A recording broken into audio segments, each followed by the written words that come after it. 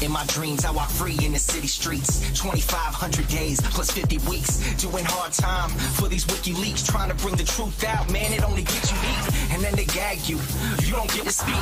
And when you get the leak, they try to hit the leak. The masses of the masses, they want this shit to street. That's why my middle finger's up to these sick elites. Playing on a regular. You keep the messenger. Free speech, it's the freedom of press. Take your deepest, darkest secrets, never leave them unsaid. If I'm a thief, then I'm a thief for the people you dread. The people want the red, while the blue you keep them in bed. Seeking the sheep, keep them asleep, deceiving the weak. Keep seeking the leech till you cease, and I see your defeat. Until I'm deceased underneath, I freeze a red sheet, become a dead man. Then I hit the switch and release. We go Miss Axis. We go Miss Axis. We go Miss Axis. Your creditor. Keep the messenger.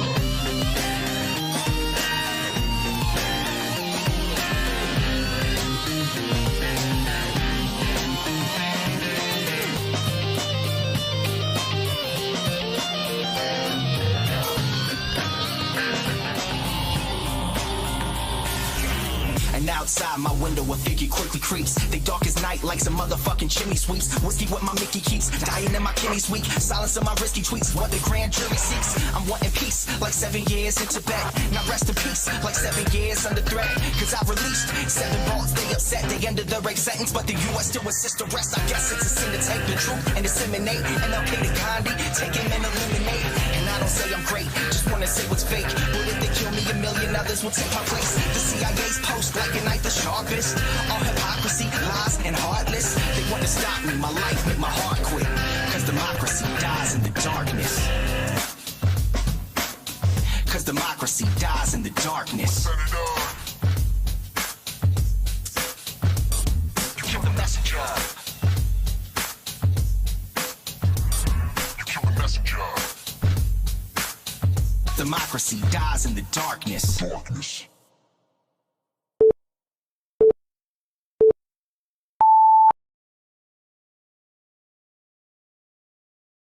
Hi everyone, how's it going? I've got the decorating done. Well, we have, rather. Hi, I'm just jumping into the chat now.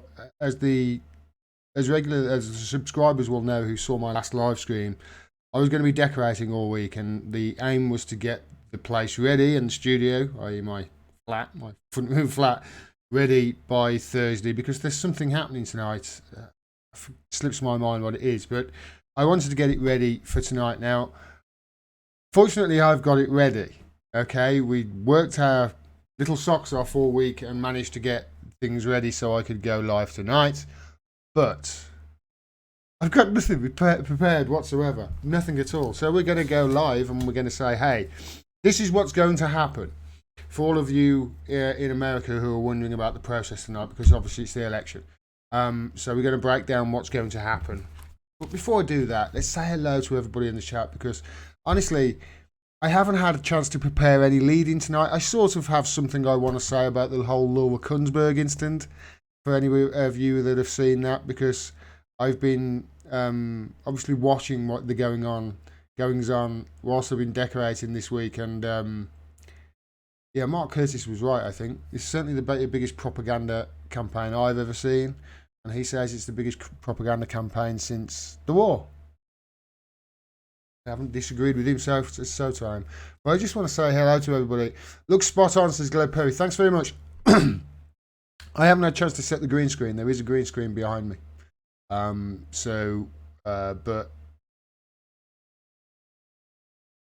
I thought it wasn't important for tonight. I can't really stream with the BBC stuff going on at the same time, I don't think. If anybody knows that for certain in the chat, please let me know. I don't think I can, but I can, listen to it and whatever and relay what's happening to you guys, etc. As I find out and finding out in real time. This is going to be really interesting. Really interesting. In about 20 minutes, for those of you that are tuning in from America and not wondering about the process of how our elections are called, and how the results obviously don't come in until later on in the night. But because our results are all in one time zone, we do what's known as exit polls. And they have independent companies up and down the country at polling stations taking exit polls from people after they've voted. The exit polls in recent years have been pretty darn accurate to within a few seats either way. Because obviously people have voted by then and they're less inclined to say, "Oh, I don't know," and obviously there's less chance of them changing their mind or whatever. But they've been very close. Now I've ignored the polls. I've said all for how long now? Months and months, weeks and weeks, ever since this was called. Just ignore the polls. Just ignore them because the polls only show you the propaganda side of things and what the effect that the propaganda has had on the public. And in the lead up to the election, I said we have certain rules in this country that have to be abided by. And the broadcast news has to abide by severe rules or face severe penalties. And it's even illegal to do sort of certain stuff with regards to, reporting on the news in this country, which, we'll get to this story in a bit about Laura Kunsberg and the BBC, which I've seen this week. There's two. The propaganda is off the scale. It really is. But we get the exit polls at 10 o'clock. Now, when these exit polls are called, and I'll show those on the screen, I think I'm allowed to show those through the BBC, and we'll find out them together. And we pretty much, I would say, know roughly where we are at that point. But if it's close, obviously this is not an exact science, but we all know roughly where we are at that point. Now, I'm going to go for as long as I can, talking with nothing prepared. I've got plenty of energy drinks and coffee, and yeah, I can keep going for hours if you guys want me to, and I'll keep talking about this. But I'm really tired. I've had a week of decorating, and I'm not used to physical activity. So at some point, I might just go, guys, I've got to go to bed. But yeah, we'll get 10 o'clock. We'll get the exit polls, and then we'll have a chat about the connotations of that, because they're pretty accurate. These exit polls are. But obviously they're not an exact science and nothing is set in stone. And then around about midnight, I believe, I think it is, we start getting the first results coming in. Now, I might as well just try and get through as long as I can whilst live streaming tonight. And I've just decided that, and somebody's sitting in the corner of the room at the moment going, "Are we?" Just decided it. Let's do it. I've had 3 or 4 days off and I want to get into this because it's election night tonight. Just so you know, there is a certain person who might be Skyping in later. We don't know because they've got difficulty with their technology, and I think they've been setting up a studio as well. And I've just had a notification that I completed 10,000 steps today. Yay me. I didn't go anywhere. That's how much I've been walking. Hi everyone.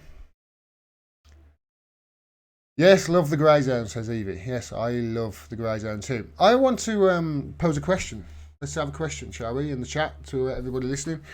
What do you think is going to happen tonight? Do you think it's going to be hung parliament? Do you think it's going to be Labour win? Or do you think it's going to be Conservative win? What do you think? Hung, con, or lab? Go. Let's see what you say in the chat. I've got about a 20-second delay here.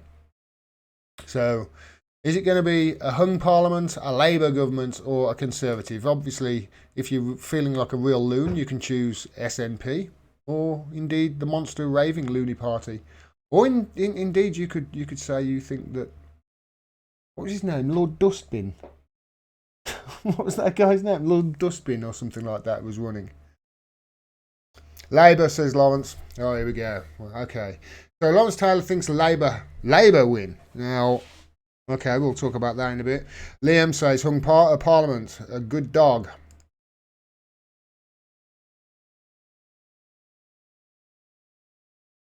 Just want to see what the general consensus is. So, Labour, so we've got one for Labour, we've got one for hung. Good dog says hung. Who cares says heart, thumbs up. I agree. Hung Parliament, Labour, Tory majority, Conservative, Labour, Tory win, Labour, hung, Boris majority, Evie says Labour win, Jackkinson 85 says hung Parliament, Labour largest party, Ian Brown says BBC, Channel 4 News, they called Austin and Woodcock mainstream MPs who left Labour.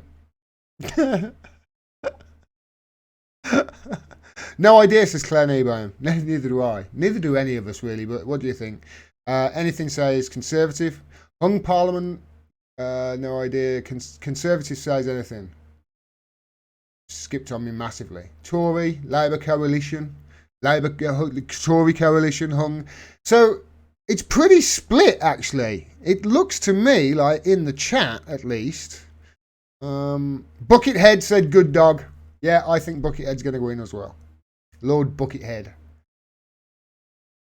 Character. If he was in my constituency, I might. I might have. Labour coalition meets SNP says, well, you know, it's really strange, you know, because in the chat, it doesn't seem that many of you are going to say saying Conservative majority. I saw a few. Oswald says, what was the atmosphere at your polling booth, Gordon? And my atmosphere at my polling booth, there was one old gentleman with a walking frame in front of me, who I helped to the car afterwards. He could hardly walk, and he got in the car and drove off. It was amazing. It was just incredible. Anyway, yeah, we were the only two people in there. There were 4 people at the desk, and we were the only 2 people. So that was the atmosphere. But then there never is a rush. It's a very small little polling station I go to. Yeah, it seems there's not many people there saying Conservative majority. Now, here's the thing. And I've been thinking about this a lot, and I was on Around the Empire with Joanne Leon Tuesday. I think it was, although the days have blurred over the last couple of days. Excuse me.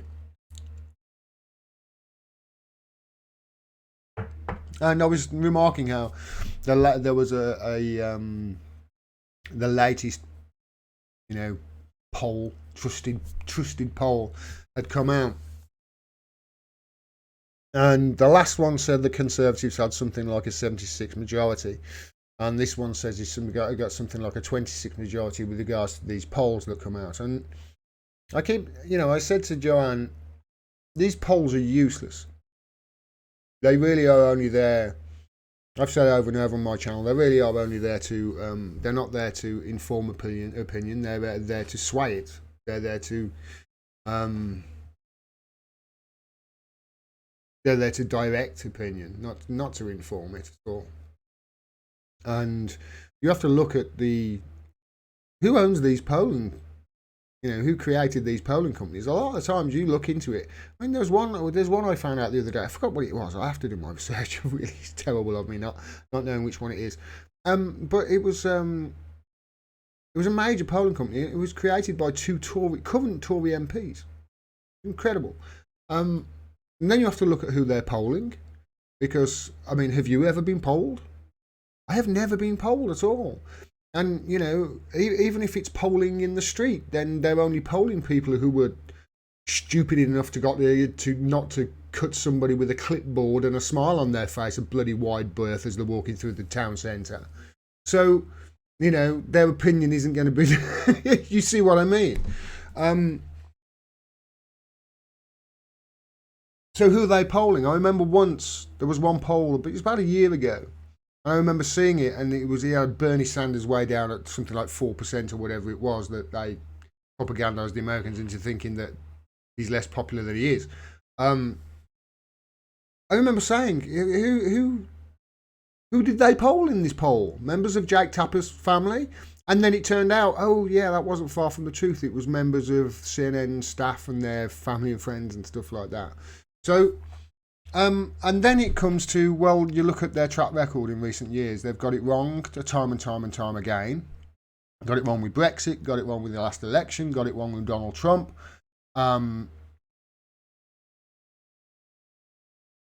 Do you expect them to be right again this time? And what they don't see is what I see, and what they don't factor into their, and what people don't factor into their thinking, I don't think, when they're saying conservative majorities. This is Boris Johnson we're talking about. Do you think people are going to be inspired to come out and vote for Boris? Think about it. And do you think that all those people that apparently Corbyn lost in the Midlands and North are suddenly going to vote Brexit Party and there's going to be a load of Brexit Party MPs? No. It's going to be much the same as it has been election after election, with the Conservatives and the Labour vying with each other, and the SNP, will, I think, take back huge chunks from the Conservatives. I'll look at the figures in a bit, but I think they've got something like 13 seats. They did very well in the last election, remember the Conservatives did. But they haven't got Ruth Davidson this time, who stepped down.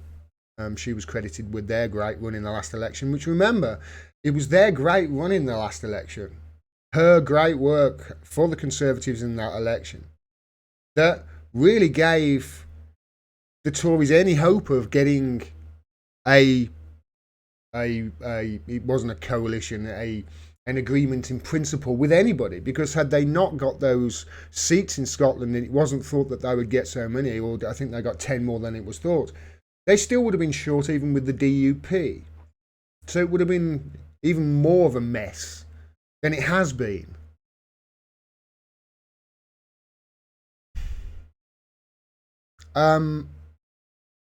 It's Boris Johnson. And when it comes to polls, it's only the exit polls you need to look at. But then there's the other one.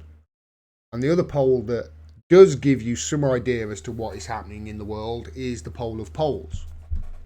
And I'm going to go and have a look at it now.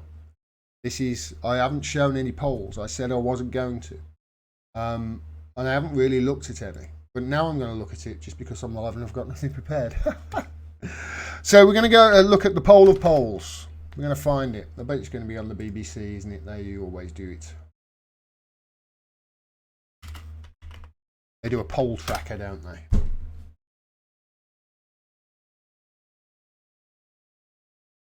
And it takes the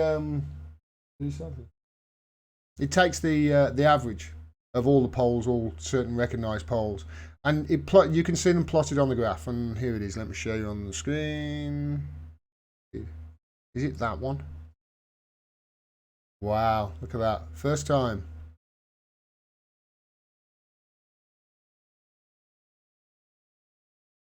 So,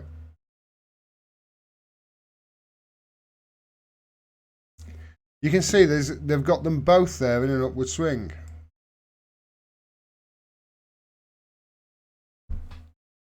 So they're both taking off the Conservative, the Brexit Party and the Lib Dems. And you can see that they think that support is... that's generally right, that poll is. You can see where the momentum is. But just in the last few weeks, you can see there the Conservative sort of like their graph is all... Their graph is extremely high. I cannot see that 50% of the people... I mean, look, 48% of people, one of those polls says is going to vote Conservative. Who are they polling in that? You have to ask these questions. Generally, you can look at this graph and you can see where the momentum is. And you can certainly see there that there's an upward swing there from Jeremy Corbyn. Now, from what I've seen, first graph I've looked at poll, and it didn't really tell me a lot. From what I've seen, Boris Johnson's election campaign has been a complete disaster. It's consisted of... Let me just make sure that my focus is not on auto, and it was.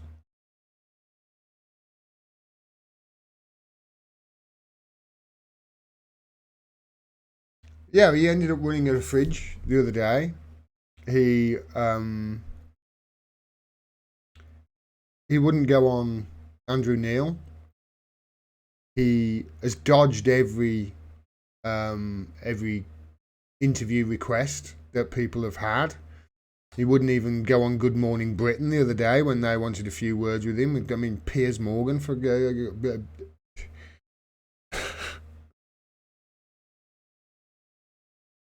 it's been a disaster, and it's very much like the Hillary Clinton election, in that she didn't campaign in certain areas because when she went out and campaigned, her votes went down, and we saw that with Boris Johnson. You saw in the last few days on those debates, he was sorely lacking on the last one. He said Brexit 12 times in about 45 minutes and got me extremely pissed because I foolishly played the get Brexit done drinking game, and I didn't realise he was going to say it that often.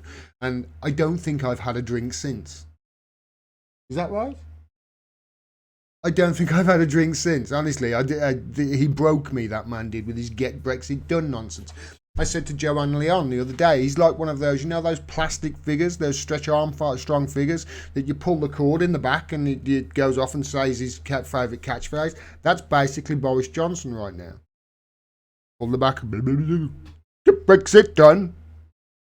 It's like the whole strong and stable stuff with Theresa May. We've seen the way this campaign plays out before. Now I've seen commentators say that they are putting a huge amount of weight behind the Brexit decision and the Brexit stance of Labour, and that Labour will have lost their vote because they've lost the North and they've lost the Midlands. It's strange, you know. The people who say these things, they've lost the North and they've lost the Midlands, and yeah, the Brexit vote, they'll go to the Tory. The people who are saying they've lost the North and they've lost the Midlands, and the North and the Midlands, they'll go to the Tory party or the Brexit party and what have you. There's two things that they don't know about the North. There's two things that I should point out there. First of all is the people saying that often do not come from the North or the Midlands, so therefore they don't know them the way I do. And second of all, they don't understand just how much gravitas we put in one institution in this country, and that's the NHS. And if there's one thing, I've said this on my channel, if there's one thing that the people in the North and the Midlands that want to really get Brexit done, like me, I do.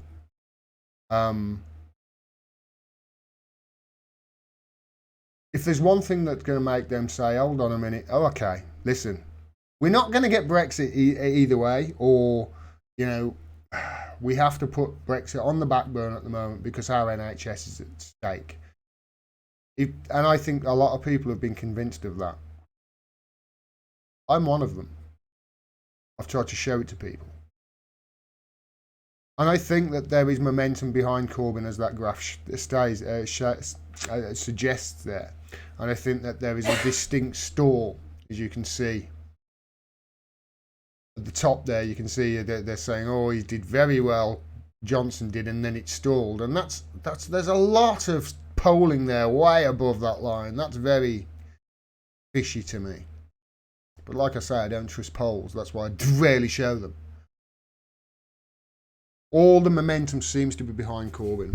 It's people realising the NHS is at stake.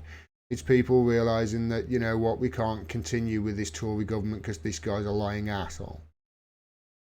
For that reason, and there's 6 minutes and 21 seconds until the polls close, I'm going to say this. This is my prediction. I can see this happening. This is my prediction.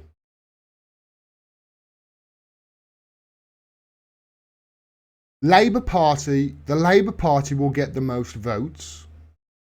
The Conservative Party will get the most seats. Neither party will be large enough on their own to gain a majority, and I honestly think that we'll be in a situation where one of two things is going to happen. We are going to end up with Deputy Prime Minister Joe Swinson in league with the Tory party, or Labour Party with the SNP. Now, the one thing that the Labour Party have got going in that situation is the SNP won't do a deal with the Conservatives, not at all. They won't. The Lib Dems are Conservatives, let's face it. I mean, they've got half of the Conservative Party in the Lib Dems at the moment. They've all bloody left and gone there. They are the Liberal Conservatives. They're not the Liberal Democrats, they're the Liberal Conservatives. For that reason, I think it's going to be a hung parliament. But I do think Labour will get the most votes. I don't think the most votes will go to the Conservatives.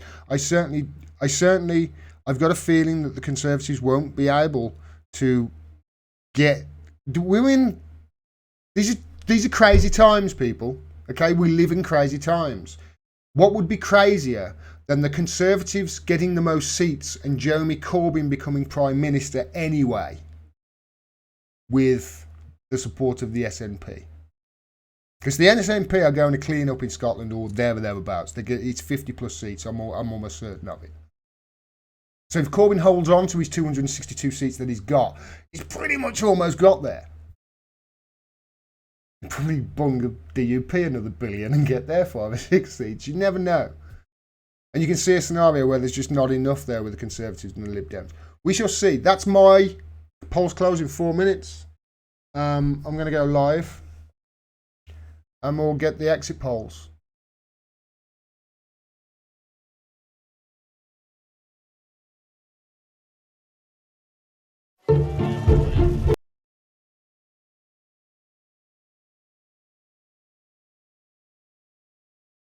Going to bring you the official exit poll, the first major indication of how millions of people have voted across the UK. The BBC's political correspondent Nick Eardley is with me tonight. I've genuinely, my heart is pounding, Nick, about this. Tell us about the exit poll and how accurate it's likely to be. It's a big moment, isn't it? The 10 p.m. moment is always one of the big things that happens on election night. So basically, this is commissioned by all the broadcasters, BBC, ITV, Sky News, analysed by experts led by Sir John Curtis. I can tell you right now, Stephen, I've seen John Curtis skirtling around the newsroom tonight. He has his own security guard, such as how closely they guard this. Yeah.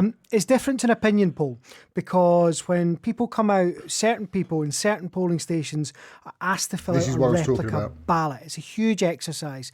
Thousands of people, 144 polling stations. Then they basically look at it to look for shifts, for any patterns, and based on that, we get the estimate of the final result. Yeah, this is why the exit poll is so accurate. The basics, Nick. Or how many seats does any party need to achieve to get the majority? What's the magic number tonight? 326. At 326, a party will set up and go, we're in a good place. It's actually slightly less because of various factors like the Speaker and MPs who don't take their seat. But 326 is the big target for the parties. If that doesn't happen, we're in hung parliament territory and we're looking at a bunch of different options for what's going to happen to our government. Yeah, and the difference, of course, with this exit poll is up until now, all of the pollsters have been asking people, how are they going to vote? What way are they thinking of voting? This has asked people, how did they vote? That's why this is important. Yeah, exactly. It's what they did rather than what they thought they might do. You know, we've seen loads of... It's not only that. The truth is, the one today was the one that matters. And it's not only that they've already voted. It's that, you know, first of all, they can't say undecided and they can't change their mind, of course. But also, for instance, during we're in crazy times, during the 2016 presidential election, it's thought that, you know, the polling was so off because a lot of people were almost, you know, afraid to say Donald Trump. You can see instances where people would be afraid to say, you know, Jeremy Corbyn, for fear of being called a bloody anti-Semite or Russian sleeper agent. You see what I mean? Whereas people who would vote Boris Johnson because they're voting for Brexit and they think he's going to get Brexit done, they're more likely, I would say, to come out and be blasé about it. I don't know. Please let be Labour, says Marley. Well, as Mohammed Almazi said the other day so eloquently, as he always does, that a vote for Labour, Jeremy Corbyn is pushing against an open door. I've been a critic of Jeremy Corbyn's, but I criticise him from the left. Nobody else does. I believe that too many people have shut up when they should have been criticising him from the left, whilst he get dragged over towards the neoliberal end of his party's scale. You know, when was the last time somebody in the Labour Party actually went leftwards and reached out to the left? He's always reaching out to the right. That's why I criticised him, but we'll see. Hold on to your butts, people. A fascinating night ahead. It's so fascinating I can't even speak properly. And we're going to announce the result of the exit poll in 5 seconds. Wow. Good evening. It's 10 o'clock. And exit poll, the result is here. The forecast outcome of Broadcasters' joint exit poll is that the Conservatives will win an overall majority in the new Parliament. The numbers as follows. Conservative Party, 368 plus 50. I was right about the SNP the Labour and Party, Brexit Party. 191, down 71. The Lib Dems, 13 plus 1. Wow. The SNP, 55, up 20. So the exit poll is predicting a Conservative majority of 86. This exit poll is on behalf of BBC ITV News and Sky News Ipsos Mori. It was conducted 22,790 interviews in 141 polling stations across GB. Your reaction, Nick? It is Boris Johnson will be sitting there extremely optimistic at the moment. That is exactly what the Conservatives wanted to hear. It gives them a majority of 86, which is bigger than some have been predicting over the last couple of weeks. It's at the upper end of the predictions that some have been making in recent days. Stephen, I said it before, 10 o'clock. Wow. It's not a guaranteed answer. We don't know for sure this is going to happen, but the Conservatives will be buoyed by this. Labour, I suspect, will be despondent because that is a bad result.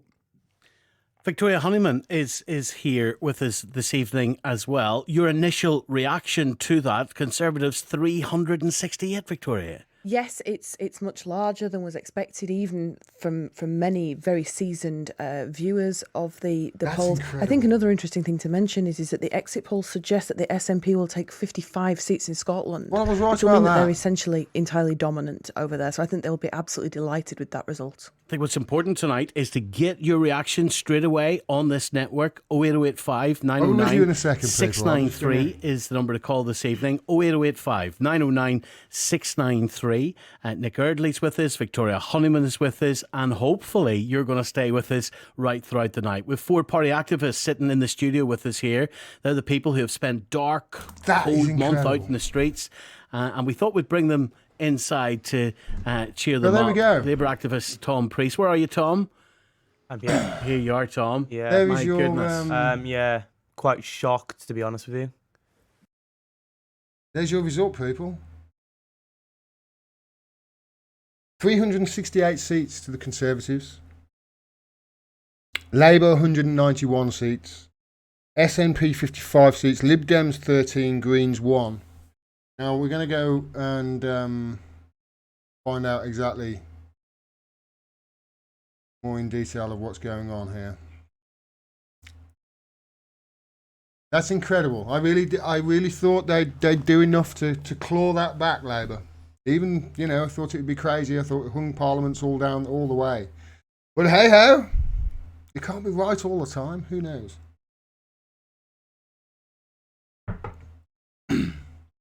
All right.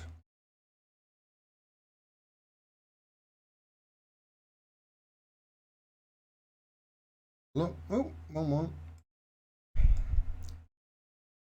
So Conservatives 368 seats. Labour 191. All right. I should actually point out, this is just an exit poll. This is just an exit poll. This is not result. But the chances, I think, of this being that far out, 15%, are just practically zero. Yeah, I think that would be the one. 177 seats more than Labour.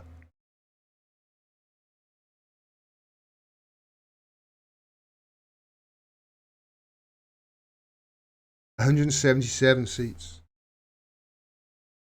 That's what they're suggesting. I really hoped that maybe it was wishful thinking. Maybe it was wishful thinking that things would turn around and people would put Brexit on the back burner, thinking the NHS is in trouble. I will say this: the propaganda campaign against that we've faced right now. Mark Curtis said it was the biggest since World War II. It's certainly since the biggest since I've been alive. There was an incident this week where Laura Kunsberg, who's the political editor of the BBC, along with Peston and the editor of The Sun, all came out and stated categorically that a Tory staffer had been punched in the face by a Labour activist who had scrambled to go and meet one of the Tories who was campaigning. And it turns out, literally, the guy was looking the other way, pointing like that, and somebody walked into his finger. And that was reported as a punch. But the lie travels around the world before the truth has got its boots on. There's so many derivatives of that. I don't know who the original person who said it was, but it works. And then the very next day she came out and there's a video of it. Let me find it. Show it you. I'm shocked at that, I really am. I'm not going to lie. I want to see some results. I want to start seeing who loses their seat then, if this exit poll is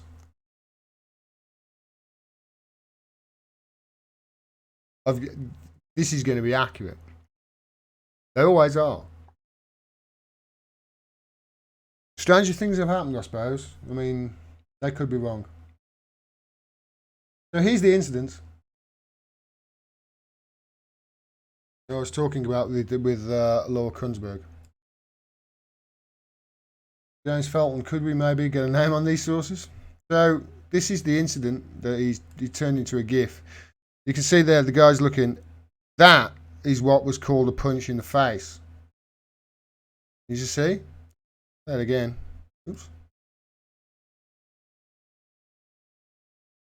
He's not even looking in the same direction. But if you look at Laura Kunsberg and how they Alan Bastani, I think it was, who clipped it up. Look at that. This is what she tweeted out. So Matt Hancock was dispatched to Leeds General, not just Leeds Hospital, to try and sort out a mess. Hearing Labour activists scrambled to go and protest, and it turned nasty when they arrived. One of them punched Hancock's advisor. That's the BBC political editor saying Labour activist had punched an MP's advisor. Today's getting nasty. This is Tom Dickhead Dunn. He's the scum editor, I think, so he gets no nice words from me. Today is getting nasty, he says. Well, you are editor at The Sun. You would know all about nastiness, wouldn't you? Matt Hancock's special advisor has been allegedly punched, at least he put allegedly in, by a flash mob of Labour supporting activists outside Leeds Hospital. The health secretary had been dispatched there to deal with the fallout over a 4-year-old Jack Wilmot Burr. And then you got this guy. I used to respect Peston. I used to think that he was probably the best political guy on TV. I really did. And this last 18 months, he's turned to dog shit, just like everybody else I've been watching, including Corbyn. I said all along, I said he's going to have a disaster. And then right at the last point, I said, no, I think it's going to be a hung parliament and he'll do all right. And he might even get in. And anyway, Peston said it was Matt Hancock's advisor, John Tory Toff, who was probably born with a silver spoon up his arse, who went to school at Eton, who was whacked in the face by a protester. Whacked in the face, he said, as he tried to help Hancock in his car outside Leeds General Hospital. Whacked in the face. Whacked in the face, Peston. That's a whack in the face. If that's a whack in the face, Peston, seriously, if that's a whack in the face, that's a punch. And you really don't want to see what a Glasgow kiss is. Like I say, the propaganda has been off the chart this week, though. And it didn't stop there. As you can see there, Gunsberg said she's happy to apologise with a capital S. Probably something alluding to Jeremy Corbyn being an anti-Semite. It usually is when she's writing something. Happy to apologise for earlier confusion about the punch. She was happy to apologise for earlier confusion about the punch. You mean the fact that you, as political editor, came out and said something that was dead wrong in a blatant act of propaganda? Confusion, though. And then there was this. I mean, I say then there was this. Say there was a propaganda campaign against Corbyn in this. Look at this. Mark Curtis, who I saw last week at the Free the Truth event, give a great speech. And he's documented the media search in all UK national press for the last 3 months. The number of articles covering Corbyn and anti-Semitism were 1,450, whereas Johnson and Islamophobia were 164. Now, think about that. 1,450 articles on Jeremy Corbyn and anti-Semitism, and 164 articles on Johnson and Islamophobia. Okay.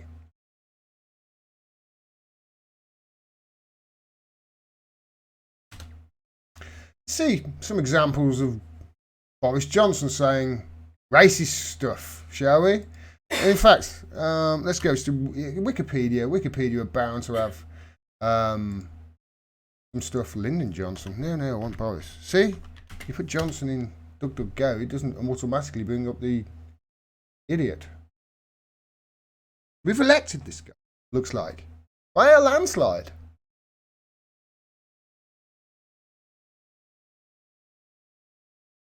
Return to Parliament, Mayor of London, Premiership, political views and ideology, immigration. Yes, this is a proper racist by the look of it, guys. Come on, where are you? I should pick them out, really. I know, but there's been instances in the past of him saying that black children have got picking and he smiles, and then people do allude to the article that they say that he wrote that likened Muslims to letterboxes. I argue that was a simile and he was just doing it to rise the left, of which they took the bait, hook, line and sinker, of course, because that's what they do. There's a history of Johnson and racism. There's a history there. What about Jeremy Corbyn? He's a lifelong anti-racist. One of my favourite pictures of him is that placard standing up for Nelson Mandela and against apartheid, getting arrested and taken away from those police officers. I argue that he's moved away from that person too much. I argue that if this election, the result of this election is what the exit polls says it's going to be. I argue that his problem was exactly what I said it was all along. He wasn't standing up enough. We needed somebody to stand up, and he wouldn't. But he's not a racist. Johnson is, but look at that. An almost 10-to-1 ratio the other way of racist articles in the last 3 months. Corbyn on the IRA, 272. Johnson and Yemen and war crimes, 2. Corbyn, of course, it is well documented, kept an open dialogue with the IRA during a period in the 80s and I think 70s, 80s and 90s. In the open he did it, to trying to, come to some agreement with them to get peace. He was lambasted for it. Then it comes out that the Conservatives were doing exactly what Corbyn was doing, but just on the sly and in secret, and they were cheered for it. Weird. So Corbyn was with the IRA, yes. So he wasn't with the IRA. Corbyn was talking with the IRA, yes, but he was doing it in the open. He was trying to negotiate a peace with them, which, correct me if I'm wrong, a negotiation and talks is exactly what led to the Good Friday Agreement and the peace, which could well be in trouble, for want of a better word, now that it looks like Conservatives have got a majority. Like I say, we don't know, it's the exit polls, but they are generally eerily accurate. Says we're being played. Update for the last 7 days. Media research using Factiva in national press. Number of articles covering Johnson and Corbyn and anti-Semitism, 348. Johnson and Islamophobia, Islamophobe, 39. You can see there. Who is the person who creates the terrorists? Out of Johnson and Corbyn, think about it. Who is the person that creates the terrorists? It's Johnson with his horrific foreign policy and his buddy with Saudi Arabia and his war crimes in Yemen and approving of war crimes in Palestine and Gaza and Lord knows where else. They create terrorists. Yet their media, in the last 7 days, according to Factiva, in the UK national press, did not talk about that once. Oh, sorry, no, they talked about that no problems. Johnson and Yemen, just 4. War crimes, none. You tell me there's not a propaganda campaign against him. This is telling you that black is white and white is black.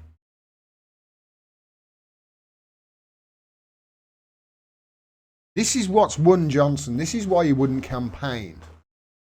They've figured out he doesn't have to. They can just let the media propagandise people into thinking that he's going to, quote, get Brexit done. He's not. He's going to ram through, and now he's definitely going to try and ram it through. A softer than softer Brexit that isn't Brexit. Just the same as Theresa May would have done if she had gotten her 400 seats.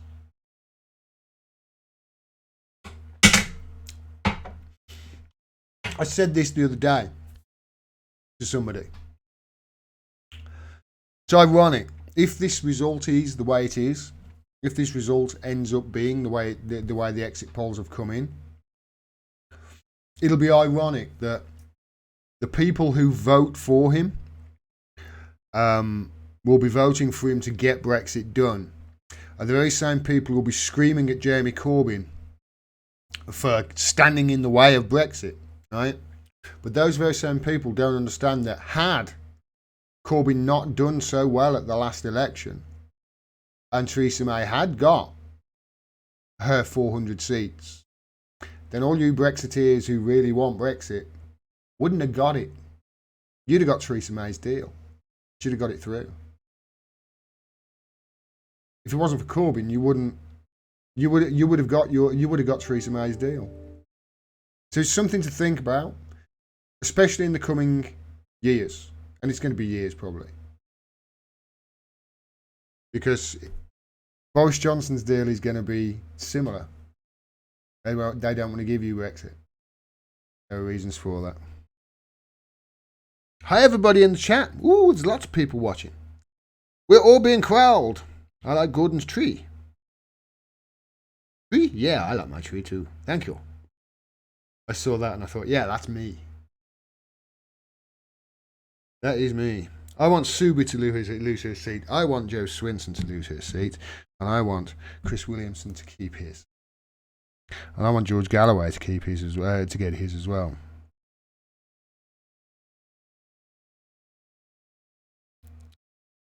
All along, man, all along I said he was losing, I was losing. I thought his campaign at the end was very good, but obviously it didn't reach enough people.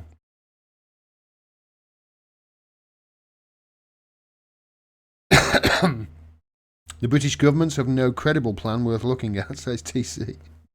Give me a government that has. Show me a government that has.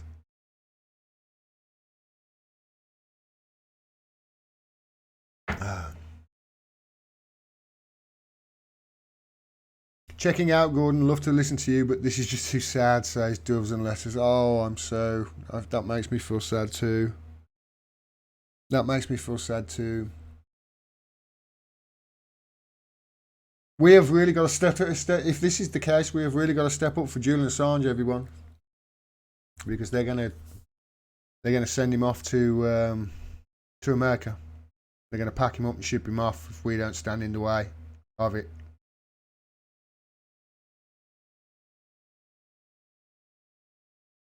If we don't stand in the way of any of it, it's gonna all go. I heard. Is it somebody today, I forget who was now, saying that they fear that this is going to be the last chance for the United Kingdom. I think they might have been talking about the States actually, with the Bernie Sanders, for there to be, last chance at some sort of fair vote, fair fight. After that, they might think it's lost. It's a worrying thought, it really is. It's worrying that that's going to happen over here as well, because the propaganda that I've seen over the last 18 months is shocking. It's off the chain. And it's going to need people like you to stand up and fight back against this, because it really is going to be horrific. It's going to be horrific. All of you people who thought he was going to be investing in the NHS, no, he's not. He's not going to be investing in the NHS. They're going to say they're going to be investing. It's going to all be doing through some sort of magical money tree scam, which it always is. Like the pre-packaged mortgages with Osborne a few years ago, It's going to be one of those things, and they're going to try and basically create some debt from somewhere, where if it works out and the debt that they create, that they invest, makes loads of money, it's going to be fantastic. But if the debt that they create doesn't make loads of money, then you and I are going to have to pay for it. That's the pattern. It was set 10 years ago, and now it's going to happen again, almost certainly. There's going to be serious challenges, I think, over the next few years, especially with the way the global financial system is at the moment. Although they seem to think that the way to combat that problem is to just keep pouring money in at the top. But yeah, this is what they want the NHS for. They want that 10 billion. Whatever it is. Still in shock.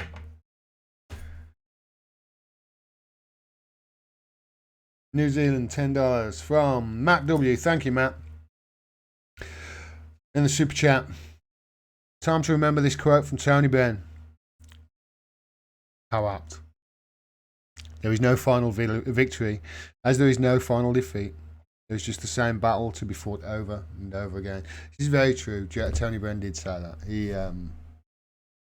The people who were there before us, they fought the same battles we are fighting now, and the people who come after us are going to be fighting the same battles who we are fighting right now.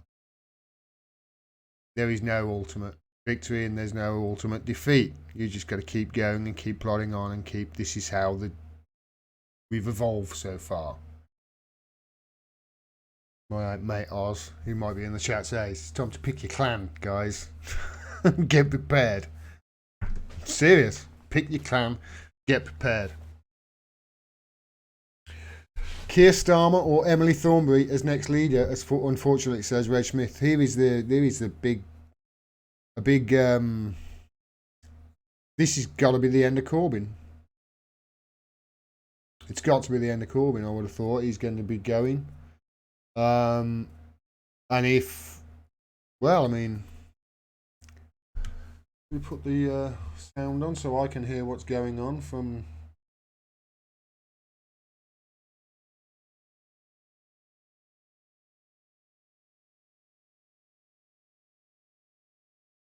You can't hear it. No, can't hear any of that. So if this is anywhere near, if Conservatives have he's got to go, and I wouldn't be surprised if he goes very, very quickly as well, because he can't stay there. But to be honest,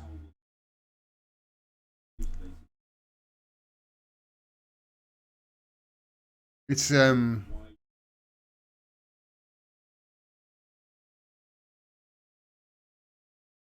his own fault that this has happened. I've been saying for so long, for all year, been saying all year, he's lost the Midlands and the North. I changed my mind right at the last minute. I shouldn't have done that. I've been saying all year that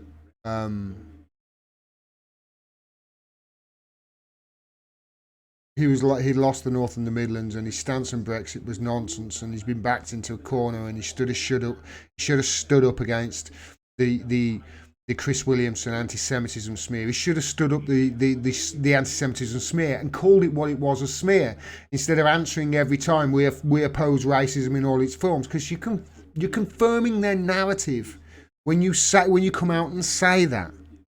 You're confirming the narrative. He should have definitely stood up to that. He should have come out and said more than bloody one tweet about Julian Assange. At that point, he lost me. At that point, he really lost me.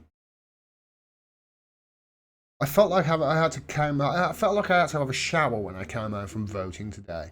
So I can certainly understand. I should have, as I felt that, I should have thought, yeah, Labour a toast. I should have said it. Never mind. Never listen to any of my predictions again, people.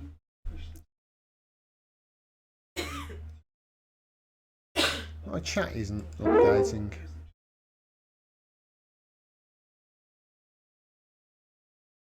I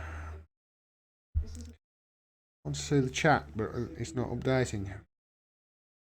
$10 in the super chat. B Green, thank you, mate.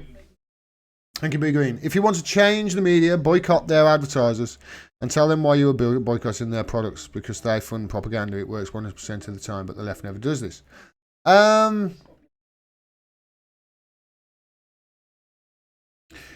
Okay, B Green. I sort of get what you're meaning. I would go one step further. If you want to change the media, boycott them. Them. Just boycott them. Just, stop buying their paper, stop subscribing to them, and support independent media as you've just done. Going after the advertisers is great. Yeah, obviously apply pressure all you can, but, we've got to boycott them. Stop sharing their stuff on Twitter. Whenever I share stuff like The Guardian, I always just take a... I know, you probably do this as well, B Green, but I take a snippet, save it to the computer and upload it, or screenshot on the phone and upload it, because they don't want to share their stuff.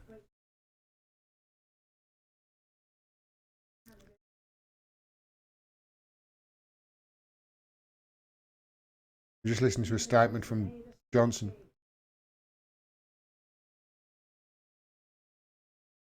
Prime Minister has thanked everyone who voted, who volunteered, who stood as candidates. So, yeah, boycott the media, boycott their advertisers as well, boycott their, and support independent media as you've just done. Thank you, man. Really appreciate your support, Big Green. Thank you, everybody. Okay.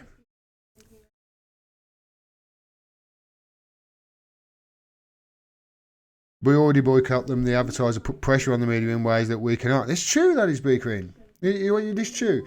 But they've still got so much power. That's what I mean. Do you know what I mean? They've still got the power that they've got. I mean, you look at CNN. You look at CNN. You look at the power that CNN get. You know, in the demographic, the advertiser demographic, whatever it is to the mid-45s, mid-20s to mid-45s, Carl Kalinske gets more viewers than CNN does on a daily basis. You know? But it's the power that CNN, Carl Kalinske, as much as I love the guy, he's not as powerful as CNN. The power of that they've got is immense, and the money behind them, etc. It's a massive machine. And obviously boycotting their advertisers, yeah, it's a way to get them. I understand that. It's a way to get them. I didn't mean that your answer was wrong. I just want to say boycott them as well. You know? I only share their stuff when I take the piss out of it really now. Or when I'm in a real rush.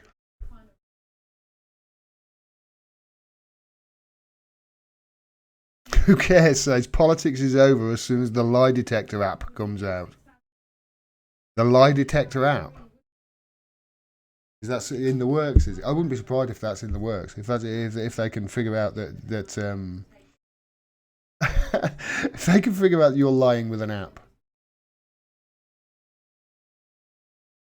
That's a really good idea for an app because it wouldn't have to work. It wouldn't have to work. It would sell loads. I remember a story once of an app that sold, I think it was four.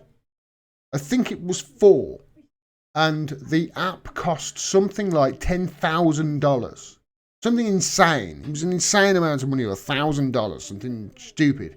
And all the app did was put a little jewel in the corner of your screen that basically said, I'm rich.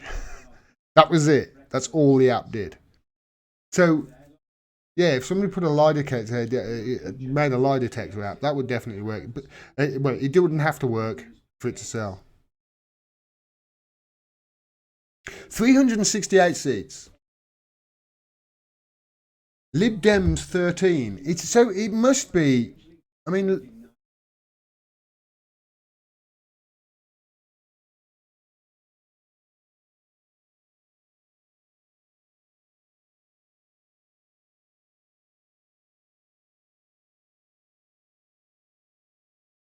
Go to the exit poll again.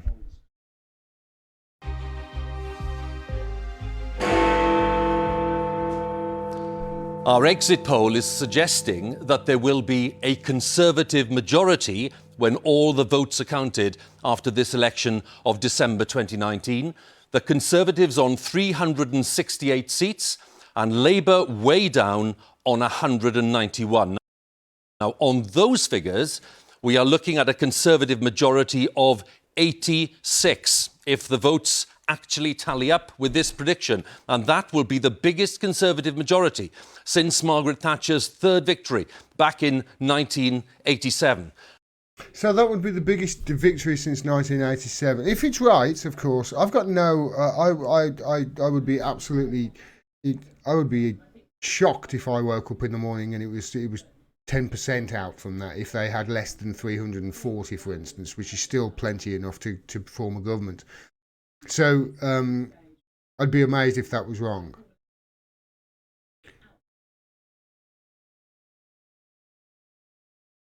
This is going to be the end of Jeremy Corbyn, as I was saying there. You've got to. There's no way he's going to be able to stop as leader of that party now. He's just not. If that poll is anywhere near that, he's not going to be able to. He's going to have to resign. Joe Swinson will have to resign as well because the Lib Dems won't have improved at all. I predicted the Brexit Party wouldn't get any seats. That's happened. Predicted the SNP would clean up. I think 55 of 50 seats. 55. I think there's 56 seats in Scotland.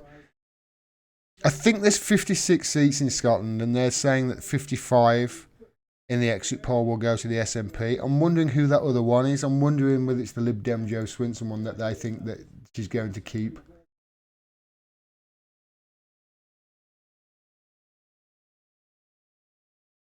The propaganda's been insane there. Absolutely insane.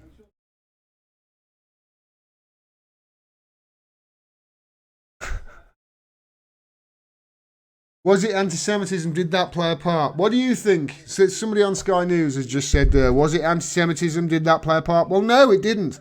The anti-Semitism didn't play a part at all. No. The press talking about it constantly, as Mark Curtis pointed out in that article, the press talking about it constantly. Corbyn and anti-Semitism, 348 articles, 39 in the last 7 days. Which one of those people is the racist? Which one of those, out of Jeremy Corbyn and Boris Johnson, which one of those do you think is a little bit racist? The lifelong anti-racist who has a history of being an anti-racist and standing up to racism in anti-racist movements, or the guy with the blonde hair who says black people have Piccadilly smiles?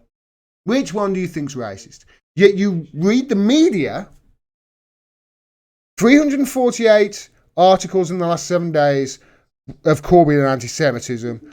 Johnson Islamophobe 39. Which one? Corbyn in the IRA 112. Somebody who wanted to broker peace with the IRA. Somebody who wanted to open negotiations with the IRA, keep talking and eventually get a peace. Which is exactly what happened. Which is exactly what the Tories were doing in the secret. Doing the very thing that he was lambasted for. Johnson and war crimes in Yemen? None. Johnson and Yemen? 4. The Yemen war. Something that creates terrorists. So which one of those is weak on terrorism? The person who wanted to do the very thing that ended up being the thing that stopped terrorists? Or the person that creates them on a daily basis supporting a war in Yemen which has got half the country basically starving right now, the biggest cholera outbreak in history. 1 million people suffering from cholera, 60% of them children. You know? In weapon systems and guidance systems that we sell them. Billions and billions of dollars in arms that we sell them. With pilots that we train in our bases. Finding targets that we have found with our intelligence. We are basically doing everything in Yemen apart from pull the fucking trigger. Yet, 12 articles about Corbyn and the IRA in the press in the last 7 days, and 4 about Johnson and Yemen. None about Johnson and war crimes. Biggest propaganda campaign certainly in my lifetime. I've never seen anything like it. I couldn't keep up with it. As much as I wanted to, I couldn't keep up with it.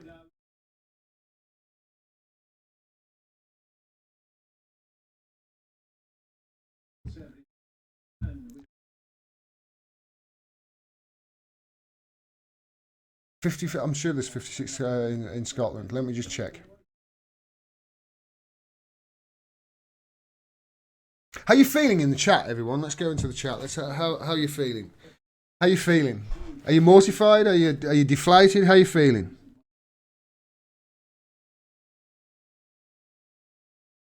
Gordon, what's your confidence in the actual vote tallies being accurate? Higher than it would be if I was in America. Is what I would say. A lot higher. You know, we've We still use paper ballots over in this country, so we've at least evolved to the situation in this country where a 14-year-old with a laptop can't hack into our voting system within 4 or 5 hours training. You know, that's basically what can happen in America. That doesn't happen over here. So, yeah, my confidence in the vote tally being correct is a lot higher than it would be in America, and a lot less than it would be in Venezuela, which is the very country that our media says their elections are rigged, when President Jimmy Carter says they're basically unriggable. I think we need a new media. Gutted, says Evie. Sick, says Darren Hubbard. Emmeline says good. Okay, good for you. All right, I hope you get everything you want. Feeling sick, says Mary. Terrified, says Tippy Tumbles. That's, yeah, I think that's going to be a common feeling in the morning. Need a drink, says Ridgesmith. Yeah, I'm not drinking. Not until Christmas. He broke me, Boris Johnson did. He broke me by saying get Brexit done 12 times in an hour. I was hammered. James Fisher says, I was already sad, so not much the difference. James, I'm sorry to hear that. James, I tell you what, right? Whenever you get, if you get sad for any reason, or get down, or get depressed or anything, because I've had a history with depression, and I found something that I did that helped me to try and get over those times when I was feeling down and whatever. You are literally a star. Literally. Every single atom in your body right now, everything in your body came from a star that collapsed in on itself in a giant supernova. Yeah. Called a something supernova. Anyway, a big one. And they only can be the biggest, it has to be a big sun to do it. And then when it collapses in on itself, because it's used up all its fuel, it basically explodes into the universe and explodes, and that's where we got all the heavy metals, gold, etc., into the universe. Every atom in your body came from a collapsed star. You are literally a star. Next time you get a little bit sad, think about that. Might make whatever problem it is that you've got seem a little bit inconsequential, and think, oh well. And that really helped me whenever I got down. So I hope that helps.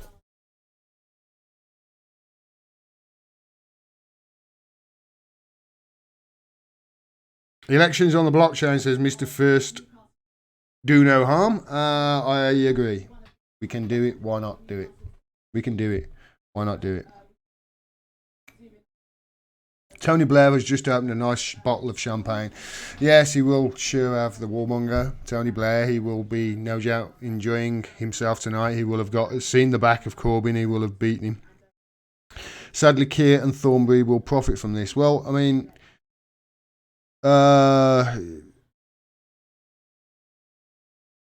Labour won't. Labour won't. I can see Jeremy Corbyn stepping down, and I can see the collapse of Labour. It's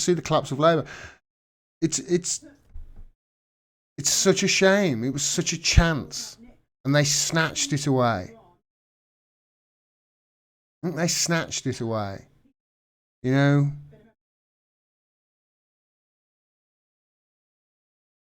People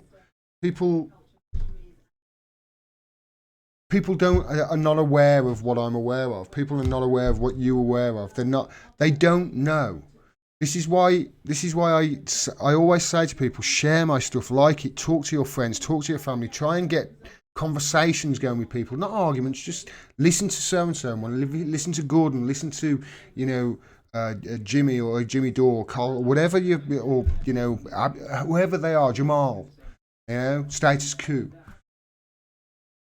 To the independent media, you have to sort of, because they're squeezing us and squeezing us and squeezing us and squeezing us, and the reason they're having to do this is because we're pissing all over their narrative.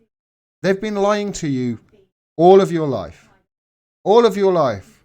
The media and your government has been lying to you. If you live in the UK and the US, France, I dare say Germany, etc., definitely Australia. They've been lying to you about stuff that they've done, stuff that has happened. It's plain to see. And the only reason we're finding out about stuff now that they have lied to us about is because we've got this thing called the internet and the information highway. You know? And look at what they're doing to the very person that has took advantage of this information highway in the best way. Look at what they're doing to that person. Right now, he's in solitary confinement in Belmarsh prison. He's a remand prisoner, and they won't even let him wear his own clothes. They're torturing him on a daily basis because he's took advantage of this internet highway, of this information highway, and he's made it possible for people to show the people who have been lying to you, all of you, your life up, for him to prove. For people to prove through him, through his system that he's created, flawlessly taken advantage of this information highway, to prove that these people who have been lying to you have been lying to you for years and years and years, and are lying war criminals who lied you into war, and then lied about it, and then lied to cover it up, and then lied about that as well, and kept on lying ever since. And you've got to think, we're only finding out about certain things that they've lied about in the last, 10 years. And, just look at the last few years with Duma, with the Skripals, with, etc., all the stuff I've covered. Integrity Initiative. Venezuela. We're only finding out about that now because we've got the information, and there's people like me doing it, disseminating the information and trying to give you the facts. We didn't have that 30 years ago. So how much 30 years ago do we think happened that didn't in the way that they say? It's an interesting thought, I think, anyway.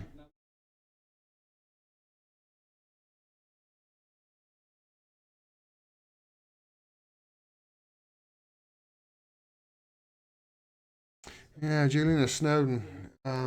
Snowden's a goddamn hero. I will suggest this to anybody who hasn't already. Read Snowden's book, Permanent Record. It's a great book. I've read it. I fully endorse it to anybody, not just somebody who's interested in, just anybody. It's a great book. He analyses things very well. He has a certain mind. He's really quite funny as well. And the ending of the book really, it brought a tear to my eye. It's honestly, the end of the book is really quite sweet. I won't ruin it for you, but it's lovely. And go read it. This is some Snowden showed. He pulled the mask. He ripped the mask off.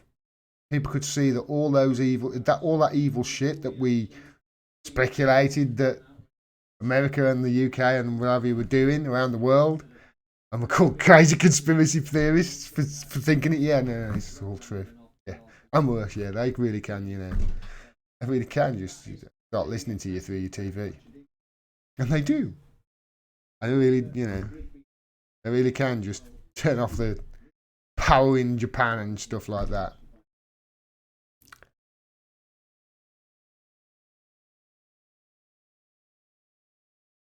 Johnny Burko's on Sky News.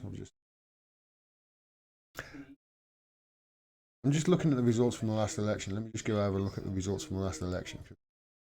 They see the Sky's play. If I remember right, the Lib Dems had something like 14 seats. So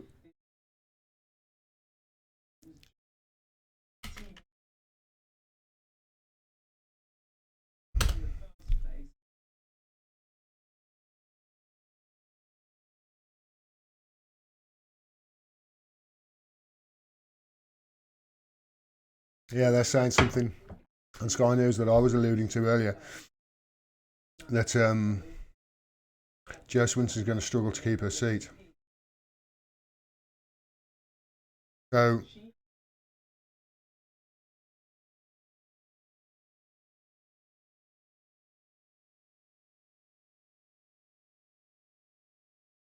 yeah, 12.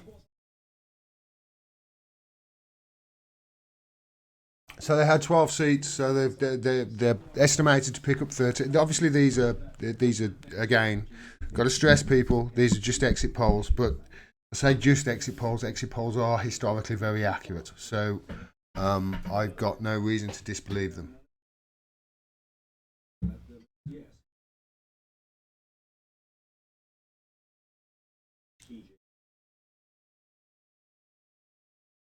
Snowden question. Oh, I'm not even going to read your. Inform yourself, you idiot.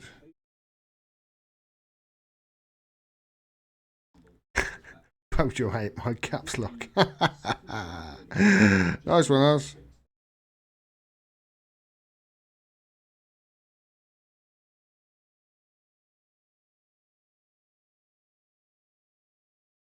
Yes, Beth B mentioned here, over 60 doctors signed an open letter warning the UK that Assange needs to be transferred to hospital or he could die before his extradition. They still won't give him a medical care. They don't care whether he dies or not, I don't think. I really don't. I don't think they care. I think the only reason they care is because it'll look a little bit bad. Not much really they can... But they're already torturing him. And they have been, and the media was silent on it anyway. So it just shows they're not the media. Well, we need a new one.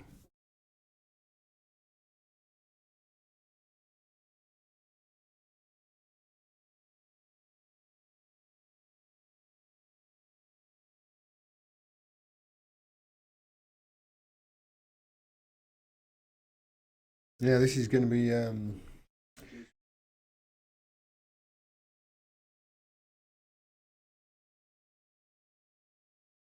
This is going to be really bad.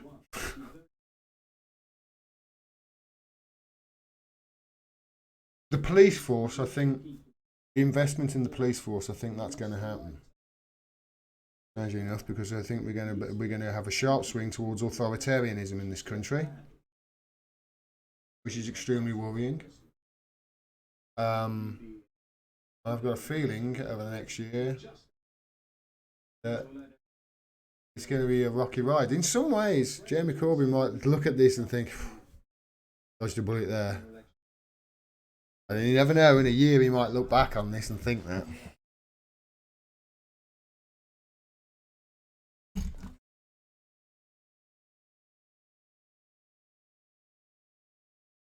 How long have I been going? I'm 25. Might have a break in 5 minutes, everybody. Come back. I'm hoping somebody's going to call in. Expecting that you all know, maybe. See if got their machine sorted. Better buy a yellow vest, Gordon, says Evie. I've already got one, Evie. I bought one months and months ago. In London. I've got a feeling it's going to be needed down there and not up here.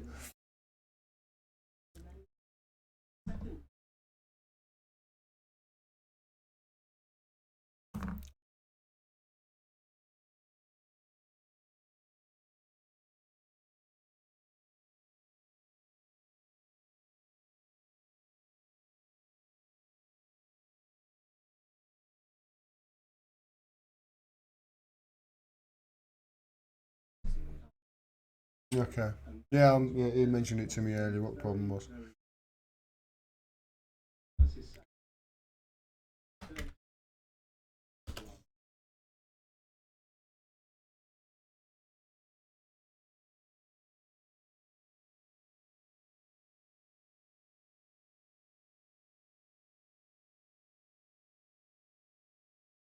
I mean, he's increased his vote share there, if this is correct. He's increased it to 368 to the best election result for the Conservatives since Thatcher's third win. And he hasn't campaigned. He didn't actually say anything. He said get Brexit done and dither and delay with Labour and but he basically just said 4 or 5 things and that was it. And he had a disastrous election. So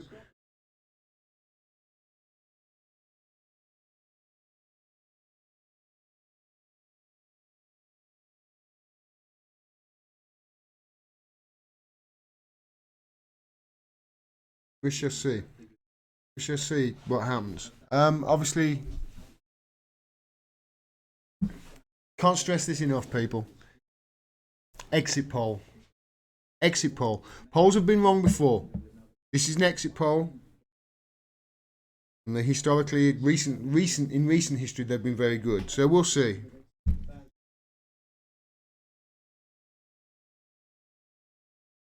Yeah, he ran away from Andrew Neil. Boris did. Just ran away.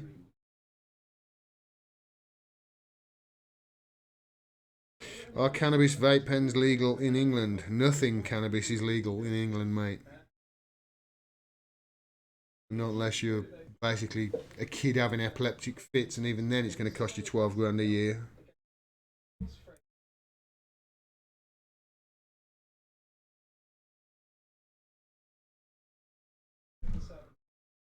Galloway is going to be even more smug. Well, so he should be. He's been saying that it's going to be a massive victory for the Tories. So he should be smug about it. You know, I've been saying all along that Jeremy Corbyn's been losing support in the Midlands and North, and then right at the very last minute thought he might have, you know, the NHS might have swung it for people.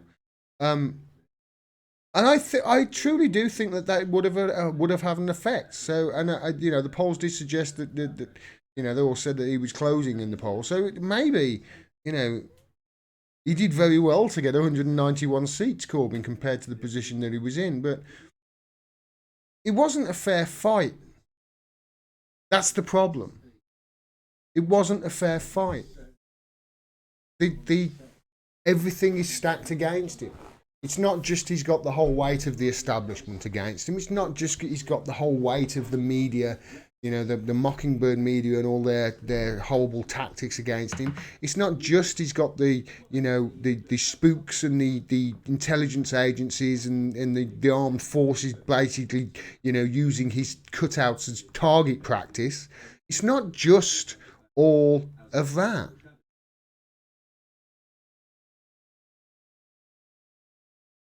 He's got his own party backstabbing him as well. You know, he's got 2/3 of his own party trying to backstab him at every turn. They've got 2/3 of their own party who were installed by Blair and their cronies. You know.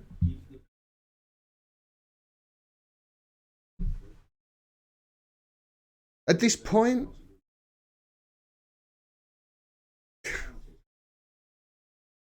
people. So the thing is, Labour didn't get to be the biggest socialist movement party in Europe because of Emily Thornberry and Keir Starmer. Right? Labour didn't get to be that big, you know, the biggest socialist party in Europe. They didn't get to be the biggest political party in Europe, in any country in Europe, because of, you know, Chuka Umunna, although he's buggered off now and hopefully he will be out.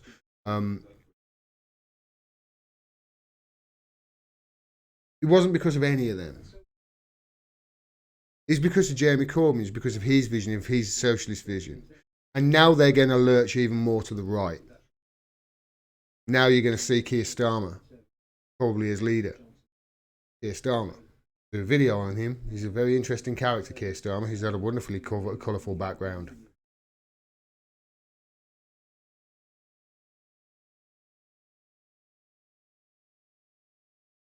You can see them lurching more to the right. And now, right now, I can see going forward, Tony Benn's words ringing true. That he can see that the ultimate plan for the people, you know, the powers that be at the head of the Labour Party and the establishment, the ultimate goal is to turn the Labour Party into the Democratic National Committee of the United Kingdom. And if they start moving right to the right with Keir Starmer and whatever, you can see it. You can see it happening.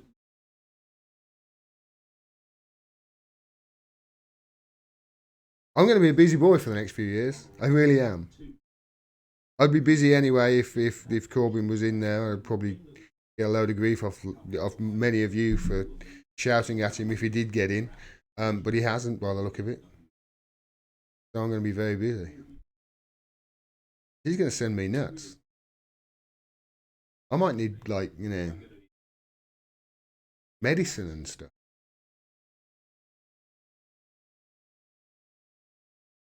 Right. I need to take a break. I've been going for an hour and a half, and I'm going to be back because I'm going to go for at least another hour. Everybody, because I want to stop around for until at least the first results come in. So yeah, I'll do my countdown. I'll have 5 minutes. Medicine and I'll do my countdown. I'll have 5 minutes. I'll be back in a bit.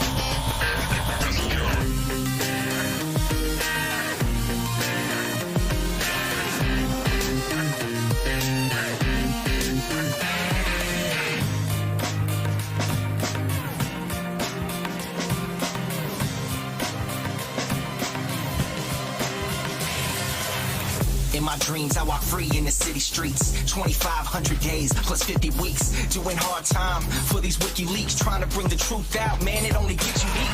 And then they gag you. You don't get to speak. And when you get the leak, they try to hit the leak. The masters of the masses, they want this shit to street. That's why my middle finger's up to these sick elites. Playing on the regular. You keep the messenger.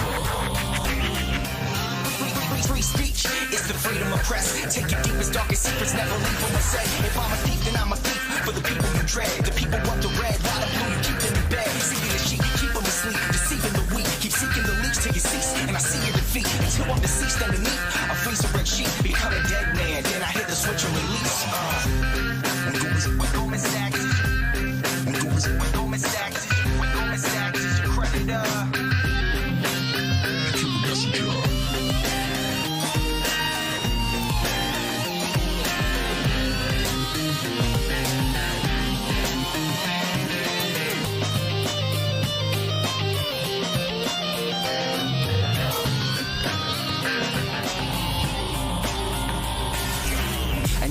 outside my window, a figure quickly creeps. They dark as night like some motherfucking chimney sweeps. Whiskey with my Mickey keeps dying in my kidneys weak. Silence of my risky tweets, what the grand jury seeks. I'm wanting peace, like 7 years in Tibet. Now rest in peace, like 7 years under threat. Cause I released 7 balls, they upset. They ended the rape sentence, but the US still insists to rest. I guess it's a sin to take the truth and disseminate. MLK to Gandhi, take him and eliminate.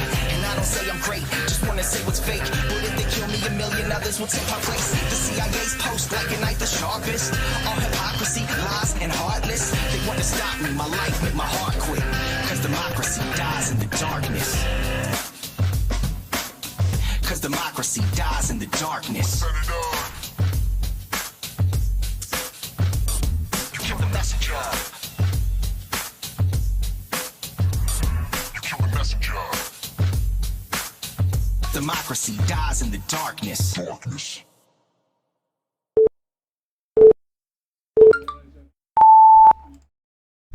Hi everyone, I'm back. I am just watching a interview with McDermott on Sky, and he seems to think that the result won't be as bad as that. But he obviously says if that's going to be accurate or close to accurate, it's going to be very disappointing, and it surely is. Especially for Jeremy Corbyn, you can imagine that he's going to step down if that's the case in the morning. I will say this: I've been one of the harshest critics of Corbyn this year, but for all the right reasons. You know, I don't attack Corbyn on the anti-Semitism shit. I don't attack him on his history with trying to bring peace with the IRA. I don't do any of that. You know, I attack him for instance, you look at how I've attacked him this year.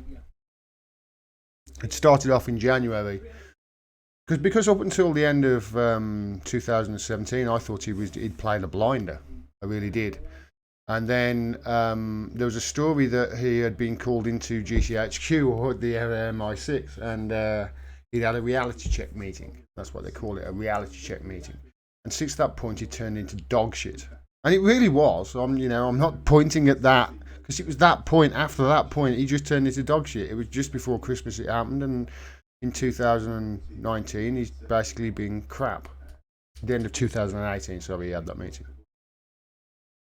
He started with Brexit, of course. His stance on Brexit. He wobbled, and I was saying that people are going to see it as weak, and they did. And then we had the whole, I'm doing actually some stuff at the moment because I want to do an end of year wrap. Sort of Charlie Brooker does one. He calls it a yearly wipe. It's really good. It's great. I'm not saying that mine would be any as good as that for sure, but I'll do what I can. And I've been jotting down, all the stuff that happened in January, February, March, etc. over the last week or so. And one of the things that crops up in that is Chris Williamson, and it's a recurring theme. And in February, when Chris Williamson was suspended, I think I was as angry as there's ever been at any politician ever. Because he didn't stand up for him. Corbyn just didn't stand up. He didn't say a goddamn thing. And it was that has to have hurt him. It has to have hurt him. Even I voted Labour today, everybody, just so you know, I voted Labour. But even I was like, I should have known that it was going to be a bad result. Because even I, and I remember when I first started this channel, I was a real big supporter of Jeremy Corbyn. It's only as I've evolved and found out stuff as I've moved on that I've changed my mind. And obviously he's changed his. It's not that I've changed my position, everybody, and that's the reason why I fell out of love with Jeremy Corbyn. It's that he changed his. He was the one who reached out to the Blairs and moved ever towards the right. He was the one who stopped talking about scrapping Trident. He was the one who stopped talking about, he was the one who stopped being anti-NATO. He was the one who stopped really criticising Israel and standing up for Palestine. He really stopped it. He's the one who stopped doing all of the things that were the reasons that I warmed to him in the first place. He stopped doing them. So you have to look at, if this result comes in tonight, which will be the biggest Labour. Wow, I mean, Labour would have gone from one of their best election results to, one of their best election improvements to one of their worst. If that is the case, looking at how he's wobbled on Brexit and he's reversed and he's gone, he couldn't even make a decision, and looking at how he wouldn't stand up for Chris Williamson.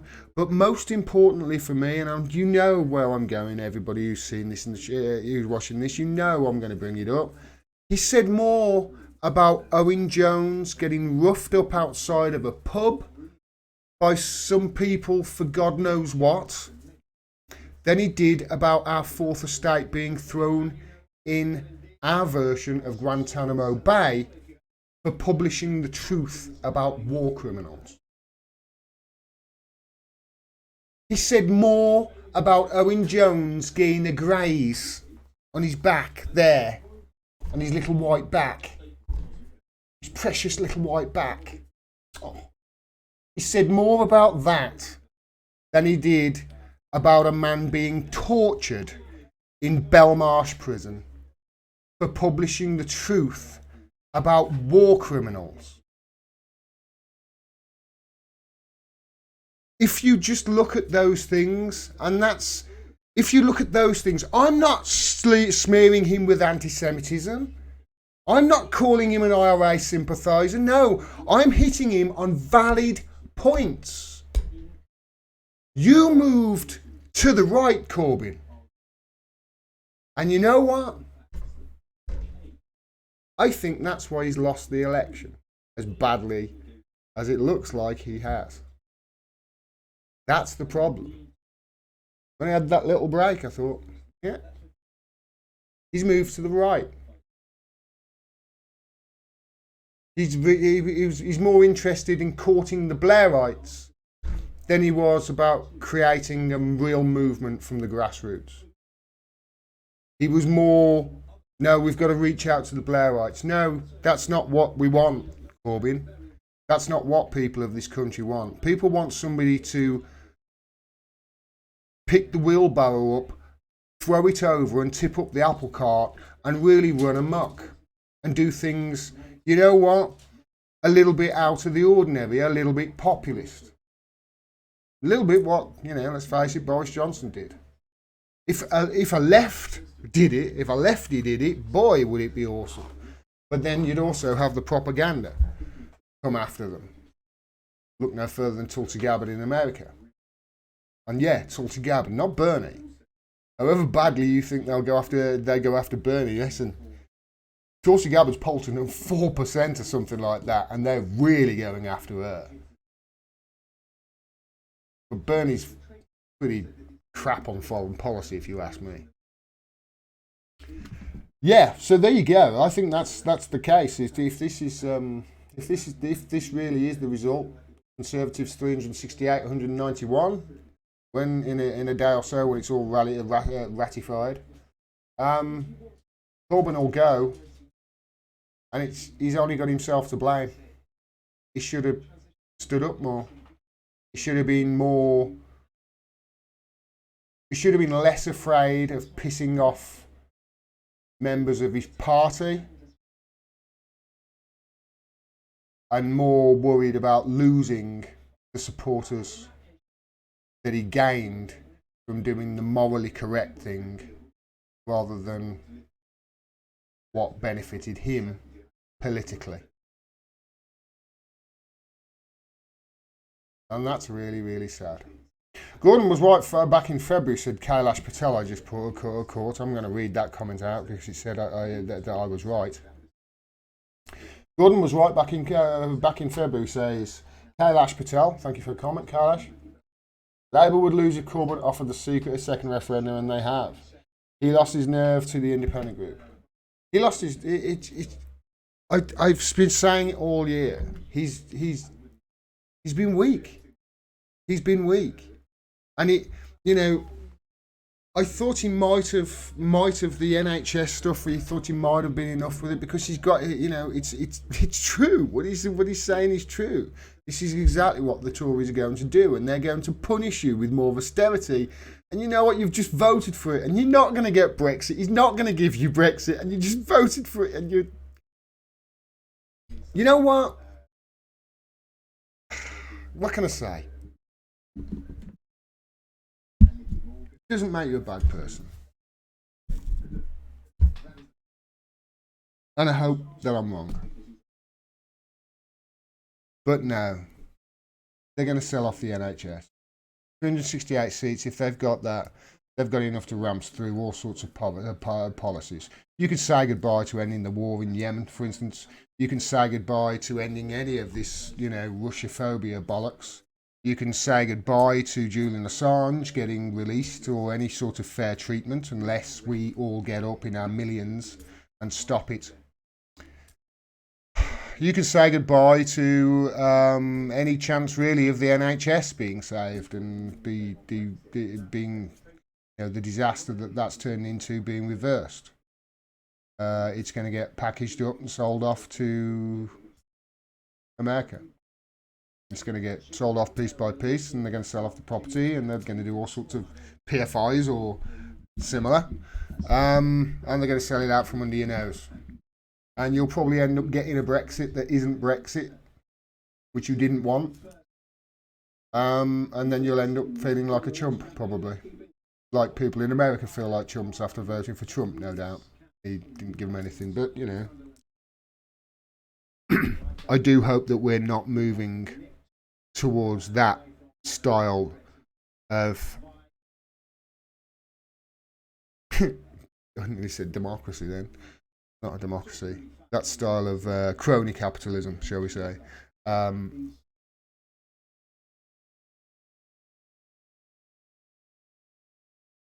really worry for our future. Truth. Go to the chat, see how the chat. I'm struggling to put lipstick on this pig, everybody.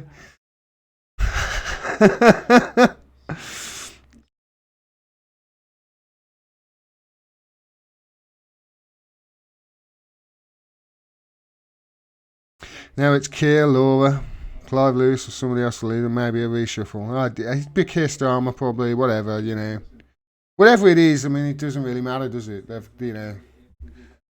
not going to be in opposition. They're not going to be in opposition. They're going to be. Well, what you'll have is because they'll only have 191 seats, even though they're all Blairites, they'll probably be in opposition, and they'll oppose everything because they'll know they'll lose even if they oppose. This is what happens in America. And whenever it gets a bit, shit, so there's always enough defectors one way or the other for it to, do you see what I mean? Look at Brexit. But with 191, they can say, no, we'll all vote the way that that the people want us to vote because we know that we can never give it them. I can really see that being the situation if they go back to the Blairite ways.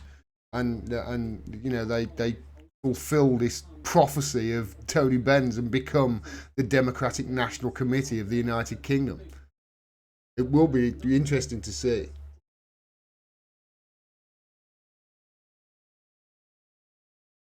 Just looking at a map of the UK with loads of hexagons on at the moment, 650 of them. None of them coloured in. We're all here sad and dejected, and thinking of the consequences that we're going to face in the next few years. And not a single result has been called yet.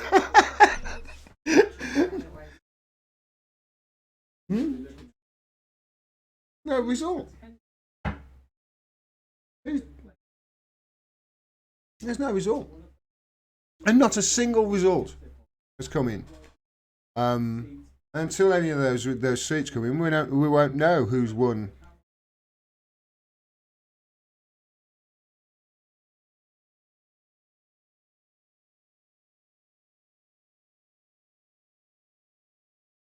How you feeling, people? Let's have a look in the chat. Pop this chat out, actually.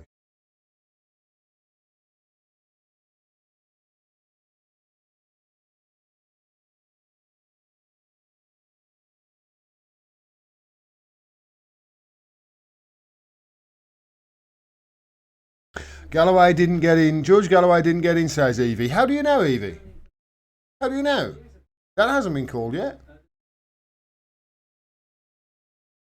No, we don't know. Has Gordon been on the drink tonight? No, Andy, I haven't. No, that is Chevy Pepsi Max.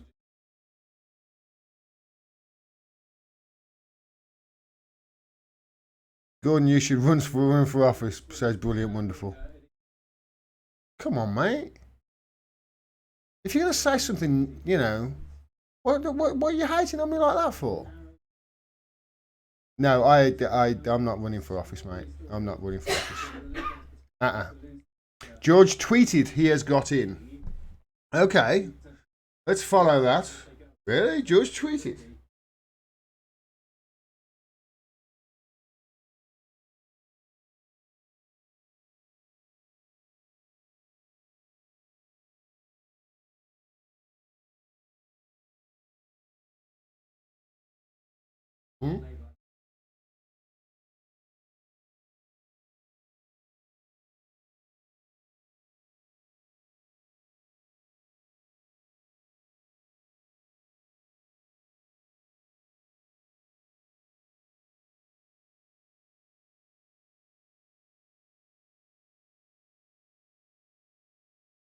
Okay, George Galloway. Yeah, 5 minutes ago, tweeted. I'll show you it. I'm afraid the only victory for me has turned out to be chasing Tom Watson out of town. Sorry to be the bearer of bad news. Thanks to all who helped our campaign in any way. So it looks like old George doesn't think he's got the support that he needs to get in. That would be a shame. I will say this about George Galloway and his campaign. I said in a video quite a while ago now, go back. I said in a video that when Tom Watson finally does get booted out of Labour, when he finally does leave Labour with his tail between his legs after all the disgusting antics that he's been up to, you know, and his sliminess, and he's just a disgusting person, Tom Watson. He's absolutely disgusting. A vile person who hasn't got a moral bone in his body. That man was like a cancer on the Labour Party for the last few years. Like a cancer, infecting it. You know, it's almost like he was staying there just because I know the mere fact of me staying in this party is a stain upon it. It's almost like he was thinking that. And I said in the video, you know what? When Tom Watson finally does get booted up, when he finally does leave the Labour Party with his tail between his legs, it won't be because Corbyn stood up to him. And it won't be because of any, you know, election. It won't be because of any vote of no confidence. It won't be because anybody in the Labour Party itself stood up to him and his antics at all. It's because an independent George Galloway stood up to him. And that's what's happened. He stepped down because of it. He run him out of town. So even if George didn't get in, commiserations, George. You know what? It's probably the best thing for you anyway. I hear his radio show is doing very, very good on Sputnik on a Sunday, mother of all talk shows. And yeah, his loss, I think, is our gain, because we'll get to hear more of him probably on a Sunday. And he did get rid of Tom Watson. So it's a 2 out of 3 ain't bad. How's that? We get to hear him on a Sunday. He got rid of Tom Watson, but he didn't quite get enough votes, if that's the case. So 2 out of 3 ain't bad. Dan Risey, SP UK. Hi Dan, £10 in the super chat. Thank you very much. Thank you very much, Dan. Corbyn should have purged the Blairites when he had the chance. Instead, he conceded to them with a second referendum. Now they'll try to purge the left out of the party. Let's stop them. Well, here's the thing, Dan. Ooh, what happened then? Lost my feed then. He couldn't really purge them out of the party himself. He's always about democratic values, etc. But the problem he's got is sort of what you're highlighting there is the solution, because the cause of his problems, it's a weird, let me try and word this correct. He can't purge them out of the party himself because he wants to be looked at as democratic. He wants democratic processes to be implemented. So he can't purge them himself. And I respect that. But at the same time, if you don't do that, you get a situation where you've got something like, you know, Joe What's-the-Face in Yardley. Joe, what's the name? I'm blanking on a name. Somebody tell me their name. In Birmingham Yardley, you say you'll hear it in the chat. Somebody's screaming it. You'll get her, and there's only something like 650 registered Labour members in her constituency. 650? Is that it? All she's got to do is court them.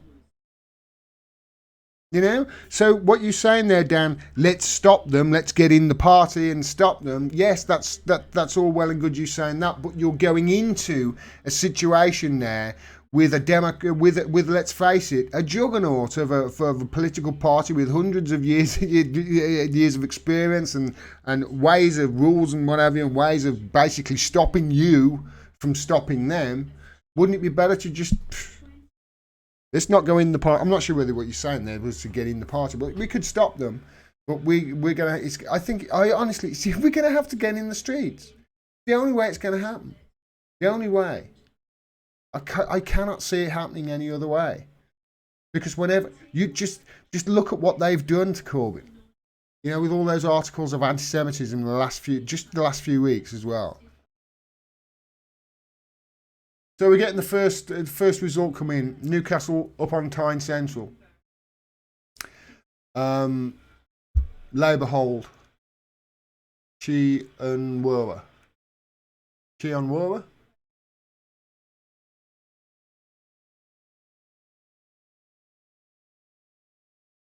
So Chi and Werwer has been elected with a majority of 12,278 in Newcastle up on Tyne Central. And that looks like it's the first result. Yes, it is the first result. And yeah, he's re-elected. It's a Labour hold, but you know, it's Newcastle upon Tyne Central. It's up there in the northeast. You would expect it to be a Labour. Turnout 64.8%.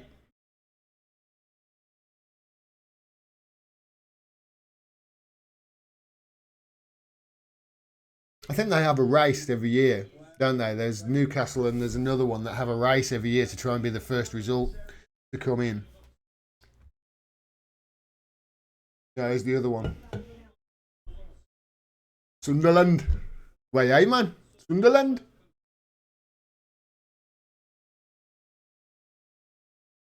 Richard Bradley, Green Party.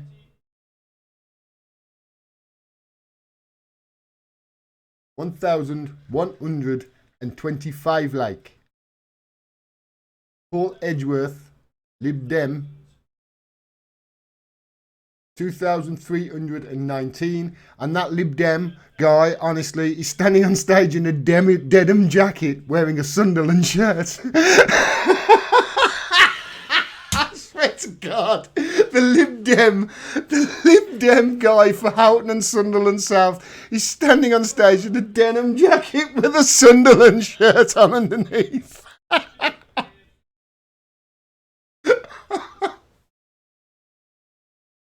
So Richard Elvin, UKIP, Agent 97, Conservative, Christopher Howarth, 13,095, and then Bridget Phillipson from Labour, 16,210, and Kevin Ewell Kevin Newell of the Brexit Party, like.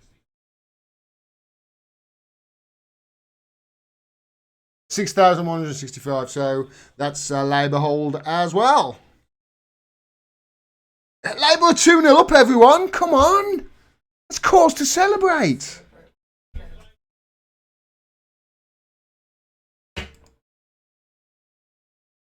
Let me just tweet at George.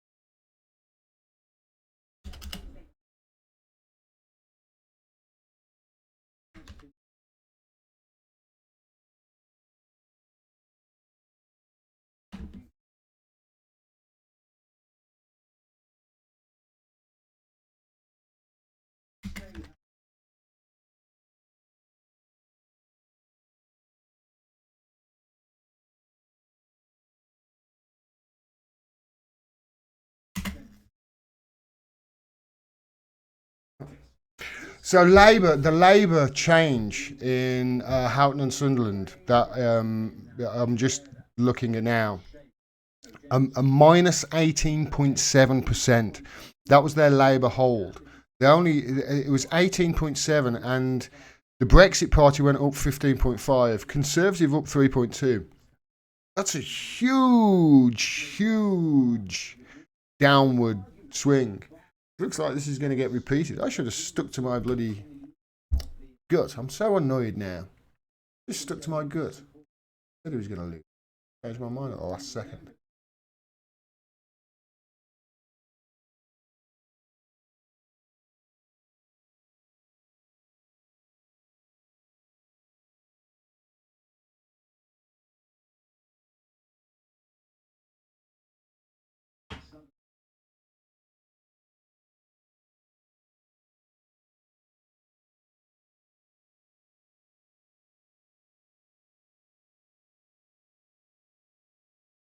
Yeah, that's a good point, that is. So that's a really good point. So Houghton and Sunderland South, who obviously up there in the northeast is historically is a big, Labour. We've got another result. We've got a Conservative gain from Labour in Blythe Valley with a majority of 712. A guy called Ian Levy won, and Susan Dungworth.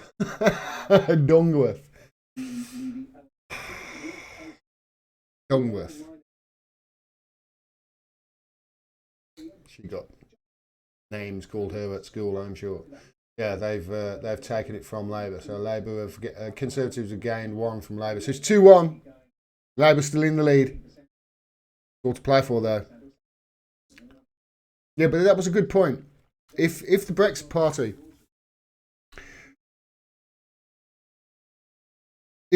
Party, hadn't stood in Sunderland, there's a good chance that Conservatives would have took that seat. Think about that. Sunderland. Whoa. That's huge.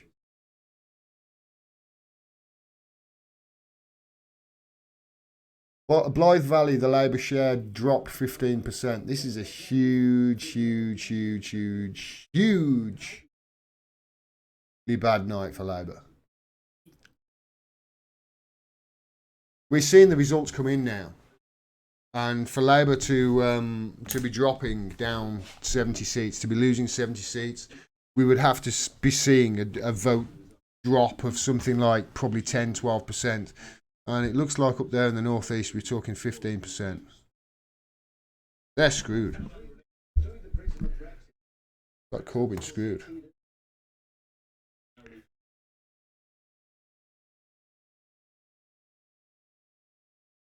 Do the just looking historically now. Let me just look at a bit of history, guys.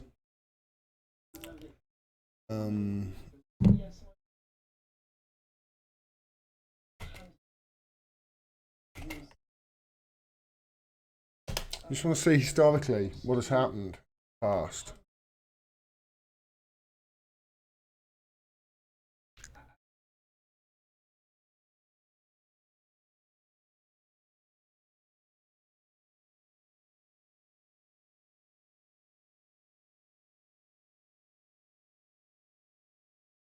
Blythe Valley have gone from 8,000 to 712, the majority has.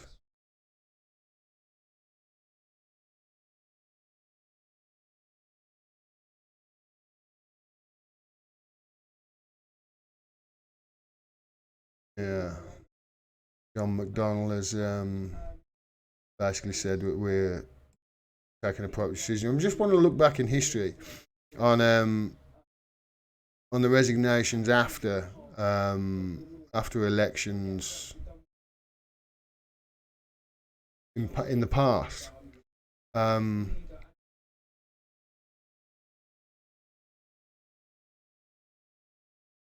Because there was the 2017 election, wasn't there, with Nick Clegg and whatever. 2015.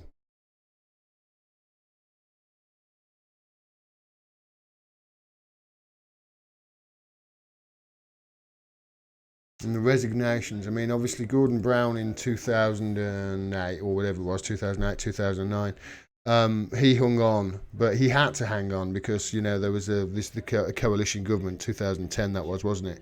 But he sort of had to hang on, even though they gave him an absolute hammering in the media for doing what he should have done. And he only actually resigned because of Nick Clegg in the end anyway, but that's a longer story of which I'll get to another time. But I'm just thinking back in history of how quickly people, you know, resign based on that, on performances like that, because that's a terrible performance. It really is terrible if that's the case. He's been losing 15 to 17% of the vote in the north. He's in trouble.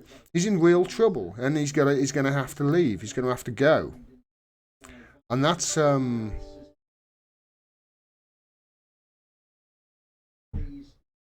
untenable position he's got now.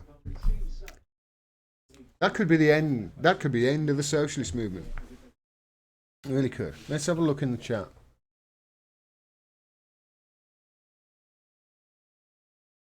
Gavin Levy says Corbyn won't stay as leader. I think he should and start being like he was during base backbencher days. He won't have a chance now, Darren. They'll build him out. He's gone. He's gone. That's a foregone conclusion now that Corbyn will have to go. They'll force him out now. He's got to go. If we've had 3 results in, you know. But as I said at the top of this stream, historically, the exit polls have been very accurate.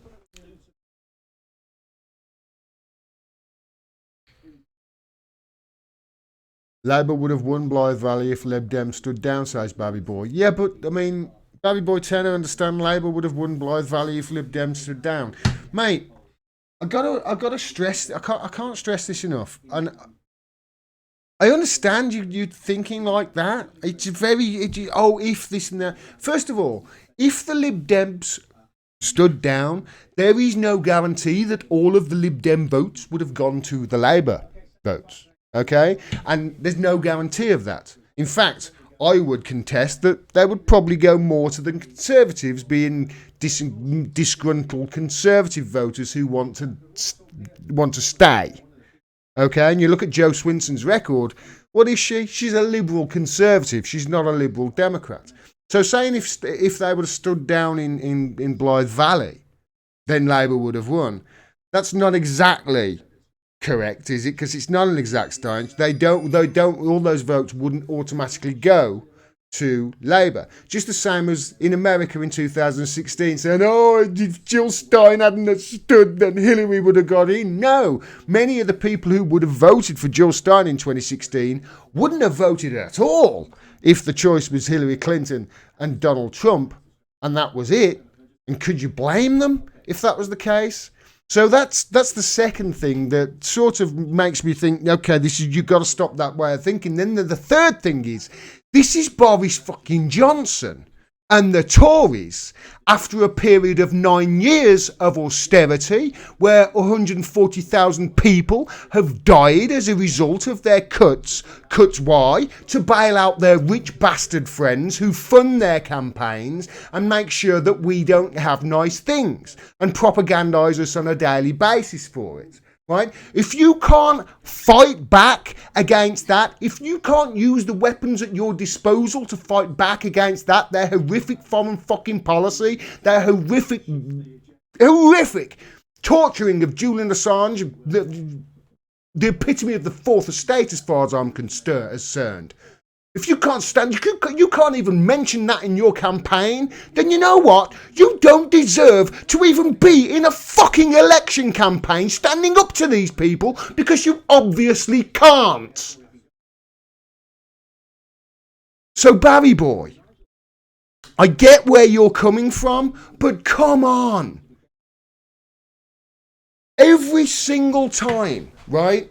Every single time Corbyn went after Johnson on something else other than these things that I've been saying, bang him over the head with creating terrorists over in Yemen, bang him over the head with the NHS, yes, but also bang him over the head with the Julian Assange Club. Because you know what, a lot of people like me would have stood up to him, but he wasn't actually standing for anything. He was taking the path of least resistance, and you know what, that's weak. And then for you to say, if the Lib Dems had not stood in that, they would have gained Blythe Valley. That's not true. And if you're taking that from that, then stop watching the TV. This is Boris Johnson, who wouldn't even campaign because when he opened his mouth, every time he opened his mouth, he lost 10 votes for every fucking word he babbled. So they shut him up. He ran away from interviewers, got locked in a fridge, went into a fridge to escape Piers Morgan. Totally avoided an interview with Andrew Neil. Current editor of The Spectator, isn't he? Boris Johnson, previous editor of The Spectator. Is it his girlfriend who's the current deputy editor or something like that? And they couldn't arrange that? This is a propaganda construct like you wouldn't believe. If you couldn't stand up and call this fucking anti-Semitism smear what it was, an anti-Semitism smear, then you don't deserve to be even saying, oh, if Lib Dems, you would have won Blythe Valley. No. If Jeremy Corbyn had stood up and done any of the fucking things that I've been saying he should have for the last year, that he hasn't, then maybe they would have fucking won Blythe Valley. Thanks, Barry boy. I wasn't shouting at you, mate. I hope you realise that. I hope you understand that I've tried to. You can't start thinking, oh, if they would have done this, then this, if that. No.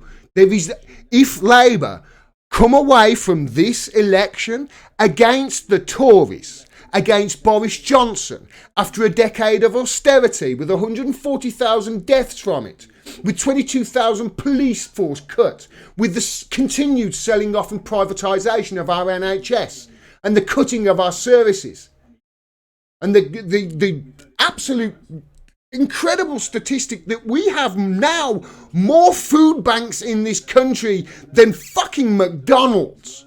If you can't beat the Tories, if you can't get 200 seats against that,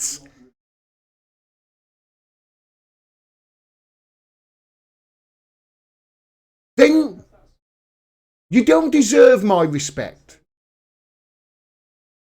You deserve my condemnation. And that's exactly what they did. If you'd have stood up for Chris Williamson, would he have got the Blythe Valley? How many people in Blythe Valley were on Chris Williamson's side who lost it because of Chris Williamson? I know me, when he didn't stand up for Chris Williamson, for me, I remember saying, that's it, he's done. And you know what, he was. I haven't changed my mind about him at all since then. He was done to me. I put a cross next to Labour and came home and felt physically sick just because it was pushing against an open door.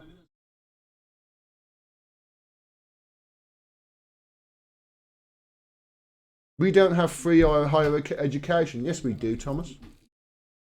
Thomas Fowler says we don't have free higher education. Yes, we do. In fact, they'll pay you. The government will pay you to take a degree. Called the Open University. It's really good as well. Yes, let's get the homeless vote, please. Exactly. You know, the amount of homeless on the streets. Somebody died in a church in Wolverhampton, I heard the other day. A homeless person. Was it Wolverhampton? I think it was in Wolverhampton. I think it was in somebody. A homeless person died in a church. You can't get more than 200 seats against that.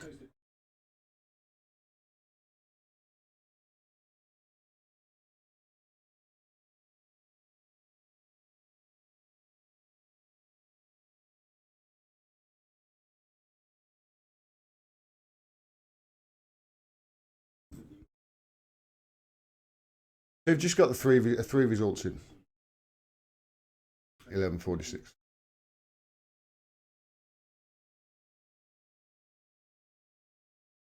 It's not free NHS. I paid for my wages for about £2,000 a year plus income tax. So where's the free? Exactly. Healthcare is not free in this country.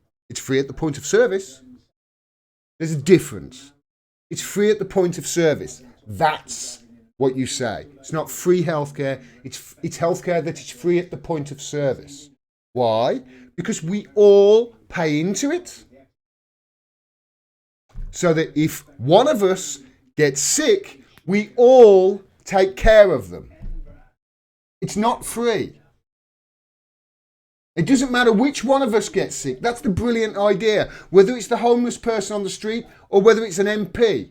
Whoever gets sick, we all take care of them. Because that's what it should be. And it looks like people have just voted for more of the American system, please. We'll have some of that. Let's have American system. You know what we want? $700 an EpiPen. Come on! Come on! You know what we need in the United Kingdom? You know what we need? We need a healthcare system, right? Where 45,000 of us every year die because they can't afford it. What do you reckon? Anybody up for it? Yeah? Vote Conservative, everybody. Let's go. That's essentially what you've done. I hate to be a bearer of bad news, but that's essentially what's... Because this is 2024 this is going to go to now. 2024.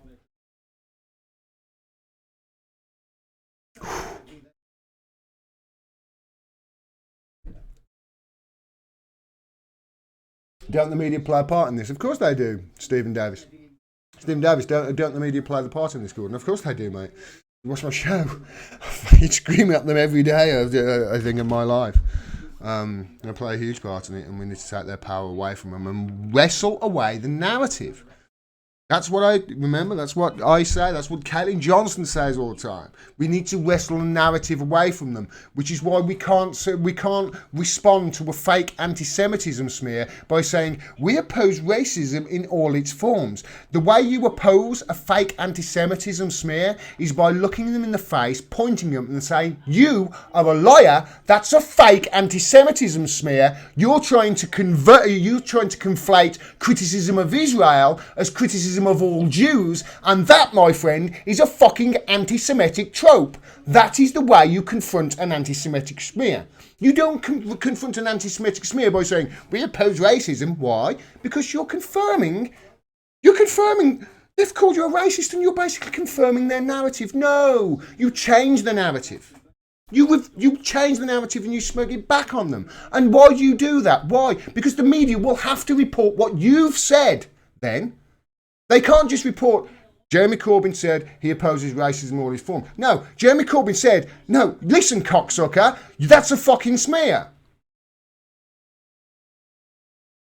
That's how you confront an anti-Semitic smear. And as Chris Williamson knows, it works out perfect. That's why what Chris Williamson did was so good, by the way. Because me saying that, you know what? You know that you're gonna get the Chris Williamson treatment. But Chris Williamson did it. What if 100 of them did it? What if all of them did it?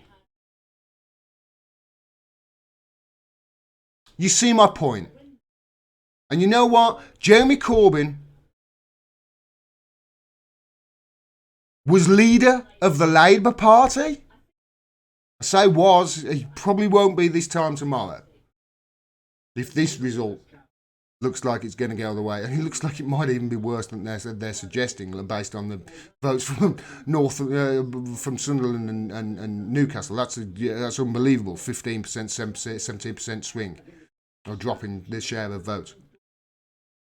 But if he goes tomorrow, Corbyn, he was leader of the Labour Party, but for the last year of his tenure, he didn't lead it.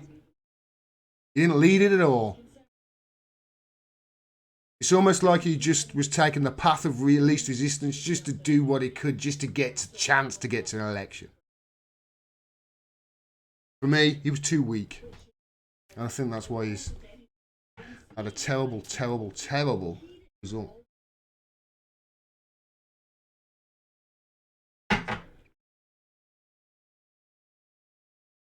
We're doomed, says John Faulkner, Skegness. No, we're not, mate. We're not doomed. I want to, again, remind you, Tony Benn, the battles that you're fighting now are the battles that people before you have fought and lost and won, and people after you are,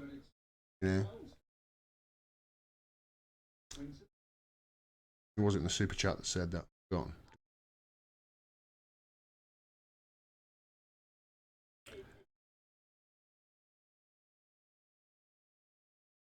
Yeah, I mean, you can't think that there's much hope for Palestine in the next 5 years.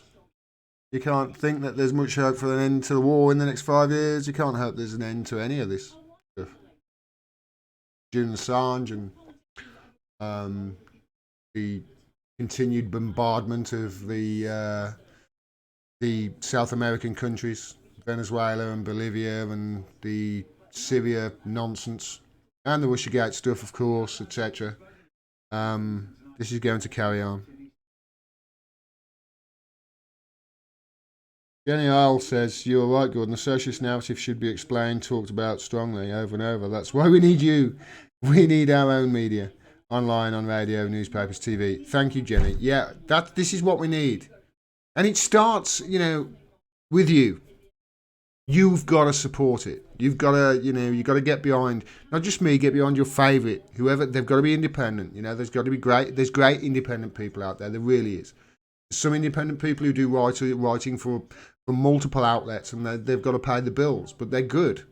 We know who they are. I talk about them often. I reference them often. We've got to support the independent media. And not only that, but also talk to other people. Talk to them. Yeah, I've lost count of the amount of times in the last 6 months where I've spoken to somebody and introduced myself, and the first question they've asked me is, "Are you a Brexiteer or a Remainer?" We've got to learn to have a deeper conversation than that. We can't let that define who we are as people.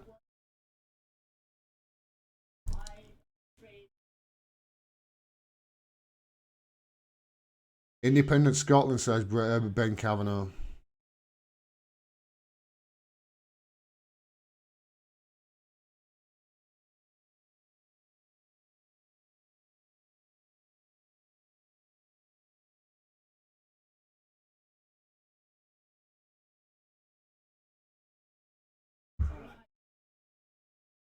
So it looks like there's a poll in Scotland that is, has come out that's been that's backing a second referendum. The Lib Dems are saying yes, I don't believe it. I'm really getting tired now, guys, and my eyes are starting to... Is that H better chair? It's all right. Yeah, it's okay. Right. Nice, sturdy, comfy. Okay.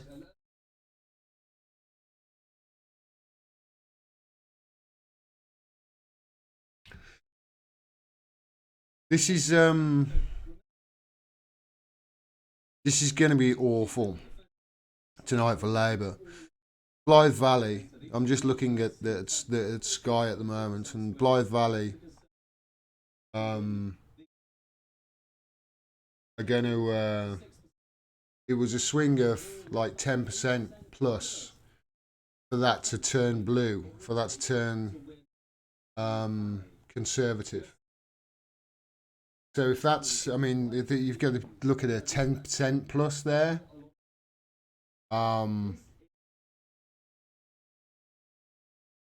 You are you're going to see massive gains. This could be worse for Labour than they're actually looking at, you know. And I tell you, I've just seen there, my constituency, Wolverhampton North East, would need an 8% swing. Oh boy. Oh boy.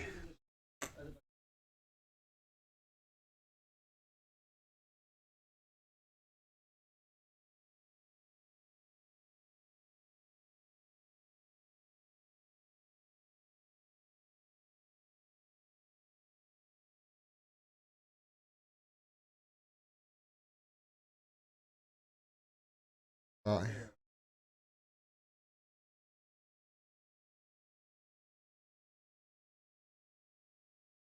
Yeah, they minus 7.3, minus 18, minus 15% in those three results that are coming in.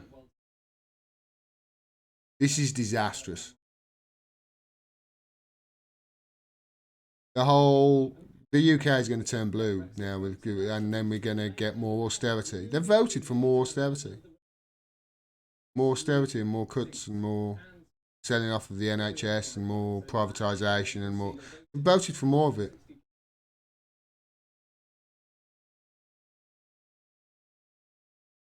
You got to understand, for people to actually think that's a good idea, right? For people to think that voting for Conservative is a good idea, you have to assume one of two things, in my mind. First of all, you either have to assume that the people of the United Kingdom are absolutely insanely fucking stupid, in my mind, or, which is a theory that might be closer to the truth, or the propaganda for them to think that it would be a good idea to do that is at a level that we have never seen before. I submit it to you, it's the latter. Because people, it looks to me like people there in the northeast, in Sunderland, in Newcastle, etc., they're voting against their best interest actively. Actively. They've voted for Conservatives. They must have voted for the Conservatives. They've voted for populism. They've probably voted thinking that, oh, you know, Boris Johnson is you know, he's Britain Trump, as Trump said the other day. He's Britain Trump.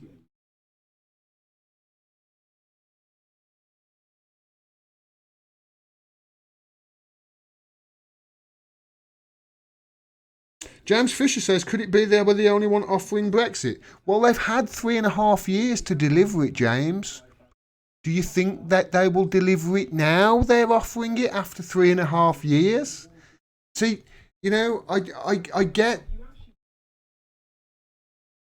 that way of thinking, but it's not like they haven't had 3.5 years to sort it out. And in that 3.5 years, have you at all, at any stage, had any confidence that you were going to get it? So why, if he says get Brexit done in 12 out of 12 times in an hour, all of a sudden do people think that they're going to?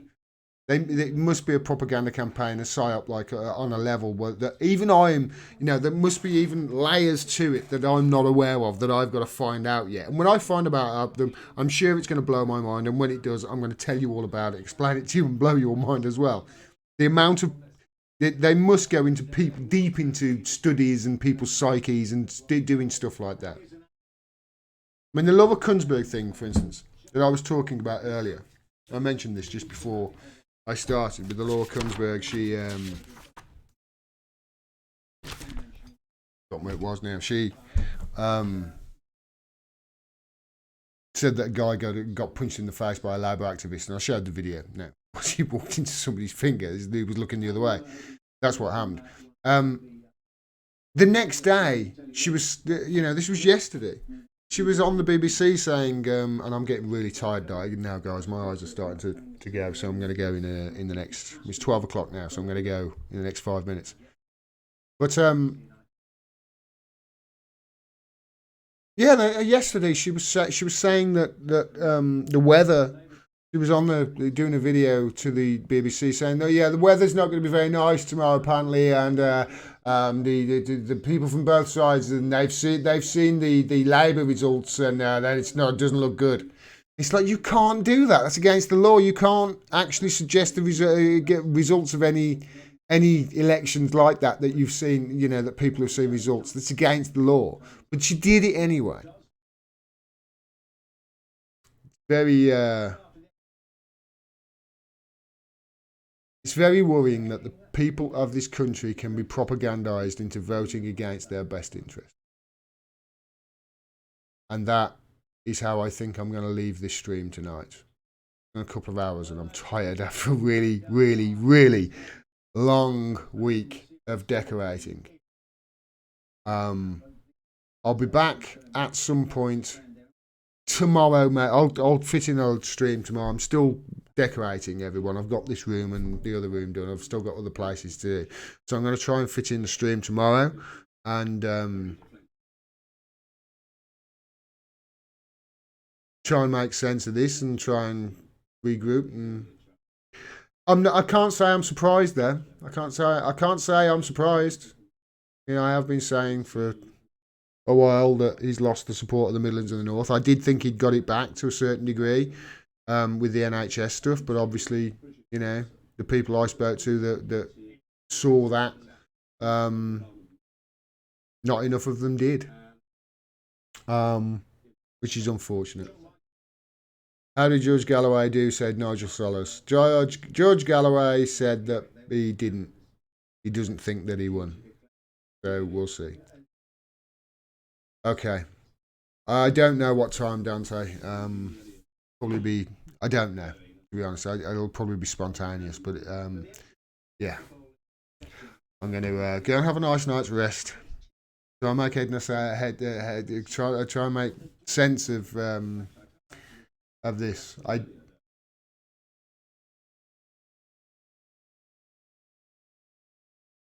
It's just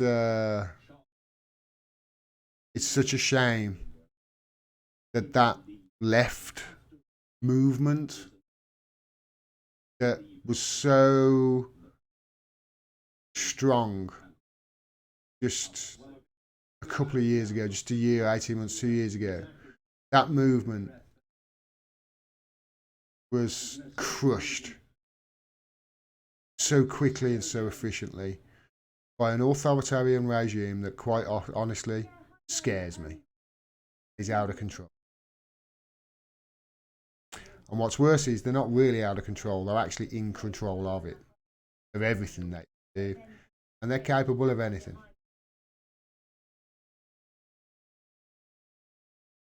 Yeah, Jamal. Okay, I was going to go, mate. Call in, mate. I'm on Skype. Let's get Jamal on. Come on, Jamal. Come on in, mate. I'm on Skype. You got my Skype, haven't you?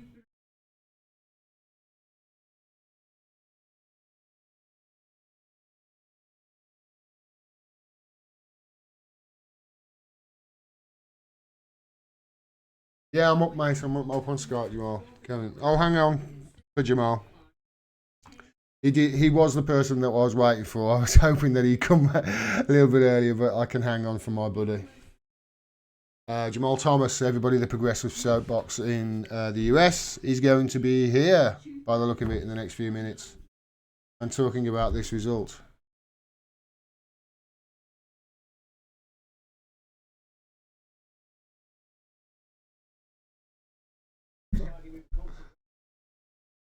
All right, I'm gonna put this on break. All right, Jamal's coming in now, so I'm just gonna put myself on break and say hi to him off screen, and I'll be back in 5 minutes, everybody.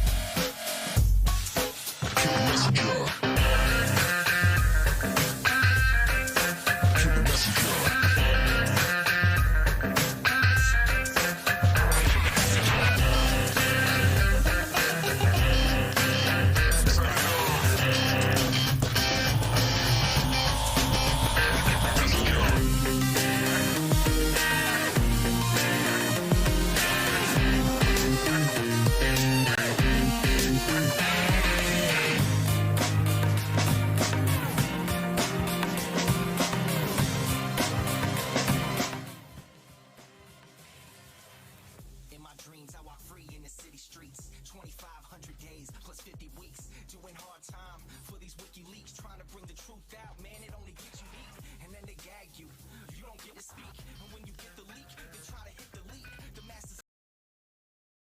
That's why my middle finger's up to these sick elites. Playing on a regular. You keep the messenger. Free speech is the freedom of press. Take your deepest, darkest secrets, never leave them unsaid. If I'm a thief, then I'm a thief for the people you dread. The people want the red, while the blue you keep them in bed. Seeking the sheep, keep them asleep, deceiving the weak. Keep seeking the leech till you cease, and I see your defeat. Until I'm deceased underneath, I freeze a red sheet, become a dead man. Then I hit the switch and release. Goldman Sachs is Goldman Sachs is your creditor.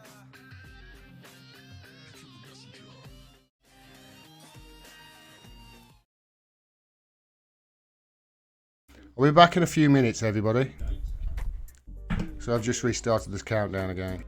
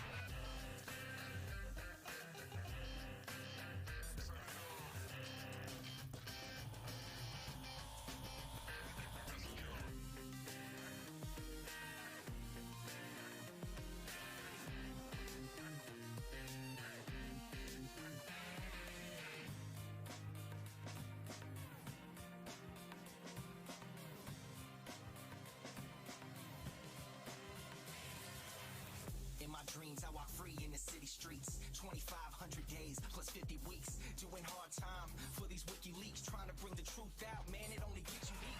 And then they gag you, you don't get to speak. And when you get the leak, they try to hit the leak. The masses of the masses, they want the shit to street. That's why my middle finger's up to these sick elites. Playing on a regular. You keep the messenger. Free speech is the freedom of press. Take your deepest, darkest secrets, never leave them unsaid. If I'm a thief, then I'm a thief for the people you dread. The people want the red, while the blue you keep them in bed. Seeking the sheep, keep them asleep,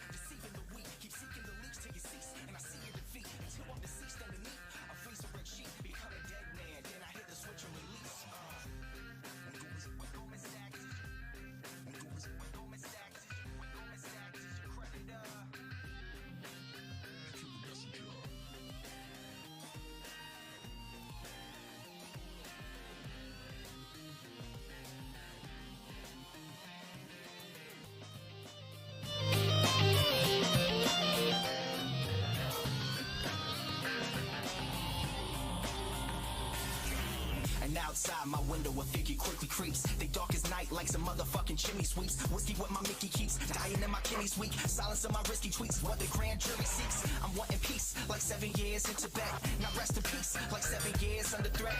Cause I released 7 balls, they upset. They ended the rape sentence, but the US still insists to rest. I guess it's a sin to take the truth and disseminate. And okay to Gandhi, take him and eliminate. And I don't say I'm great, just wanna say what's fake. But if they kill me, a million others will take my place. The CIA's post like a knife the sharpest. All hypocrisy, lies, and heartless. They want to stop me, my life make my heart quit. Cause democracy dies in the darkness. Cause democracy dies in the darkness. You kill the messenger. You kill the messenger. Democracy dies in the darkness.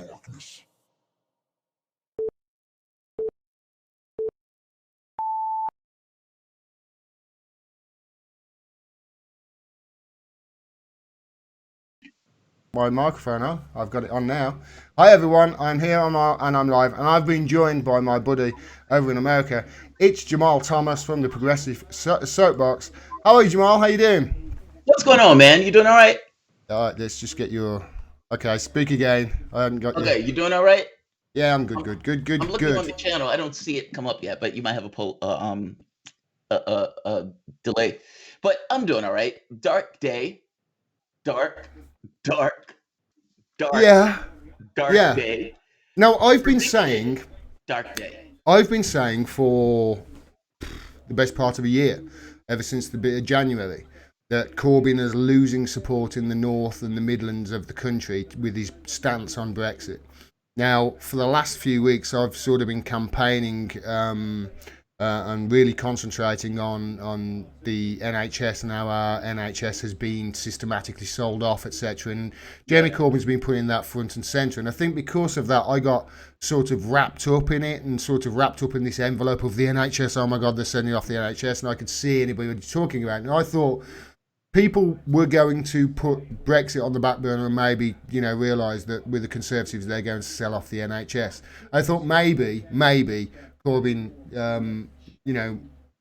I didn't think anybody would get a majority.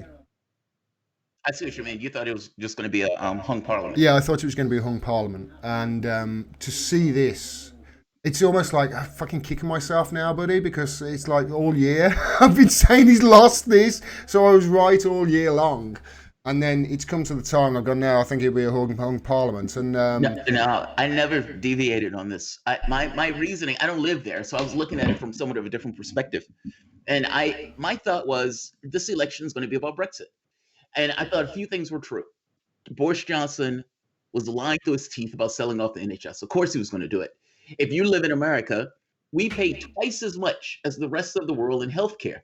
And you think those companies want to get rid of those, like from a Medicare for All system, but B, the moment that the UK comes out of the European Union, you will be a submissive partner.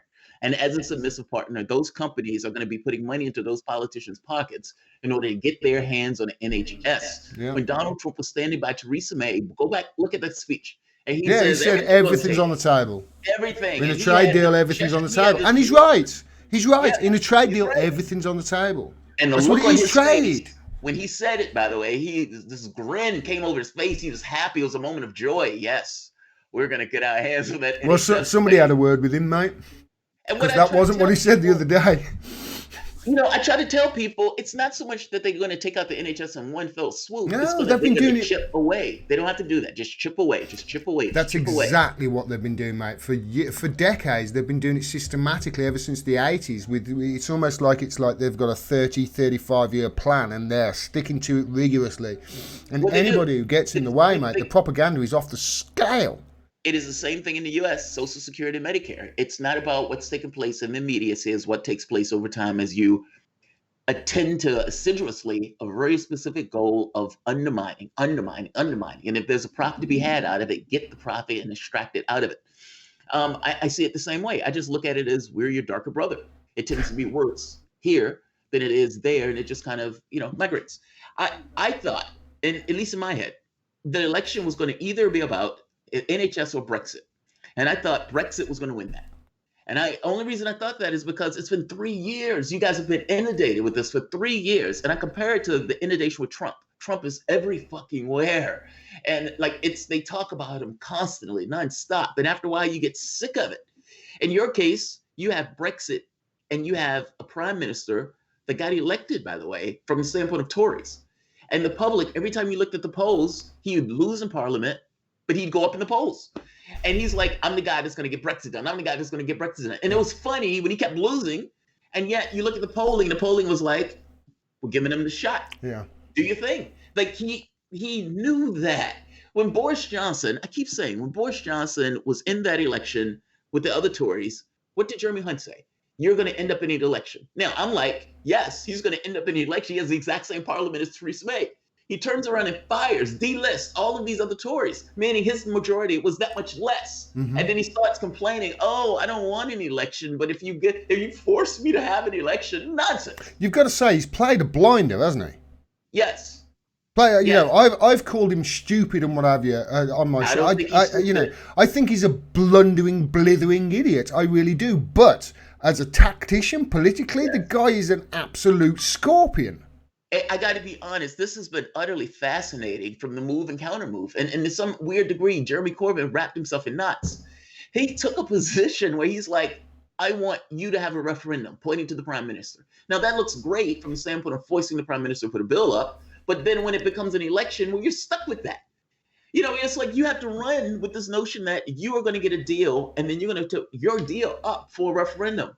And it's like, but wait a minute, you won the election. Why do you need to have a referendum? That's the referendum. The election is a referendum. That's why I said Labor's position didn't make sense. Labor is making this position of, if you elect us, we're going to have another referendum, another divisive referendum.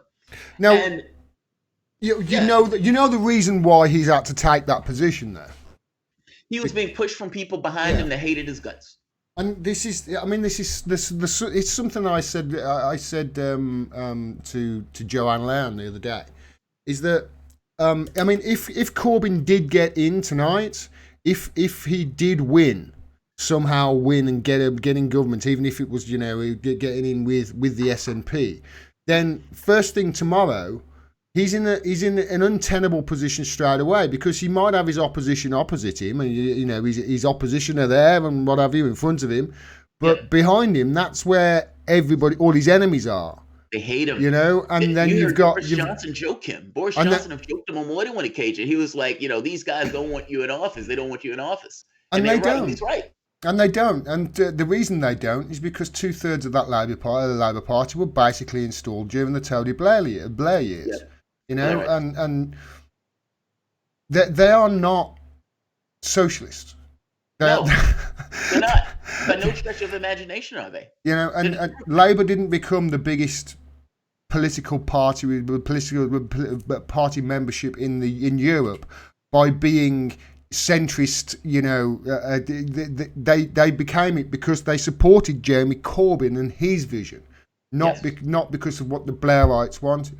Now he's almost been backed into this corner, Jamarl. But the problem, there's something that I don't feel sorry for him at all. In fact, I'm absolutely furious with him, to be quite honest, because for the last year I have been saying to him, you've got to be firmer on Brexit. You've got to make the decision. You've got to stick to it. You can't just say, I'll go with what everybody decides, because you're not a leader then. You're just a there. That's completely untenable. It's so weak. It's so weak. Yeah. I mean, it's weak as iced tea. Like, you can't do that. Like, I tried to make this point that the public came together and, like it or not, had a referendum. And that public, direct democracy, by the way, direct. This is what we want. There's no static in the line. This is what we want. We want Brexit. Fair enough. Jeremy Corbyn's a Eurosceptic anyway. This should go fine. But that's not what happens. He eventually takes a position saying, yes, we will honor the referendum. How can you not? How can you not? Even if you weren't the party that didn't put it up. The public says we want this, and you turn around and says, fine, we're going to give you Brexit. It's going to be weak, but it's going to be Brexit nonetheless. And then it moves to, okay, now we're going to have a referendum. You've abandoned all of these people. And again, it's a philosophical point, right? If you have a country, supposedly that country is governed, or at the very least, the discretion for that country to govern. The legitimacy of it is given by the public, by the people themselves. And the people say, we want X. And the elites in the country says, yeah, we don't want that. And because we don't want that, this social contract that we had, that we all kind of attended to, we're going to just say, fuck that. That's essentially what they've done, though, isn't it? We don't care. Now, you put people in a difficult position now, because I may think Boris Johnson is going to rape us blind from the NHS. But now this philosophical point of you're ignoring public will. Even if I voted to remain, you're ignoring public will. How is it a tenable position for the government of a country that's supposed to get its legitimacy from the public to ignore that very public? And now those Labor voters are stuck in this situation of, I don't even know if he wants to stay or go. I don't even know what he's going to do. It's like, are you going to stay or go? I'm going to have a referendum. And that's just one issue. It makes no sense. And that's just the Brexit issue. Then you take the other issues that I have a problem with them as well. See, I've had this conversation with you. I've had subscribers literally unsubscribe and suggest other people cancel their patronage to me as well. And you know, it's almost like you want to see me go homeless. What? Because I attacked Corbyn? Too, for me to bring this up, because I try to bring it up in the sense that, look, I have no belief at all that Boris Johnson is a representative of freedom and democracy. No, not at all. It's no. He's allowed to take that position because Labor abandoned the referendum. And ultimately, the referendum does boil down to some degree to democracy. He takes that position. I'm the guy that's going to fight for so-and-so. Boris Johnson just wants to do that to cut regulations to the bone. That's all. He's a conservative. That's all he wants to do. Cut regulations, give the money to the rich. He's a person of a particular class. Fair enough. But you've allowed him to take this position of freedom and democracy. Wow, this is what he's literally going to do. Okay, then that's so weak. It's so weak. It's horrendous. I know, and it's strange you say that because I said to my mum the other day, my mum's almost like my barometer of where the pendulum is swinging with regards to Corbyn. And I went round and I asked her the other day. It was about 2 weeks ago, and I asked her. I said, "What do you think of Corbyn?" She said, "He's a weak-kneed willy." A weak-kneed willy, okay. But it's not just the Brexit thing, right? And okay, you know, people can hate on me all they want for hating on Corbyn. You listen, he's fucking lost. Get over it. This is going to be a disaster. Shows that much more through Brexit, though. I mean, look, you are commissioned to do a job, and part of that job is represent the interests of the public. And the public has told you that they want to do something. Members of your party who hate your guts, by the way, don't want to do it. Is it for you to sit back and allow the members of your party to do something? Or is it for you to take a strong position on this? Stand up and lead and be a leader.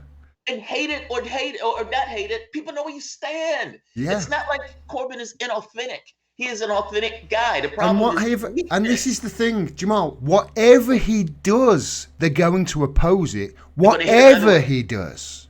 Yes. So why not do the thing that is popular that people want him to do? Why reach out to the right again? And this is honestly, I've got a list, so you might be here a while. This is just the second thing. I was talking about this with my girlfriend the other day, and I was saying how all of my fucking life, Jamarl, this left-wing Labour Party have been reaching out to the right. All of my life, they have been. It started in the 80s. Ever since I could remember, when I was 7, 8 years old, I remember seeing Neil Kinnock, and I remember seeing David Owen and David Steele and the Break Off and the Gang of Four. And I remember looking at them, trying to explain it, you know, and wonder why are they leaving? Oh well, they're leaving because they might win with them. What? Well, yeah, apparently they're thinking about going left. So instead of letting the country and the opposition country party in the country go left, basically what they're going to do is they're going to split the party, making sure that the left-wing party can never be in power, or certainly not for the next decades. Oh, right, okay. And then the 90s came. And it's like, right, okay, well, what happened was the Labour Party moved further to the right then. Yes, they did. With Tony Blair. So they've moved further to the right. They've moved now into neoliberal territory. They've moved now into centre-right territory. And it's not centre-right on the I had this conversation with somebody else. You know what? I'm going to have this conversation with you. If you don't, how long can you stop? Go for it. No, do your all thing. Right, we're going to be all right. I'm going to have this conversation with you in a bit because this is fascinating. What I found out the other day, and I'm going to admit it as well. And if somebody says you're stupid for thinking that, I don't care. I'm stupid, and I don't mind admitting it. Right? But the thing is, where was I? I've lost my train of thought. Yeah, Corbyn. Yeah, Corbyn. It comes to Tony Blair. He's obviously over on there on the neoliberal scale. He's centre right now, and obviously Corbyn comes in. He comes in and he's boom. All of a sudden they're like, "Oh my God, socialist left wing. We must stop him!" And they're all reaching out. And what does he do from his point? Which, let's face it, Jamarl, is if he was in Denmark or Sweden, he'd be pretty much watery nonsense. Like, he's not hardcore radical.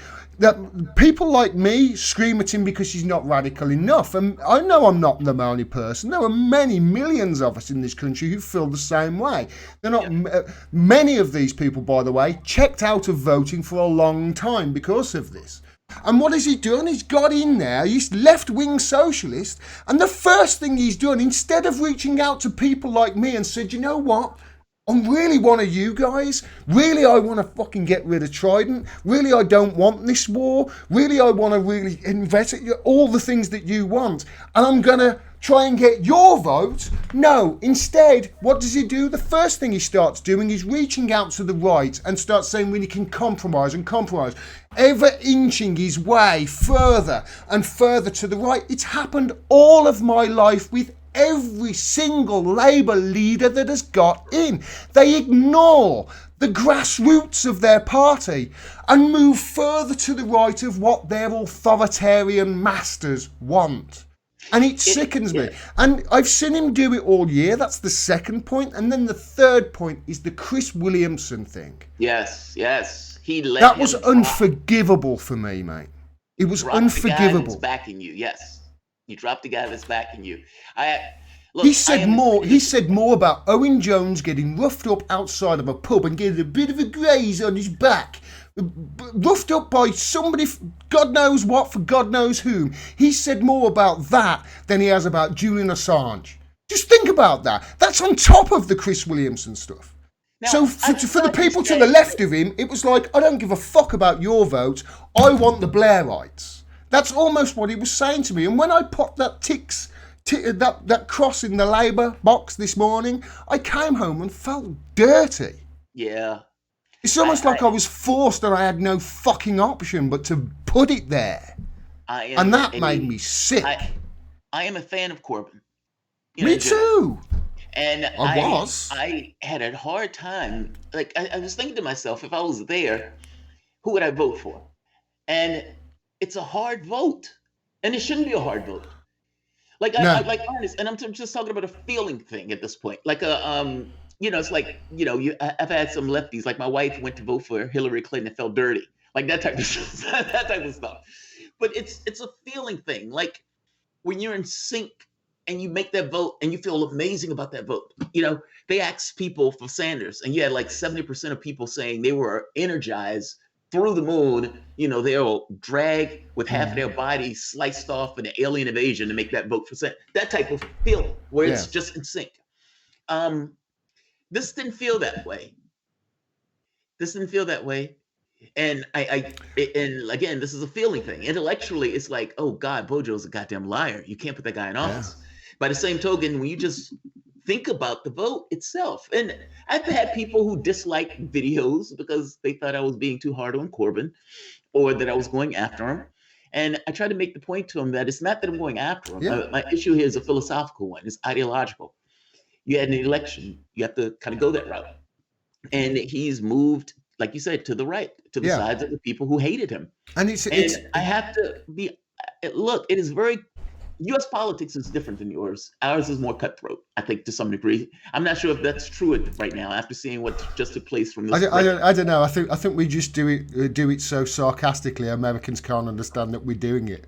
Okay, maybe I think we've just evolved to a better level of cutthroat politics. To be honest, just get you guys don't understand really what's going on. I mean, but when John Bercow puts you down, he's calling you an idiot. At the same time, you're trying to understand what the fuck did he just say? He said to me, "I know you attach great weight to what you think. In other words, you're a fucking pompous prig." But he's done it in such a way that it takes you 5 minutes to understand. Oh, wait a minute, he's insulted the fuck out of me. Bercow, beautifully done. He's going to be missed. I love Bercow. I thought it was great.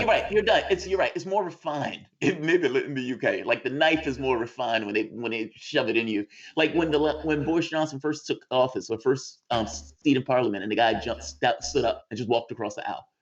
Everybody knew what that meant. There was no yelling and screaming. Everybody knew what just took place.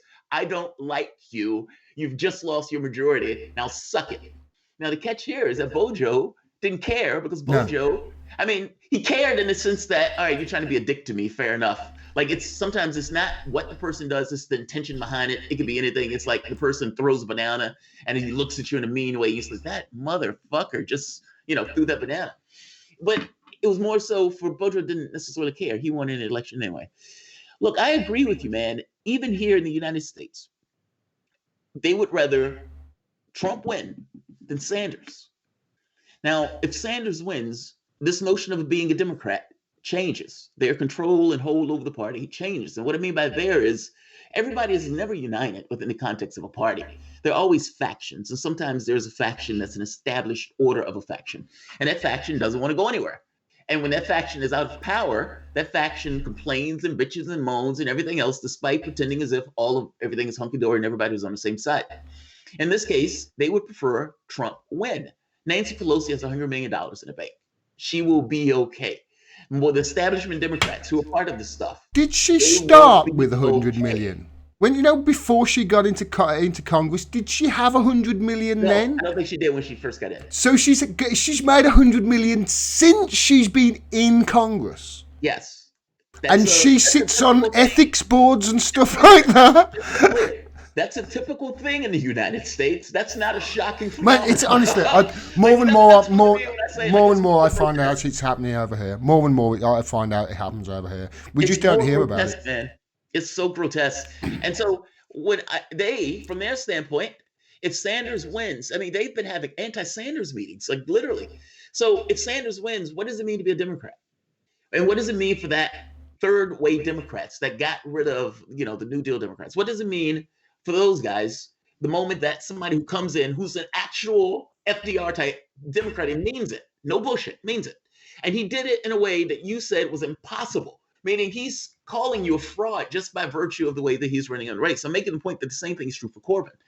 You have people over there who would rather him lose. It is not a united front. I'm sorry. The people who are in your parliamentary system are not overtly hurt about a lot of the stuff that take place, especially if they're part of a particular class. And so, the Blairites, they're there. And on this election day of Boris Johnson, I bet some of them are like, yes. Why? Because they know what this means. There's no way Corbyn can retain power after losing twice, especially this. He's done. He's done. That's extraordinary. Like, that's a stomping. I mean, I don't just think he's done, Jamarl. I think he's beaten as well. I think he's beaten. I think they've beaten him. That's brutal, man. That's a brutal election result. I saw that it crushed me inside. It's not just what's happened and how, it's how they've done it, Jamarl. The propaganda over here. Have you fucking seen it? Yeah. Did you see the Laura Kunsberg stuff? The anti-Semitism stuff is one thing. And, I've been pointing out on this stream earlier about how, Mark Curtis was pointing out there's been studies over the last 7 days, articles of anti-Semitism and Jeremy Corbyn, like 245. Boris Johnson, Islamophobia, 4. Now, which one of those two people is the racist? Which one of those two people has a history of racist things said? Or which one of the two of those people have a history of anti-racism? Yet, according to the media, It's all in the reverse, and it's the same with the war stance with the Corbyn and the IRA. He was just trying to deal with the IRA. They got a deal. Tories were doing what Corbyn was doing in secret anyway, but somehow he's the terrorist sympathiser and all terrorists Corbyn bad. But Boris Johnson, Conservatives, horrific foreign policy, creates terrorists every single day. But, terrorist actions going on as a result of terrorists who are on watch lists being let out on tag and shit like that, and London Bridge. They've got a terrible record on terrorism, yet somehow you look at the media, Jeremy Corbyn IRA, 145 articles, and Boris Johnson and terrorism, or Boris Johnson in Yemen, 0. The thing is, media it's an alternate reality. There is no such thing as objective media. And oftentimes the people who own the media are people who also pay politicians. They have a point of view of the world. I call it oligarchs. I mean, in the United States. It creates a point of view, almost like a singular party. Like, so issues of war tend to get, if you're a warmonger, that's not as bad as if you're somebody who is not. So they would hit a Gabbard, but they wouldn't necessarily hit somebody who's just a warmonger, because a warmonger is a normal way of going. The Islamophobia stuff, look, societies, especially Western societies, at very least the United States, and I think the same thing is true for Britain, and maybe even more true. The Jewish question is dicey. And from the standpoint of Islam, they think of it less. Now, they don't say that. Now, meaning if you just ask somebody, hey, should somebody be, racist or Islamophobic or anti-Semitic? And they would say, yeah, I don't think anybody should be either one. But if you put it in media about which one is more important, I would guarantee you your country will say the anti-Semitic thing. I guarantee you. Almost, of course they will. Because the same thing is true here. And so if anything comes up of, we think this person is anti-Semitic, and there's an exact same story on the exact same day dealing with somebody else saying we think this person is Islamophobic, the anti-Semitic thing is going to carry. It's going to carry. It's going to carry. Well, this was another argument that I had on Corbyn. It's real Corbyn bashing night tonight. I'm sorry, but I'm having fun tonight, bashing him. Well, I'm not having fun, but I'm just going to let loose, because at the end of the day, that's a disastrous thing. This is one of my arguments with him with Corbyn, with this anti-Semitism. Wait. I don't think this is bashing. I think this is an autopsy. No, okay, it's an autopsy. But okay, fine. Let's give it a political cast. I agree with you. Fuck it. No matter what I say, people are going to hate on me for bashing Corbyn. So sod it. Okay. The thing is, with this anti-Semitism thing, what does he always say to it? Whenever they question him on anti-Semitism, what did he do? Up until recently, by the way, up until very recently, he changed his stance. But the way he answered any allegations of anti-Semitism was, we oppose anti-Semitism of all kinds in the Labour Party. Anti-Semitism and racism of all forms are... But the thing is, what you're doing by doing that, every single time you're doing it, is confirming their narrative. Yeah, they're saying you're an anti-Semite, they're saying there's anti-Semitism, and you're saying we oppose that. That's the narrative. You're going along with their narrative. Whereas if they say you're an anti-Semite, you say, listen, no, you're the anti-Semite, and here's why. Because what I'm doing is conflating criticism. What you're doing is conflating criticism of Israel and their foreign policy with the will of all Jews. And that is anti-Semitic. So you're the one with the anti-Semitic tropes, not me. I am standing up for Palestine against Israeli war crimes. This has nothing to do with their religion. If he says that, he wins the fucking argument. That's it. Hands down, he's won. He's knocked him out. But he confirms the narrative every time. I partially agree, I think. So, yes. Absolutely right, 1,000%. What's the best form of defense? Well, I guess my point is, you're right. He confirms the narrative when he does that, and you shouldn't do that. And you have to make a political decision on, okay, do I accept their narrative and deal, or do I go against their narrative? And if me accepting their narrative means I lose, then the other one kind of just makes its own case. I've seen that weak response of we disagree with anti-Semitism in the party. You're right. You need to make this affirmative case of, no, it's not anti-Semitism. What you're doing is conflating it with Israel and Palestine. I mean, yeah, I agree. 1,000% agree with that part. The only part I think I disagree partially with winning the argument, because winning the argument is determined by the individual. I maybe went a little bit too far with the winning. With the winning, but it's a hell of a lot better than we oppose racism, which is confirming that you have written their headline. Yes, Corbyn opposes anti-Semitism. What about an Corbyn rejects anti-Semitism. How about that? Yeah. How Corbyn rejects it as a smear. How about that? You have to push.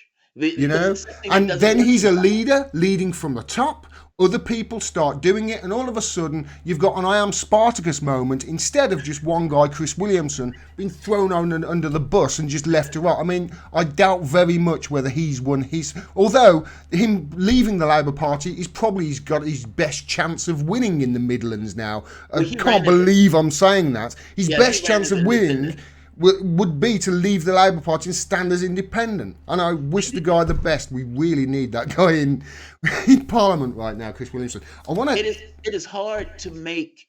Sometimes I think it's hard to make the argument because of the pressure against you.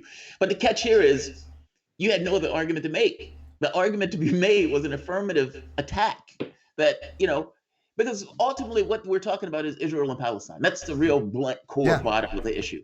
And it's a lot of stuff that they heap on top of it and say, if you're pro-Palestinian, you're anti-Semitic. And it's like, well, wait a minute, that's a foreign policy choice. That's not a religious thing, and you're conflating the two. And you're right, I agree. He needs to. Wouldn't every time they throw that anti-Semitism smear, if he came back with an attack like that, and every time brought up an instance of an Israeli war crime, every single time, wouldn't they stop? They would go, hold up, fucking stop calling him that. He's highlighting all this. No. They would back the fuck off. Honestly, he had to. I was screaming at him, literally screaming at him to stand up. Stand up. But I don't think. But he wouldn't. What I think is it gives him a better position than it does of just accepting it. Because you're gonna have some people. The argument or the winning argument is in the point of view of the people who are looking at it, which is why they argue in the first place. Like sometimes a Republican would be like, something about climate change, and just because he's arguing, people would be like, I guess there's an argument there. Like sometimes the argument is only there to give a sufficient thing of people looking like they're arguing. In this case, they will make that case, and you might have a segment of the population, some probability that says the guy's anti-Semitic, fuck him. But you're going to have another part that says, okay, that's a fair point. He needs to get that probability, every point that he could possibly get on his side. And what does not get it is accepting the narrative. And because ultimately you get badgered. Are you going to apologize for being anti-Semitic? How are you going to apologize? Which is exactly what happened. And they wrote their headlines and he played in. He was going along with it. The person who had the right idea was Chris Williamson. They booted him out. Yes, they did. He asked a question in January about Venezuela, and that was it. He was gone in February, and they had him back in. He was gone straight away again.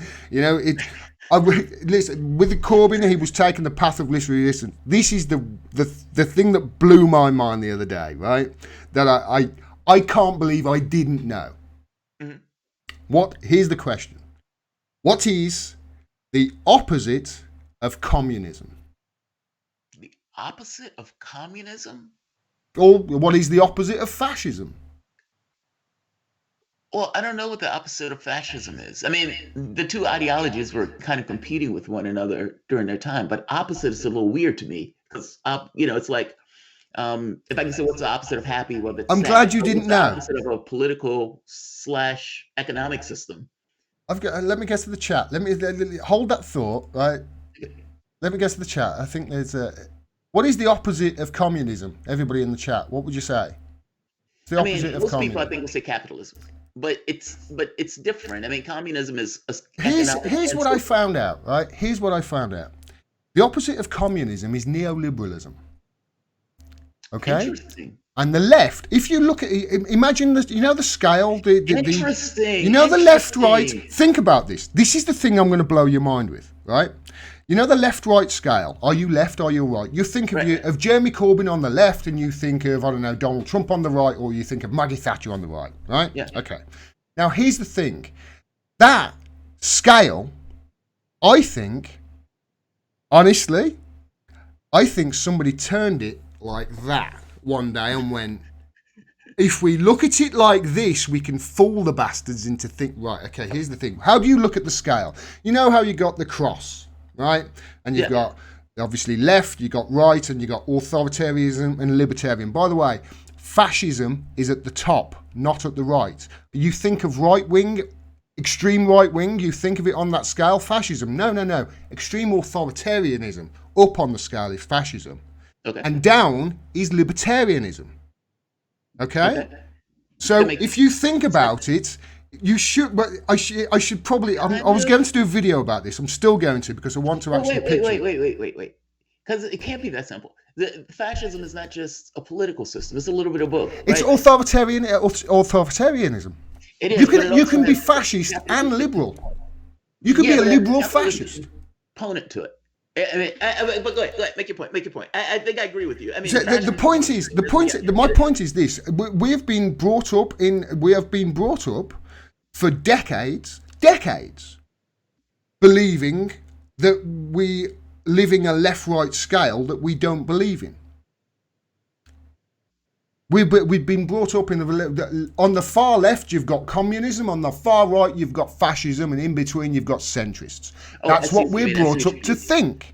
See, I never put that on a scale. I always, when I look at political disposition, I think of how far that, and see, this is where it gets difficult, right? Because it intersects. Like when I think of somebody who's a lefty, that always usually comes with strings of political thought.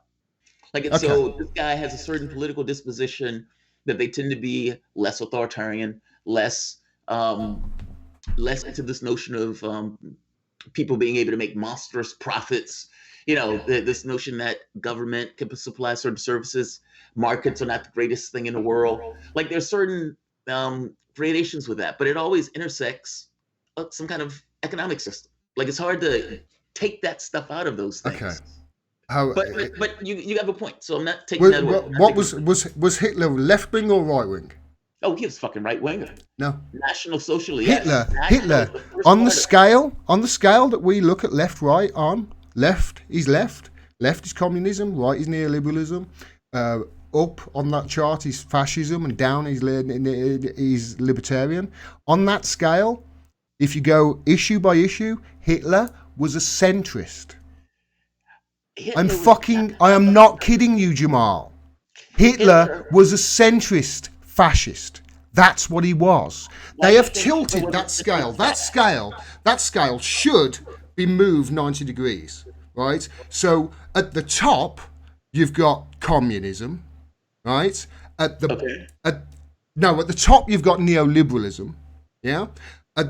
I think I'm saying this the right way around. If not, I'll change it. At the top, you've got neoliberalism. At the bottom, you've got communism. But then on the left, libertarianism. And on the right, fascism. That's what it really should be. It shouldn't. We go through our lives, and I swear that there are people in the chat that all their lives, I swear there are right now, and there's hundreds of people. It's getting busy, Jamarl. Hundreds of people. There's hundreds of people, and I bet you a good percentage of them, all of their adult lives, have thought on the left is communism and on the right is fascism. You thought on the right is fascism. You just said it. And it's not. It's wrong. Right fingers, right. But, I mean, the scale isn't real. I mean, it's just the way that people, understood that stuff. And for the most part, as long as people understood, the right-winger stuff, I don't necessarily know if the scale... No.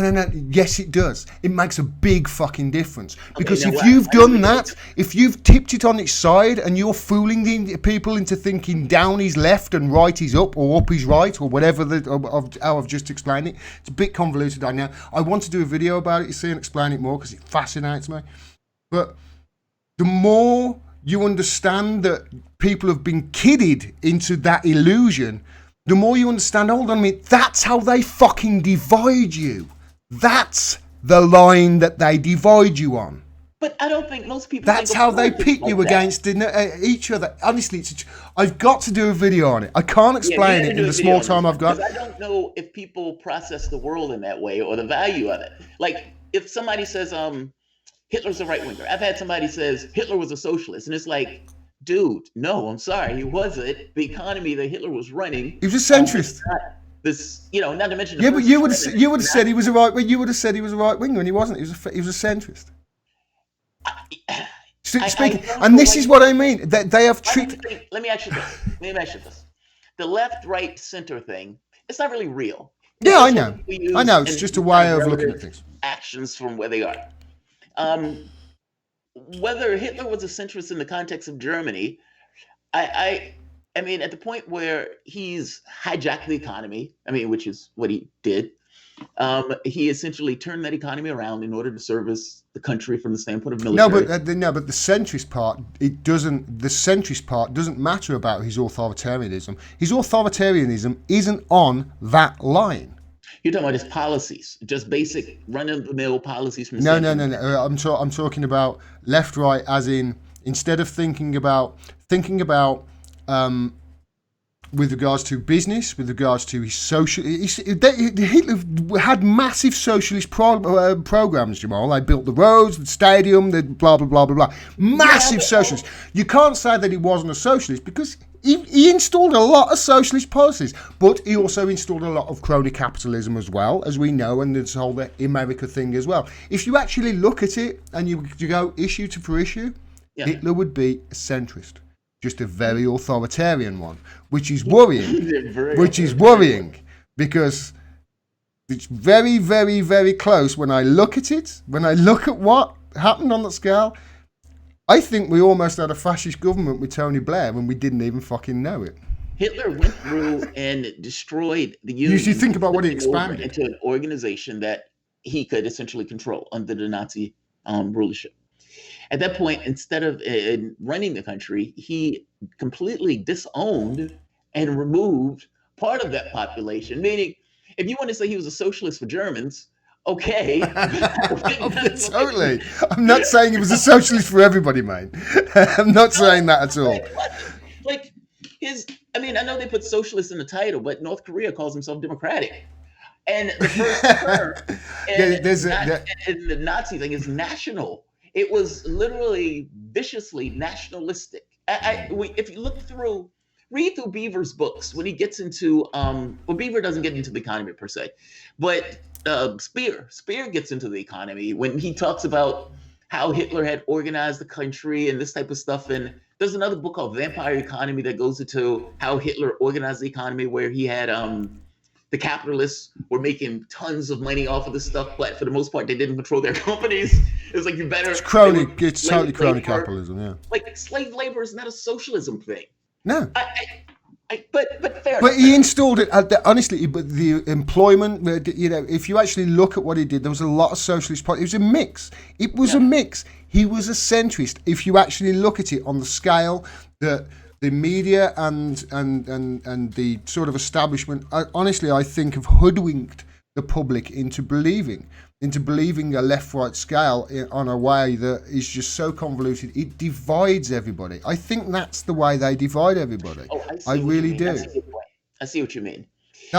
They do it. They divide everybody almost by telling you that your opposite is the person who is not your opposite, is actually somebody who's on your same side, but is just a little bit more authoritarian or a little bit more libertarian. Do you see what I mean? And people who are literally, because what do you get? So I would be on the left, yeah? So I'd be on the left. As you look at it, I'd be on over here, right? But I'd be down here somewhere. I'd be on the libertarian scale as you look at the scale as it is. I'm down there. I'm somewhere near Gandhi, probably. Yeah. Right? Same. If you go policy for policy, I'm somewhere down there. My girlfriend's an absolute left-wing raving lunatic. She's just off the scale anarchist. It's unbelievable.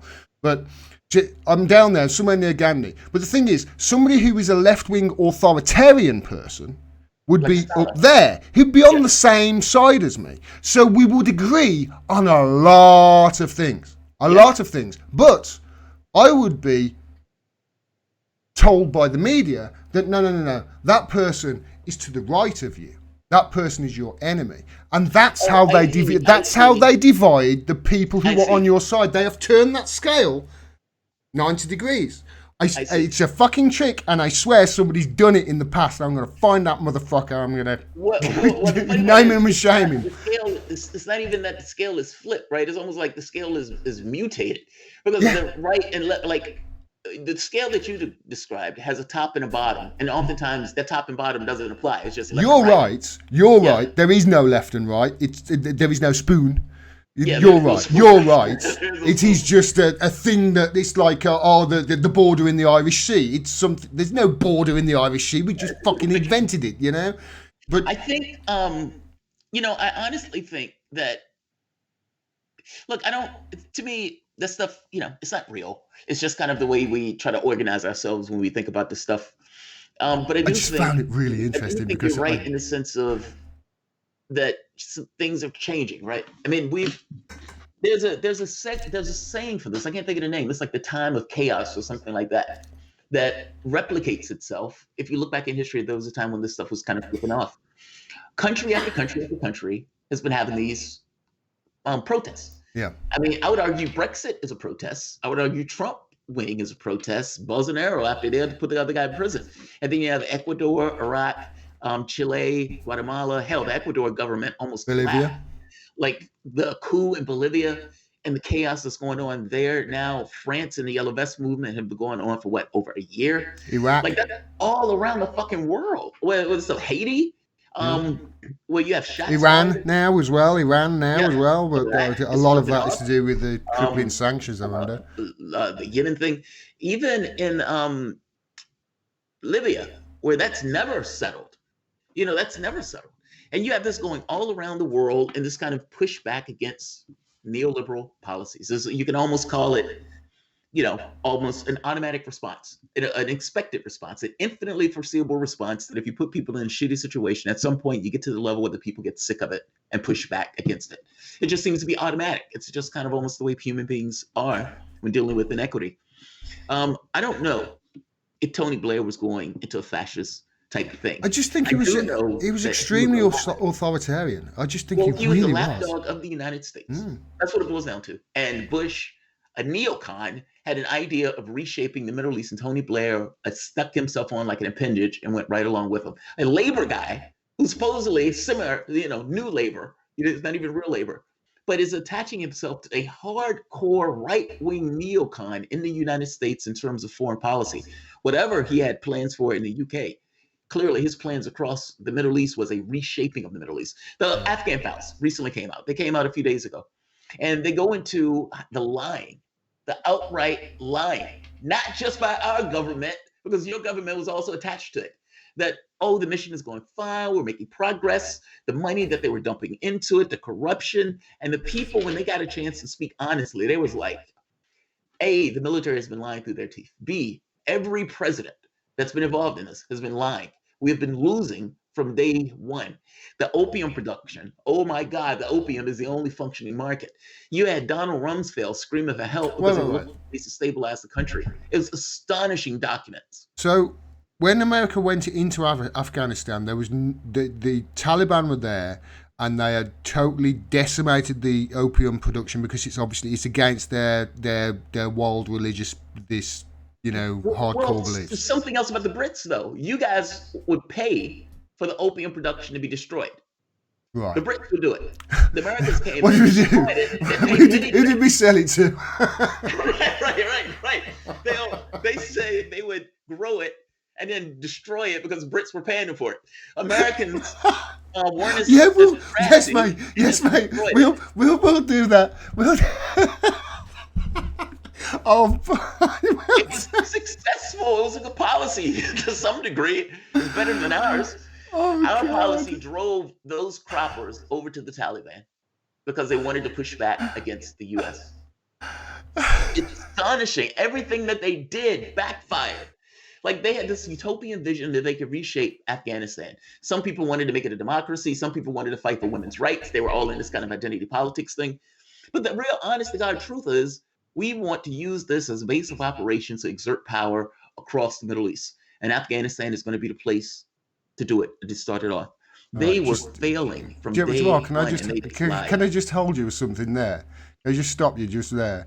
I just want to play something for my viewers. You won't be able to see this because I'm going to have to play it on the screen where you are. But my viewers are going to see this, and this is what I'm going to show my viewers now is basically what we've just been talking about. This is what I consider to be the United Kingdom taking the heroin from the Afghans and saying, yeah, we'll sell it. This is what I think they're doing. Is 8.5 tons of heroin, opium, hashish, and other narcotics. Oh, taking the opium. Just bear me a second. You can't see this. You can't see this. Just be quiet for a second. Burning behind me is 8.5 tons of heroin, opium, hashish, and other narcotics. You can't see that, Jamarl, but I promise you, 4 people in the chat found that hilarious. Oh, fair enough. I'll see it on the other thing. Go on, what you were saying. Yeah, we've done bad things. Bad things. Well, I mean, I've told the public a bill of goods all along the way. And the wild part is the people here, it was funny to watch the news people having to report this. There was like shocking, startling that the president had lied. And I'm like, you're shocked that the president lied? Like, I'm always enamored by these people who are shocked that the president, we've had the Pentagon Papers here. The Pentagon Papers were effectively Nixon lying through his teeth about the Vietnam War and the number of people they were killing, the areas they were bombing, all this stuff. And the fact that that was released and Nixon was lying through his teeth about it, you would think that this sets this precedence, right?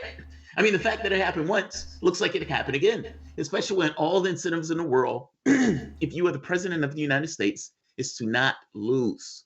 You don't want to look like you're failing miserably at a war because the secondary party is going to come through and be like, he's going to lose a war. American presidents don't lose wars, and they're going to point at the other guy who's losing it. They will never admit to that. Every incentive in the world is to not to admit to that. And the media is shocked as shit that they don't admit to something that every incentive in the world is for them to not to admit to. It's weird to watch. I'm like, God, you should lose your jobs. They get elected on lies. It's the extent to which they were failing at doing it. They get elected on lies. So currently in the UK, it's 9 seats to Labour and 2 to Conservatives. So Corbyn's winning 9-2. Jamarl. 9-2, he's winning. Yeah, I don't think it's going to stop like that. Wishing on a star, man. Wishing on a star. Wishing on a star. Yeah, there's 11 to. The turnout seems really low. 62.3% so far. That's not bad. I mean, that's good, right? It's down 2.8. It says. But down 2.8 at what? Is that 2017? I always think the more turnout, the better it is for Labour or the left party. Well, I think no, but with that 191 seats to 286, I think they would need a lot of dead people to turn out for them to try and. I mean, that's atrocious. I really didn't think that there would be a winner. I thought it would be another hung parliament. I really did. I thought people. Yeah, there's a lot of people who would go to the Brexit party from Labour, but I thought once they realise now the NHS really is at threat here, they might. But no, people want Brexit, man. They want to get it done, and so, because I don't live there, I might have thought the same. Not living there, he was hammering the NHS issue, and I was like, oh God, that's a big fucking deal.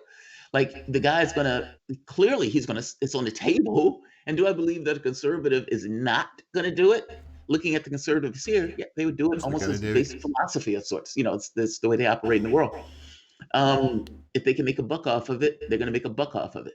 And in your case, you have an NHS. Oh, that sweet NHS with all those low-cost drugs and that great service. Yeah, they're going to try to get their hands on it.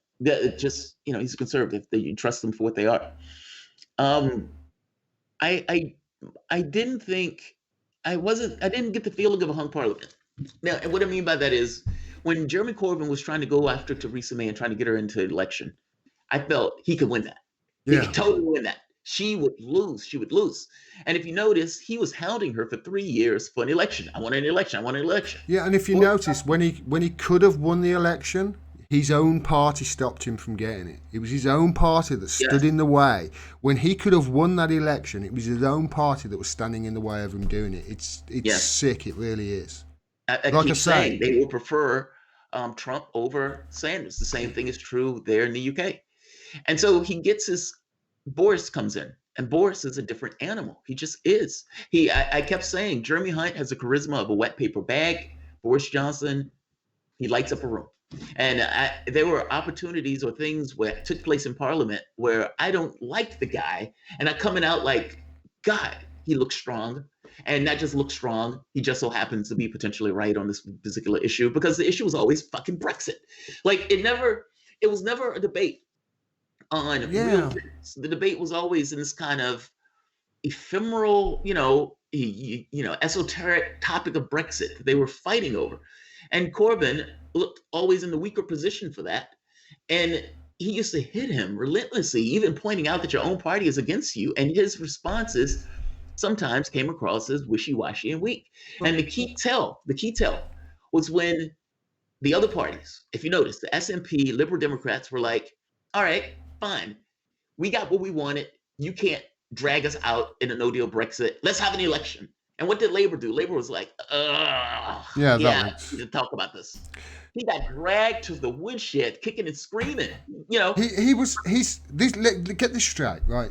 This is Jeremy Corbyn, a left-wing populist who was out-populisted in an election with a guy who is the epitome of a lying toff from Eton.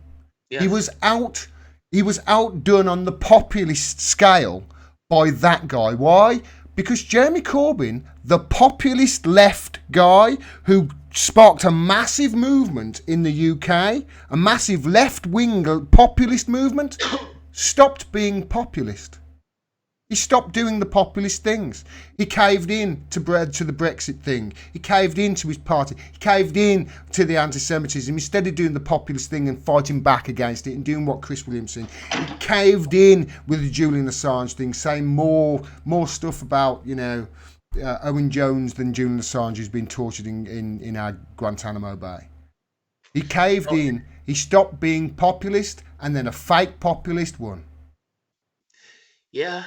I mean, yeah. Or looks like I watched. There was a video that came out with Owen Jones. He was talking to somebody, and he was badgering the woman. Now, I don't know who the woman is, and somebody said the woman is horrible. So fair enough. I don't know, but he was going after her, saying something about bum boys, and it's like, isn't that horrible? Isn't that anti-gay? This type of thing. And I was like, God, that's annoying. Now it's not annoying because have you ever been to a football match, Owen? Well, no, I don't remember.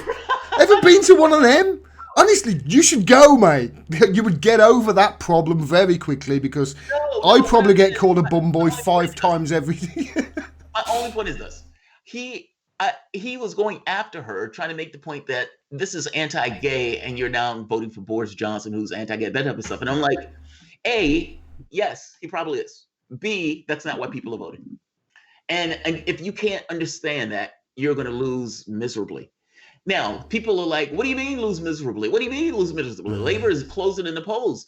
And I'm like, they may be closing in the polls, but that is a very soft glimpse at those polls.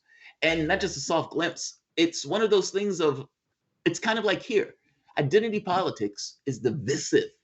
And it's not so much that people may not agree, like all things being equal, they may agree with you that this is, we don't like this particular behavior. It's almost repulsive now, man. They are not voting for that stuff. I had to get over that with the Trump stuff. It's like, this guy's fucking racist. How are you guys voting for this guy's racist? Yeah. And it's all because of I would argue to some degree, their own incentives.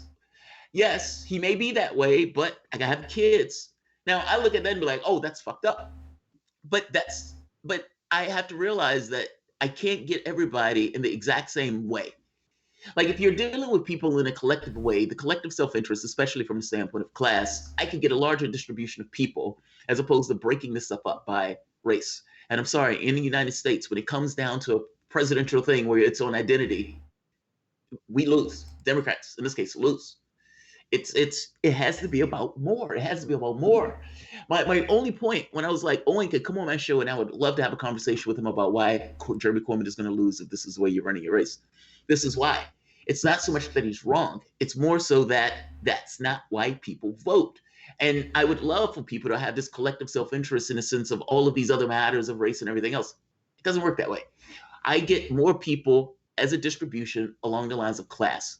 And it's not so much that I ignore when somebody's being attacked, that's a fail, nor do I ignore any issues of, anti-Semitism, anti-Islamophobia, all that stuff. All of those things need to be protected verbosely, but not to go out making an issue of it. And have it the be all end all issue. The issue is class. That's the one that gets the wider distribution. Yeah. This other stuff. And it's not just the fact. I mean, okay, if you want to make identity of politics an issue, fine, make it an issue, but make it an issue that you make an issue of for 4.5 seconds. You know, because that's in the grand scale of things. In the grand scale of things, that's about how fucking important it is. You know, have you seen? I kind of disagree with you on that. It's not that I don't think it's important, because if somebody is gay or transgender, it digs into them if they think that they're under threat, and from the society that they're in, they have just reason to think that. Okay. If somebody is gay or black, those things, there's a level of that where it's like, okay, this needs to be defended. But it cannot be the issue. Like, it just can't. Like, when Obama was running, they said you could be a president that just so happens to be black, but you can't be a black president. And they meant that in the sense that, look, whatever you want to think of your country as being enlightened and everything else, that's great. If you're running as a black president, you're going to lose. If you're running as a president that just so happens to be black, you will win. Now, Obama, in the first few years, proved them right because he ran as a white president. He just ran as a president. I mean, he ran like just the same as all the other ones. Well, he deprioritized race, and there were some issues that came up that you can't do that. Like, just as an individual, if somebody was, I don't know, a comparison. Maybe if somebody was Irish, and they were running for office, and there were certain things that is hard for a community to ignore, just being specific from the trend line that you've evolved in your society with. It's kind of like that with being black or Hispanic or being whatever. There's certain things that you can't deprioritize. You have to deal with just as a person.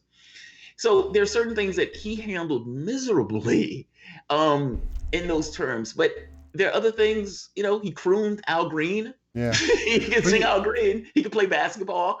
So there's questions. Oh, there's no doubt about it. The guy was suave. He was smooth. He was just. Yes. And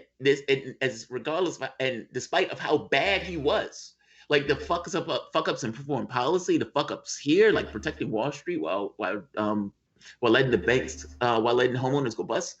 95. Do you know this? This stat always blows me away. So I tell it to anybody who listens. 95% of income gains went to the top 1%. Yeah. So think of all of the labor that takes place within your country, and then 95% of the income goes to a small body of 1%, and then that number gets that much more grotesque when you get to like 0.1. That was under Obama. That was the guy. That was the hope and change guy. So I say it too. I've got the same statistic over there. That's the statistic over here. The statistic is the top 200 richest people since the financial crash tripled their wealth. Tripled. Now, just imagine, this is the top 200 richest people. They're already horrendously rich. Yeah. Then the financial crash happened. Now, in the 10 years since then, they should have just about got back to where they were in 2008 in a world that's fair. Correct? And a financial system that's fair. They fucked the system up in the first place. They should be paying for it. So they can, instead, what's happened? We have suffered massive cuts, massive punishing cuts, where they have been killing us under this veil of a lovely word called austerity, which sounds so lovely. It's like, oh, this is enhanced interrogation. It's not torture. This is not the murder of 140,000 people because they can't get the care they need. It's austerity. It's so Orwellian. It drives me nuts. But well, you made a really good point that some people, I think, that don't entirely realize that ultimately the banks crash the system. They don't, because the media don't tell them. It was like, all right, we need to give these banks money and make them whole. No, we're going to not put strings on it in order, so the banks can determine how they want to use it. And we need to cut services. we need to cut services for something they did. Like that's now. Dirty. There was they would look at a homeowner and they would say moral hazard. Have you heard of the term moral hazard? That's what we use Yes. here. Moral hazard.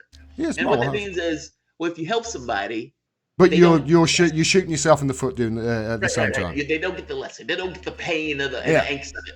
And in capitalism, that's supposed to be the thing, right?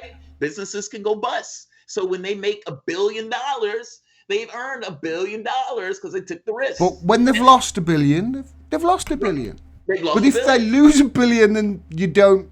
Yeah, so what? We'll get somebody else to pay it for you. What? Oh, cool! Let's go and do it again.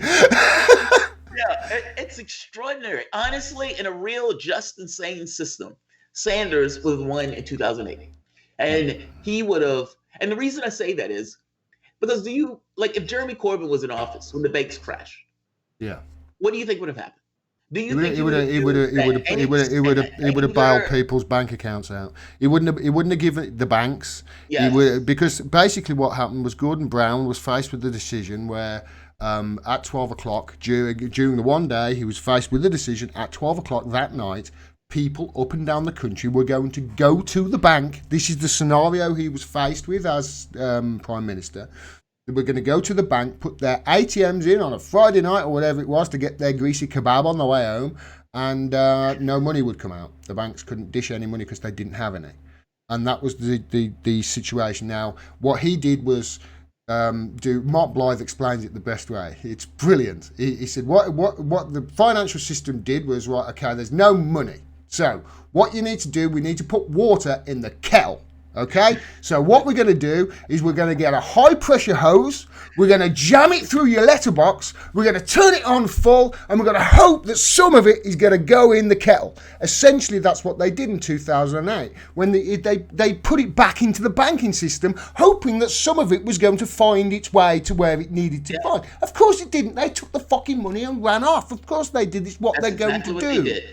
That's exactly what they did. Jeremy Corbyn would have picked the kettle up, walked to the sink, and turned the faucet or the tap on. Yes. That's what he would have gone. Don't worry, I'll bail the people out. I'll put it in their accounts. What would happen? They would spend the money. It would energise the system, and that, as I understand, that's precisely my point. That's precisely my point. It entirely dependent upon who was in office, and you would have had the populace backlash at the banks as the wind on your back to make that change. I mean, I'm saying this, the politics in the UK and the United States often run in tandem with one another. I mean, think back to when you were talking about the 80s. That's Reagan and Thatcher. Yeah. Both of them, similar quantity. Blair, Clinton. Similar quantity. Bush and Blair was weird. Both warmongers. Yeah, they had that in common. They both walk like that. They both walk like that to make themselves look bigger. Obama and Cameron, same person. Yeah. Network also. Yeah. Nearly. So now you have Trump and Bojo. Trump and Bojo. It seems to run in tandem. And in the same way that Obama essentially deferred to the banks. I'm the guy that's protecting you from the pitchforks. They did the same thing in the UK. I've just had a vision of our next prime minister and your next president looking at those comparisons, and we're going to end up with fucking Simon Cowell over here. That's in a short term, because I've made this argument that Sanders is going to win this. Now, a lot of Sanders supporters don't want to broker. If they don't cheat him, Jamarl. That's my prediction. No, I mean, even if the DNC.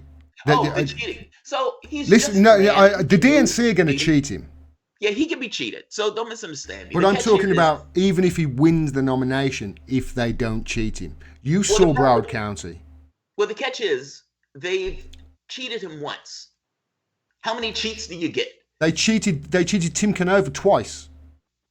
Yeah. No, twice. You come on. They were loading into the car. You saw the video.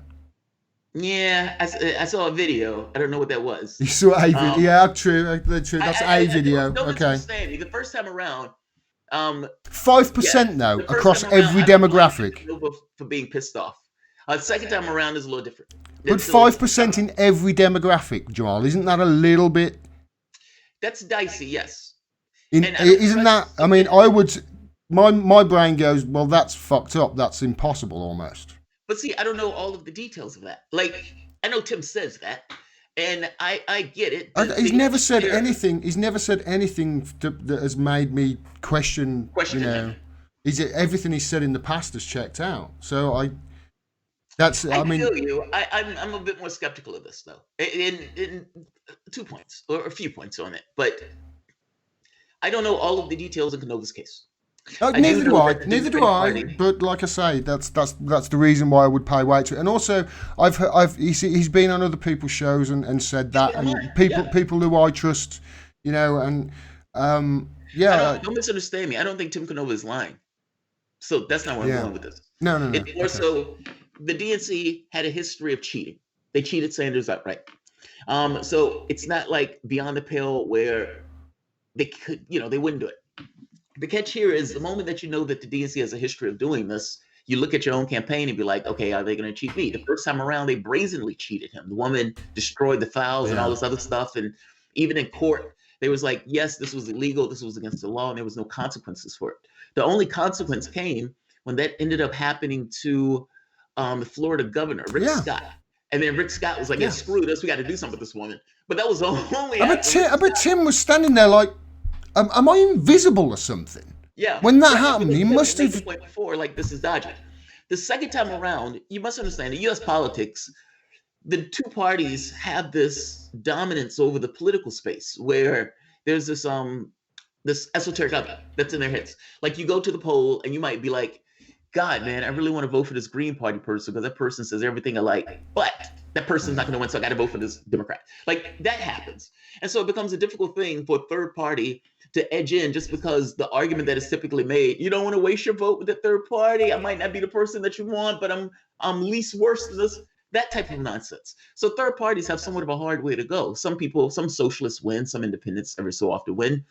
But I don't know what was going on in Tim Canova's spot.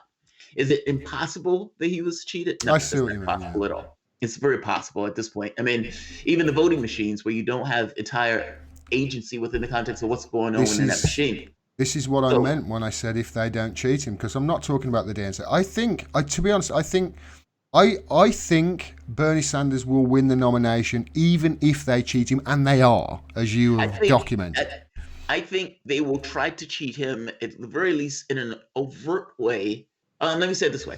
I think it would be implicit, like connections with media, connections with articles, connections with things trying to ding him like billions of dollars by the healthcare industry dumped into our commercials. The healthcare industry dumping money into the various candidates to stop him from doing what he wants to do. It's that type of stuff. Like, they're going to drop billions. Like, when I make the point to you about your NHS, and it's hard to get across how much we spend on healthcare. I know. It's hard to explain. It's hard for me to comprehend. You're paying twice as much for something half as good. Got it. Okay. Yes. Joe Biden, Democratic debate, put his hands out like that. I mean, nobody said how much it's going to cost. And I was sitting there, 6,000 miles away. Half, Joe. It's going to cost half. And it's going to be twice as good. And everybody's going to be covered. It's like, how are we going to pay for something that we pay twice as much for now? It's like, what?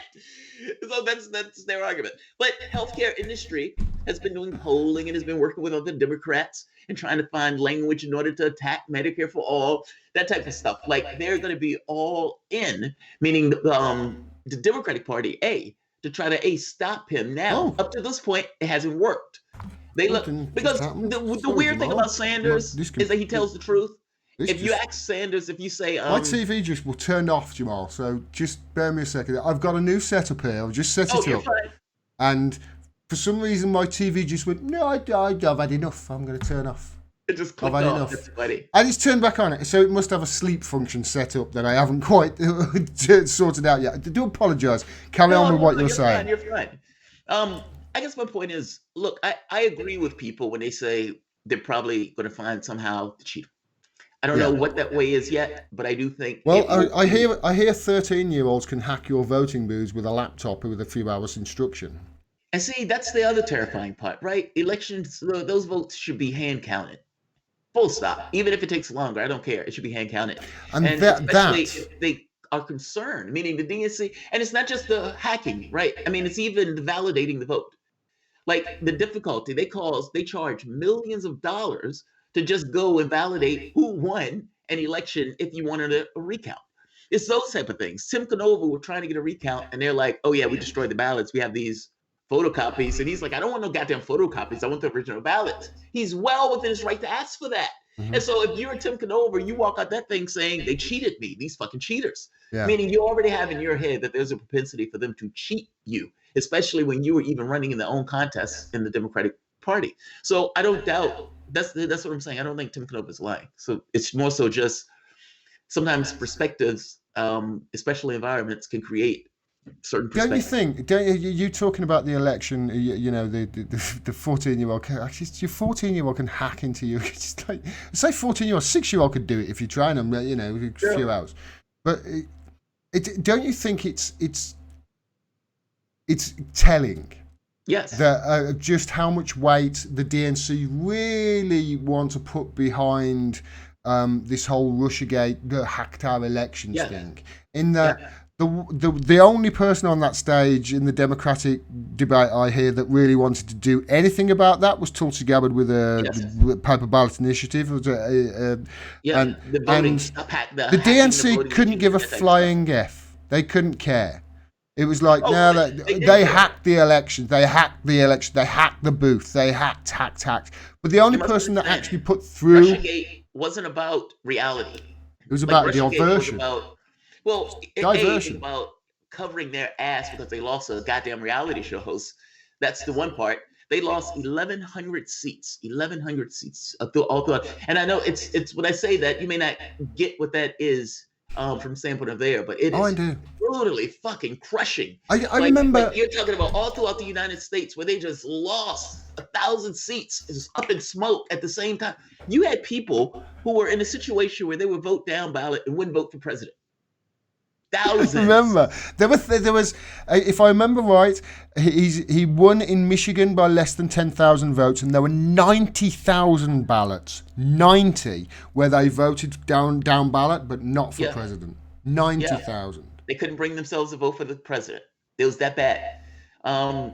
They wanted to cover their ass. Hillary Clinton in the book Shattered. That book is awesome, by the way.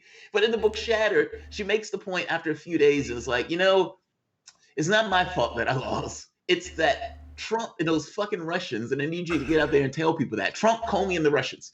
And she got her communications team to blast that as loud as possible. The media hates Trump's guts, picks it up. And in a weird way, the media has taken on the Democratic perspective. Meaning MSNBC was always a propaganda outlet. CNN comes in and starts to, for all intents and purposes, almost mirror the Democratic perspective of events as they're going about their way. Yeah. Yes, there's a capitalistic incentive in the way they go about it, but they hate Trump, hate him like nobody's business. And he's easy to hate. He's easy to dislike. But any notion of objectivity that exists to any measure is out the fucking window. And whether, kind of like Boris Johnson losing, doesn't seem to touch him. You look at the polling, and you look at how this job approval level and all this other stuff. And the Democrats are so comically absurd that their guy Mueller comes out and says, there's no connection here. Meaning he's just undercut your entire story. A soft coup, he's just undercut the story. The IG report just recently came out. And the IG has a weird way of looking at the world where he would give you all of these crimes and come away with nothing to see here, folks. And he does it again. He talks about the intelligence services following various people in Trump's campaign with this flimsy bit of evidence, them using the Steele dossier that they knew was dodgy. Who put out this IG report, Jamarl? Who put out the report? Was this, what's his... Horowitz, that's his name, IG Horowitz. So, and Bill Barr is still looking into this. Barr disagrees with the IG report. Of course, because... But Bill Barr is looking at this as a criminal matter. And the other one is Durham, isn't it? Durham? Is it Joe Durham, the other one? Joe Durham is his... John Durham. John Durham is the one that's looking at it as a criminal matter. So John Durham has the ability to and so forth. I've really, as you have, I've really followed this Russiagate stuff from the very inception, to the point where I even spent 10 hours on a train up and down from London listening to George Papadopoulos' bullshit in his book. Well, honestly, the Papadopoulos thing is basic, right? He gets information from, I think the guy's name Misfit. Mifsud. And after he gets the information about something with the Russias, he tells Downer. Now, Downer is somebody But he doesn't. in the Clinton camp. And Downer goes to I think the FBI or somewhere and supposedly this is them spying on the campaign. This is when all of the Downer. Papadopoulos says, Downer, I got the information from Downer. And Misfit is a spook. Misfit is a spook. He's Russian. Misfit has been working with the intelligence He's Russian. services. According to the Telegraph, he's Russian. Mifsud, he's Russian. According to people on Twitter, he's Russian. Mifsud. The guy worked in intelligence, U.S. intelligence. But Mueller lied, right? Or either he lied or he didn't know. One or the other. Either he's lying or incompetent. What I'll say is this: like Misfit was a Russian. Misfit was a CIA guy. He was a intelligence guy. But Mifsud, it seems to me, that Mifsud is like he's almost like what's the best way to think? He's like Charles Xavier for spies. Do you know? Charles Xavier. You know what I mean? Though he's head of a spy school. That's what he is. He's a professor of a spy school. This is Mossad go there, and CIA and FBI and MI6 and MI5. This is where they go to fucking train, for Christ's sake. And the Mueller report tried to make out he was a Russian asset. Yes, that the guy was a Russian asset. And Mueller, and when asked about it, Mueller says, "I'm not going to go beyond what was in my document." Here's the thing. This is how fucked up our media is, right? Nunes, in the Mueller hearings, takes him apart, puts a picture up with Boris Johnson next to Mifsud, and he's looking at Mueller saying, Are you sure he's a Russian asset? Are you sure he's Russian? And he's like, I can't speak about that because of the other thing. And then a reporter, I'm not kidding you, a reporter over here took that clip and put it on Twitter and said, look, Boris Johnson, what are you doing with Russians? Yes. This is a report. You don't know who this fucking guy is and his background? But that's my point. That's precisely my point when I'm saying that any notion of the media at this point has a narrative.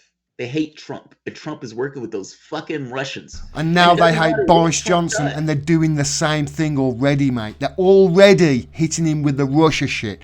Already, they're hitting him with Russia shit.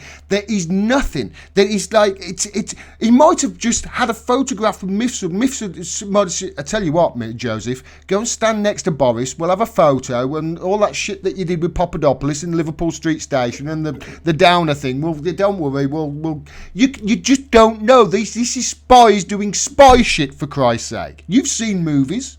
I totally agree with you. I mean, look, their thing with Trump had to do with part of it was policy, part of it was they were terrified of him because they didn't know what the fuck he was going to do. He's unpredictable. But part of it was this notion that I'm pulling out of Afghanistan and Syria. That's the way he talked. We're going to end these wars. We're going to end these wars. And they were like, this guy is too friendly with Putin. That's all it took. That's all it took. It only took up to the point of, look, I don't believe for a moment that this entirely took place outside of the auspices of, let's say, our Justice Department. Meaning, it's you have a Democratic president. That Democratic president has a Democratic Justice Department. That Justice Department, if you remember, the Hillary Clinton case was going on at the exact same time. That Justice Department let her off the hook. And that Justice Department immediately jumped on to Trump. Now, the same people that were involved in letting Clinton off were involved in getting Trump hooked on this stuff. And people if that was a Republican administration, they would have been like, he has something to do with that shit. But with the Democratic, it was like, Obama would never do that. And they were like, Loretta Lynch would never do that. And despite Loretta Lynch talking to Bill Clinton, he would just talking about their grandkids. They weren't talking about the case. And people look at, and like human beings, just rational human beings look at that and be like, bullshit. But the media would say they were just talking about their grandkids. That's all. Or they would say, Boris Johnson was standing with that Russian. And it's like, well, wait a minute. You just said in the hearing that Misfit wasn't a Russian. He was an asset. Yeah, but Nunes is an asset himself. Okay, for fuck's sake. They would do that. Or they would say Mueller didn't do the job. Maybe we need to start looking into Mueller. Maybe Mueller had something to do with it. Maybe Mueller was being paid by the Russians. The Alexander Downer thing. I got to be honest. It bugs me that much more now. Because, I got a job at Sputnik now. Yeah, congratulations on that, by the way. Yeah, well done. But when I took the job, I've been riding them there for like 2 years. In fact, I'm going up there tonight or in the morning. for the show to talk about the UK election results. And it's now this weird thing of, like, I know that in other people's heads, it's Russian network. Mostly Democrats, by the way, but Russian network. And I'm like, and I think to myself, there's nothing that I'm fucking saying that I didn't get to say on my own show.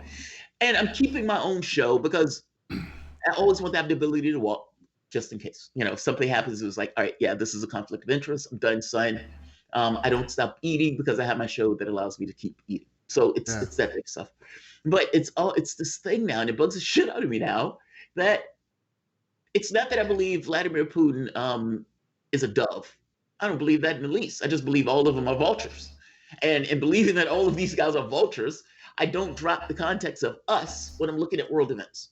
I think that's the only way you can be honest when you're looking at world events. And I think we're at the point where people need fucking honesty. This American perspective is like back in World War, I think it was First World War, Serbia. The Austro-Hungarian Empire had a perspective that it wanted to cow Serbia because it didn't want anything competing with it. Well, think about that for the moment. The moment that you take a perspective that I'm not going to allow anything else to get to the point where it can compete with me, anything that is just naturally growing by its own momentum is automatically going to come in contact with you. China right now. Right. You're all China right now with America. That's exactly what's happening. If you look at Iran, if you look at Venezuela, if you look at Bolivia, all of these countries, for the most part, were out of U.S. sphere. Ukraine, this entire impeachment thing going on right now, but the Ukrainian thing where the person who supposedly all of this went down with says it didn't happen. The president Zelensky saying it didn't happen. And Congress is like, yeah, but those people are under pressure to say that. It's like, all right, but they weren't under pressure when Clinton was running. They assumed that she was going to win, and the DNC wasn't sending that operative there to try to get information on Manafort. And that submissive government at that point stood strong and didn't do that. Get the fuck out of here. Like, the media asks you to believe improbable things. And they would say it with a straight face because many of the people just hate Trump and they run along with it. I don't fucking like Trump. And that's the fucked up part about it. Like, I don't like having to defend that asshole, but it's not really defending him, it's also defending the principle. It's kind of like the referendum thing. It's he won. Get over it. You have an election next year. And instead of dealing with he won and getting his ass out in an election, instead you're going to go with impeachment. We're going to try to take him out in this constitutional way, as opposed to just winning in the election. And you know what? There's such a parallel with that.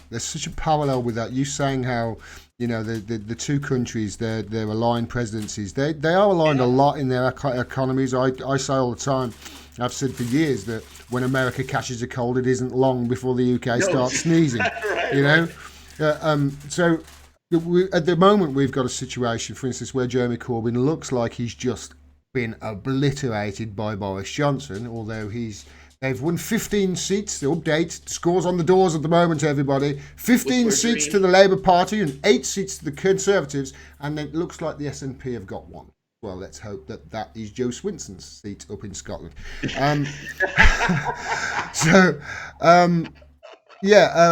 The Labour Party, we've got a situation here at the moment here where it's similar because they're hitting him on impeachment and they're hitting him on Russiagate, both of which are, let's face it, they're not even pillows. It's you know, they're hitting him with stuff that's like it's bunches of feathers. The Russiagate thing is nonsense. It's never going to go anywhere. It's just there's never going to be this pot of gold at the end of that rainbow that you little leprechauns over there think that there's going to be. That's pop. I mean, they may still run with that. They may still, and that's kind of my point, right? Mueller comes out and be like, it's not. And I'm getting the conspiracy theory, and they still would say it. It's like Trump and Russia. They say it behind it, you know, under their teeth and all this other stuff. Yeah, I'm totally getting, and they're hitting him on the impeachment as well with but these things they're fluffy pillows.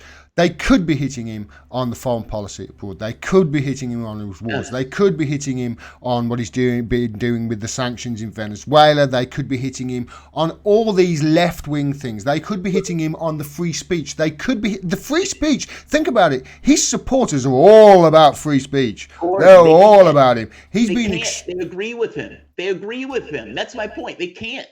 I mean, I keep saying this is one party. It's one party, two wings. And they've convinced people that there are two parties.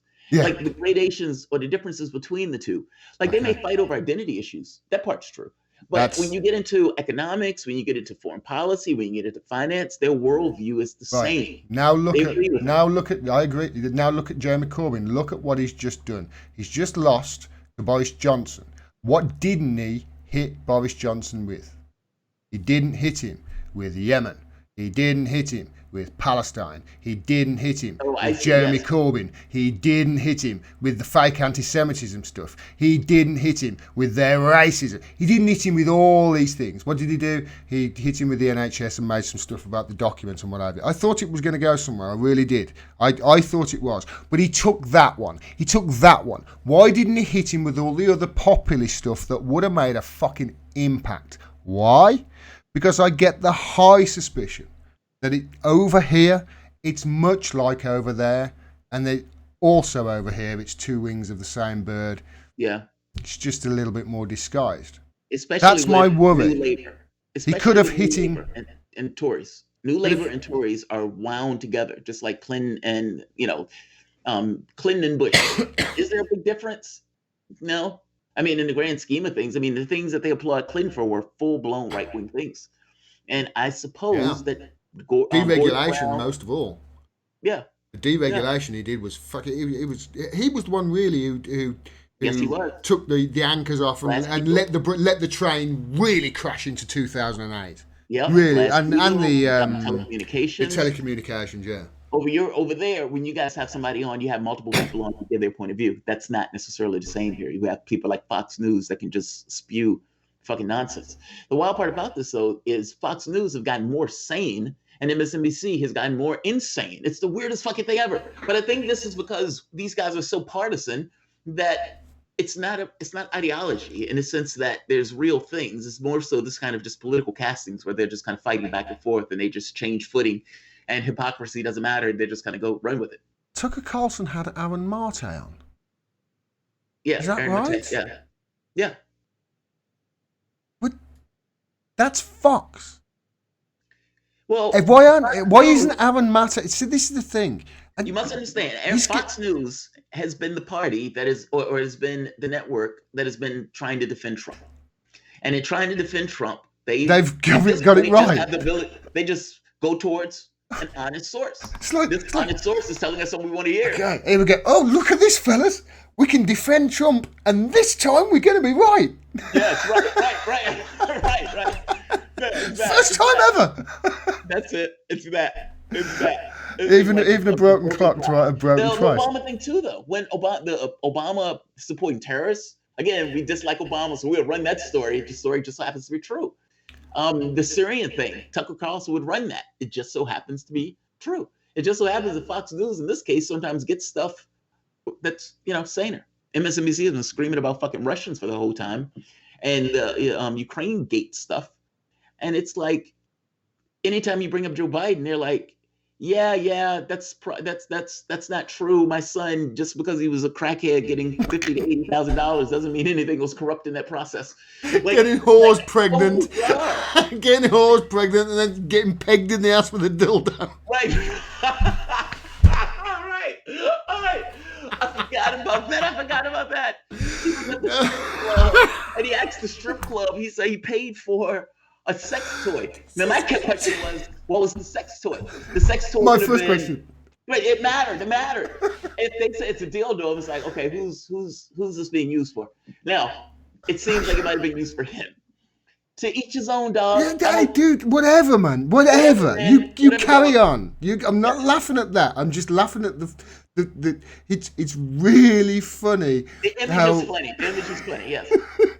It's like really he's funny. Doing coke or he's doing crack. I think that's what they said. And it's like, all right, I need somebody to fuck me in the ass with this toy. You don't have one. All right, here's somebody go get one. Well, to be honest though, if you're getting $80,000 a month from a Ukrainian energy firm that you probably never fucking heard of or anything, and you're getting 80 grand a month, I think you'd be going out and having hooker and cocaine binges all over the place if you were Hunter Biden and a bit of a bounder as it seems he is. My wife was shocked when I said, I don't begrudge the guy at all. Do you, boo? Do you, boo? No, you carry on. No, You're seriously. flush with that Ukrainian money. You Go seriously, ahead, you have a go ball. to town, mate. You get pegged in the eye. I hope you're wearing a gimp mask and a ball gag and all sorts, mate. You carry on. You enjoy yourself. What happens behind closed doors between consenting adults? It's totally up to them. You fine. It's the 80 grand a month from the Ukrainian edges. This wasn't a strip club, and there was no crack in the champagne room. That was frowned upon. So that's the only reason why this stuff is out. And to be honest, nobody would care if it wasn't for him trading off of his dad's name for the last 20, 30 years. Nobody would care. Nobody would care. Do you, boo? You'll be able to do whatever you want. But, now you're in the public limelight. Your dad wants to be president. You've been trading off of his name for the last 40 years. And you get a woman, Prego, who just so happens to be a stripper. And while, whenever that baby was made, wait a minute. He refused to. He said, "No, the baby's not mine." So did she make him take a DNA test? They had to make him take a DNA test. Right. He got the DNA test, and it was his baby. Oh God! The only thing missing from that story is that he didn't go on Jeremy Kyle, which is our version of Jerry. What's his face? Jerry. Maury Povich. Who's the daddy? It's something like that. Yeah. We've got Jeremy Kyle over here. And the talk show over the years just evolved into, all right, we're just gonna have shows about who's the baby daddy, because that was the show that was most interesting. It's the most. I got to be honest. It's one of those shows that you might be like, all right, yeah, man, these people shouldn't be on the show, like, doing this. This looks horrible. And then within anybody who would go on that show shouldn't be on that show. Huh? Anybody who would go on that show shouldn't go on that show because they're not right in the head. Anybody who would. But it's an entertaining show to watch. And you get into this thing of, I know the assholes, baby daddy. Come on, Jamarl. This is the equivalent of going to the 17th century circus to watch the freaks. It is. I swear to God, it is. And yet it is entertaining as all fucking hell. You're watching it for a while and it's like, I know the asshole's a baby. And baby daddy. And you get to the point where the guy is so strident. It's like, that's not my baby, Maury. Fuck her. I know it's not my baby. Because, I haven't been able to have children for the last 3 years. And I'm not able to sweat. I can't sweat anymore. It's not my baby. That baby don't have my nose. Every baby that we have a particular nose.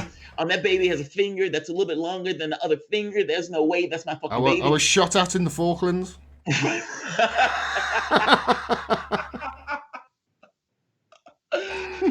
I watched that. I was horrified by that interview. Did you see that shit? I've watched both. I haven't watched the one with Newsnight with the girl yet. I haven't watched that. But I've watched the 60 Minutes and I've watched the Newsnight with Andrew. I watched Newsnight. Can you imagine coming away from that interview? I swear, I swear this is apparently what happened. He came away from the interview and said, I think that went rather well. Why? He that thought thing was a train wreck. Apparently, they got the feeling from the interview that he thought it went well. Why?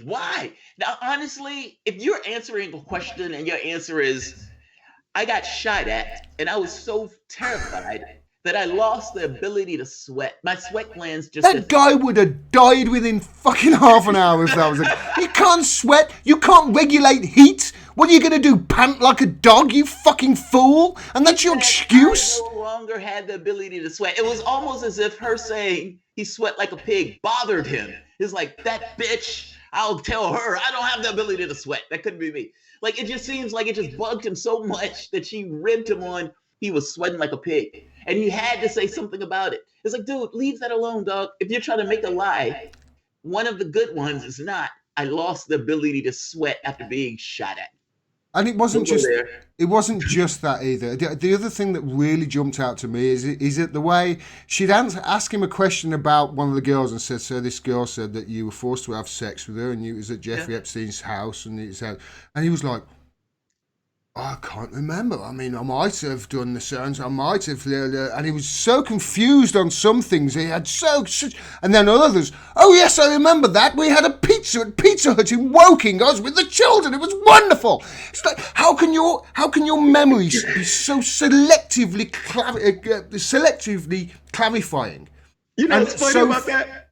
The reporter asked him, "Why do you remember that so well?" She was like, "You distinctly remember that?"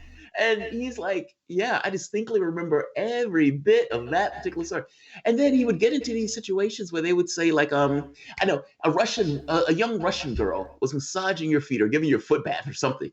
Yeah. And he says, no, that didn't happen. And then this is like, Bob Barker said he saw you there. Is Bob Barker lying? Well, I don't know that Bob Barker. Well, it doesn't matter. Like, if you said Jamarl Thomas was having sex with a deer, I don't know Jamarl Thomas. Right, and it's like, well, Bob Barker said it. Fuck Bob Barker. That shit didn't happen. I don't need to know who Bob Barker is to say no. Yeah, that didn't happen. It's like, I don't want to call this guy a liar. Well, that is clearly lying if you're telling the truth. Like, it's just a weird interview, man. It was, but what was striking to me was that Jeffrey Epstein has gone to prison. Well, it wasn't really prison; it was fucking Holiday Inn. Let's face it. You know, honestly, Holiday Inns are worse than what he had. He had a whole wing of that prison to himself. I heard, and he got day release to his office, and it's just, you mean the first time around? Yes. So after that, after he's got this sweetheart deal for rape, remember, was it rape of a minor? Right? So after he's got that conviction, and they know that there are many others, right? After that, Prince Andrew thinks it's a good idea, after the sentence is finished, 9 months after he comes out of prison, to go and visit him in his Manhattan mansion. To tell him that he can't be his friend anymore. I'm sorry, but Mommy said that we can't play anymore, so I can't come out and play with you anymore. But he stopped there for another 4 fucking days. Yeah, right. And then she said, the journalist was like, well, why?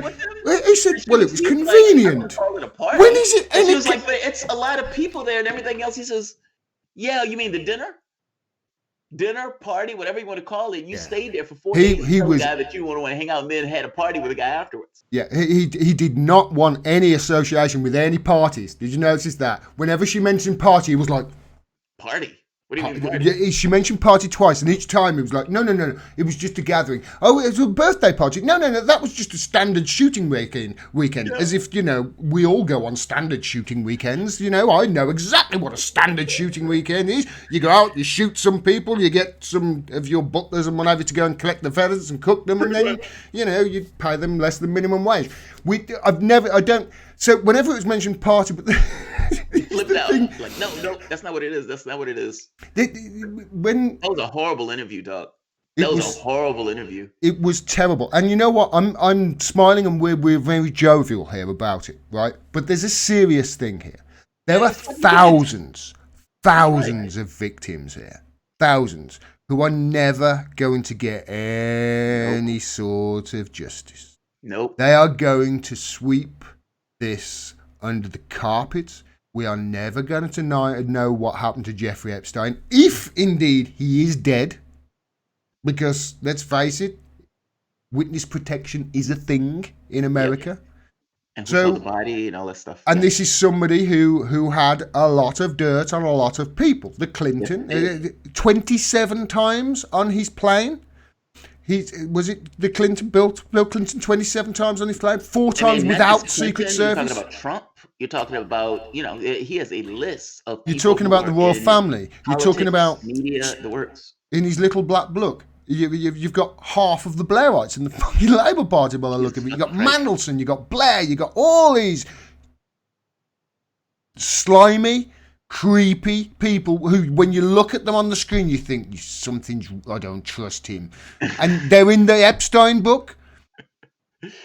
I want to know what happened here, and I wanted somebody who was going to become Prime Minister to look at them and think, yeah, they're going to get to the bottom of this. They're going to really answer these questions.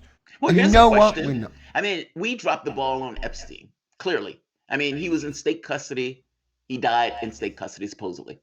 If he's dead. All of that looked bizarre, by the way. The guards both got narcoleptic at the same time. The camera didn't work.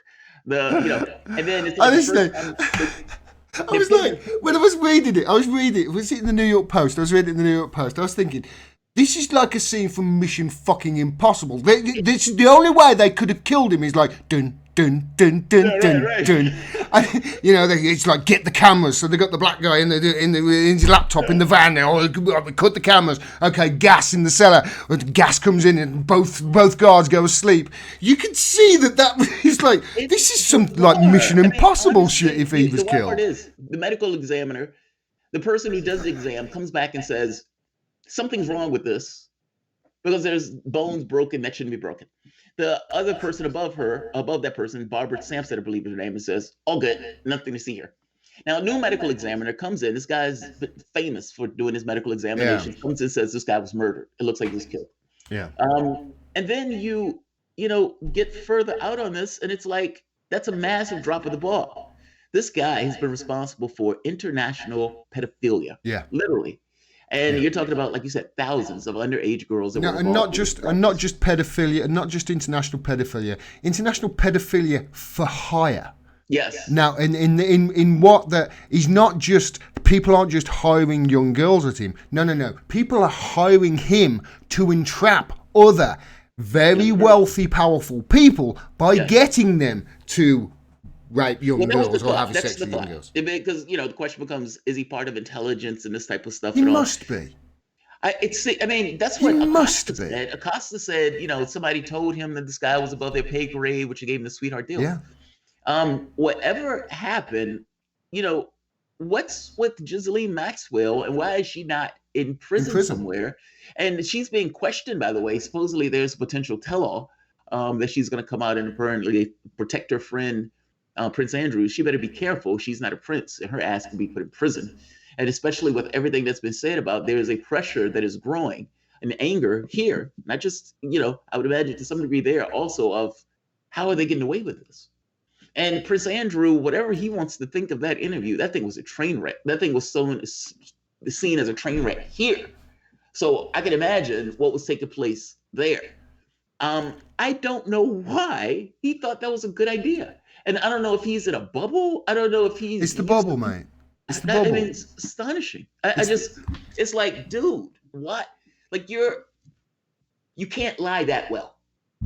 It shows everybody's watching this. Everybody wants to know. Every little thing that you do is going to get scrutinized and everything else. And he wasn't even a good liar. Yeah. It wasn't even a good liar. Yeah. So, the consequences itself shows that something was afoot, because otherwise there would be no consequences. And, all right, we're going to fire you from your posh job of doing nothing so you can have a posh job of doing nothing. It's like, I've had an awfully bad week. Why? What happened? Well, Mommy sacked me. Sacked you from what? Well, I don't really fucking know what I did, to be honest. I just shook people's hands, but I've been sacked from that now. So, okay, I'll just standard hunts for me on a weekend now. Standard shooting weekends. The fact is, though, you bring up a good point. Why is he sacked? Why? Because honestly, if you're saying that we were sacking him because he was fucking kids, that's rough. And you're like, wait, that's all? You just got sacked for that? Like, the moment that you sack him, you have to attach a reasoning to sacking him. You can't just say he did a bad interview. There has to be some reasoning and rationale. Is it that he just hung out with Epstein? That's the only reason for the sacking? Why? What's ultimately the bottom barrel reason that they fired him?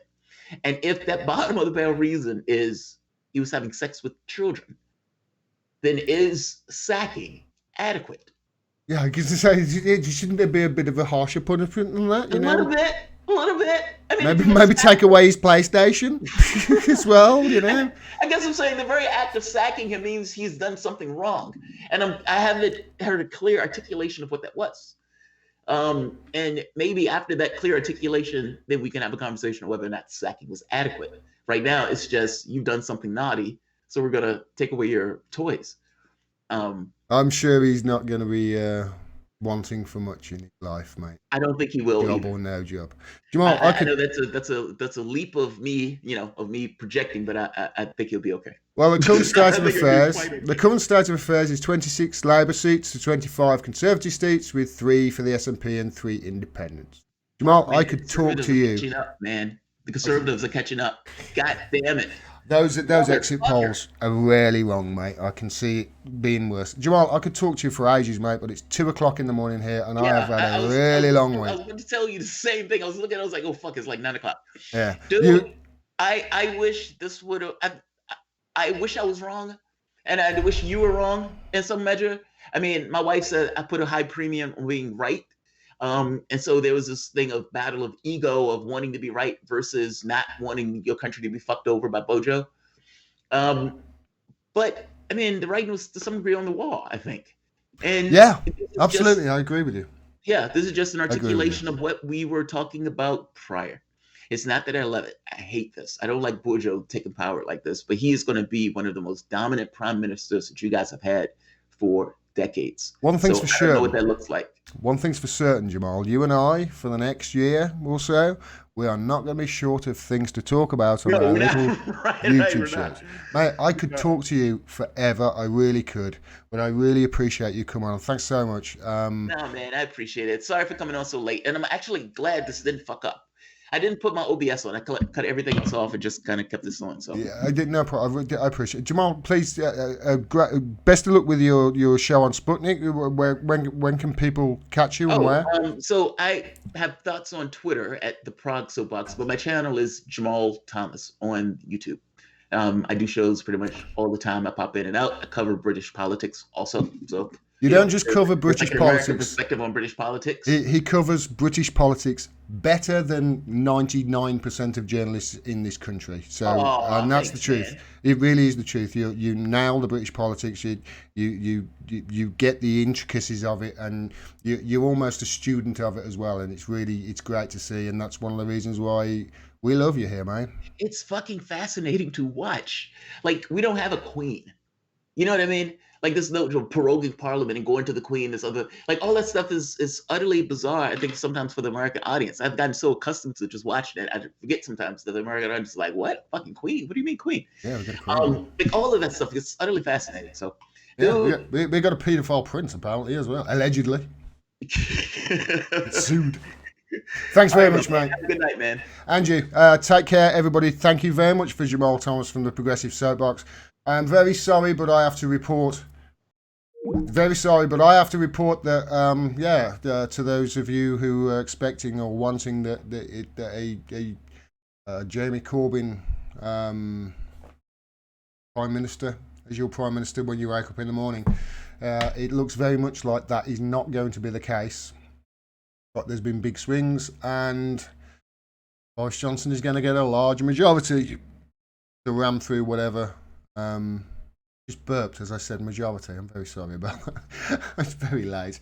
Yeah, it looks like he's going to get a majority to put through some more horrible crap and make us all pay for other people's mistakes. No doubt, if the last decade is anything to go by.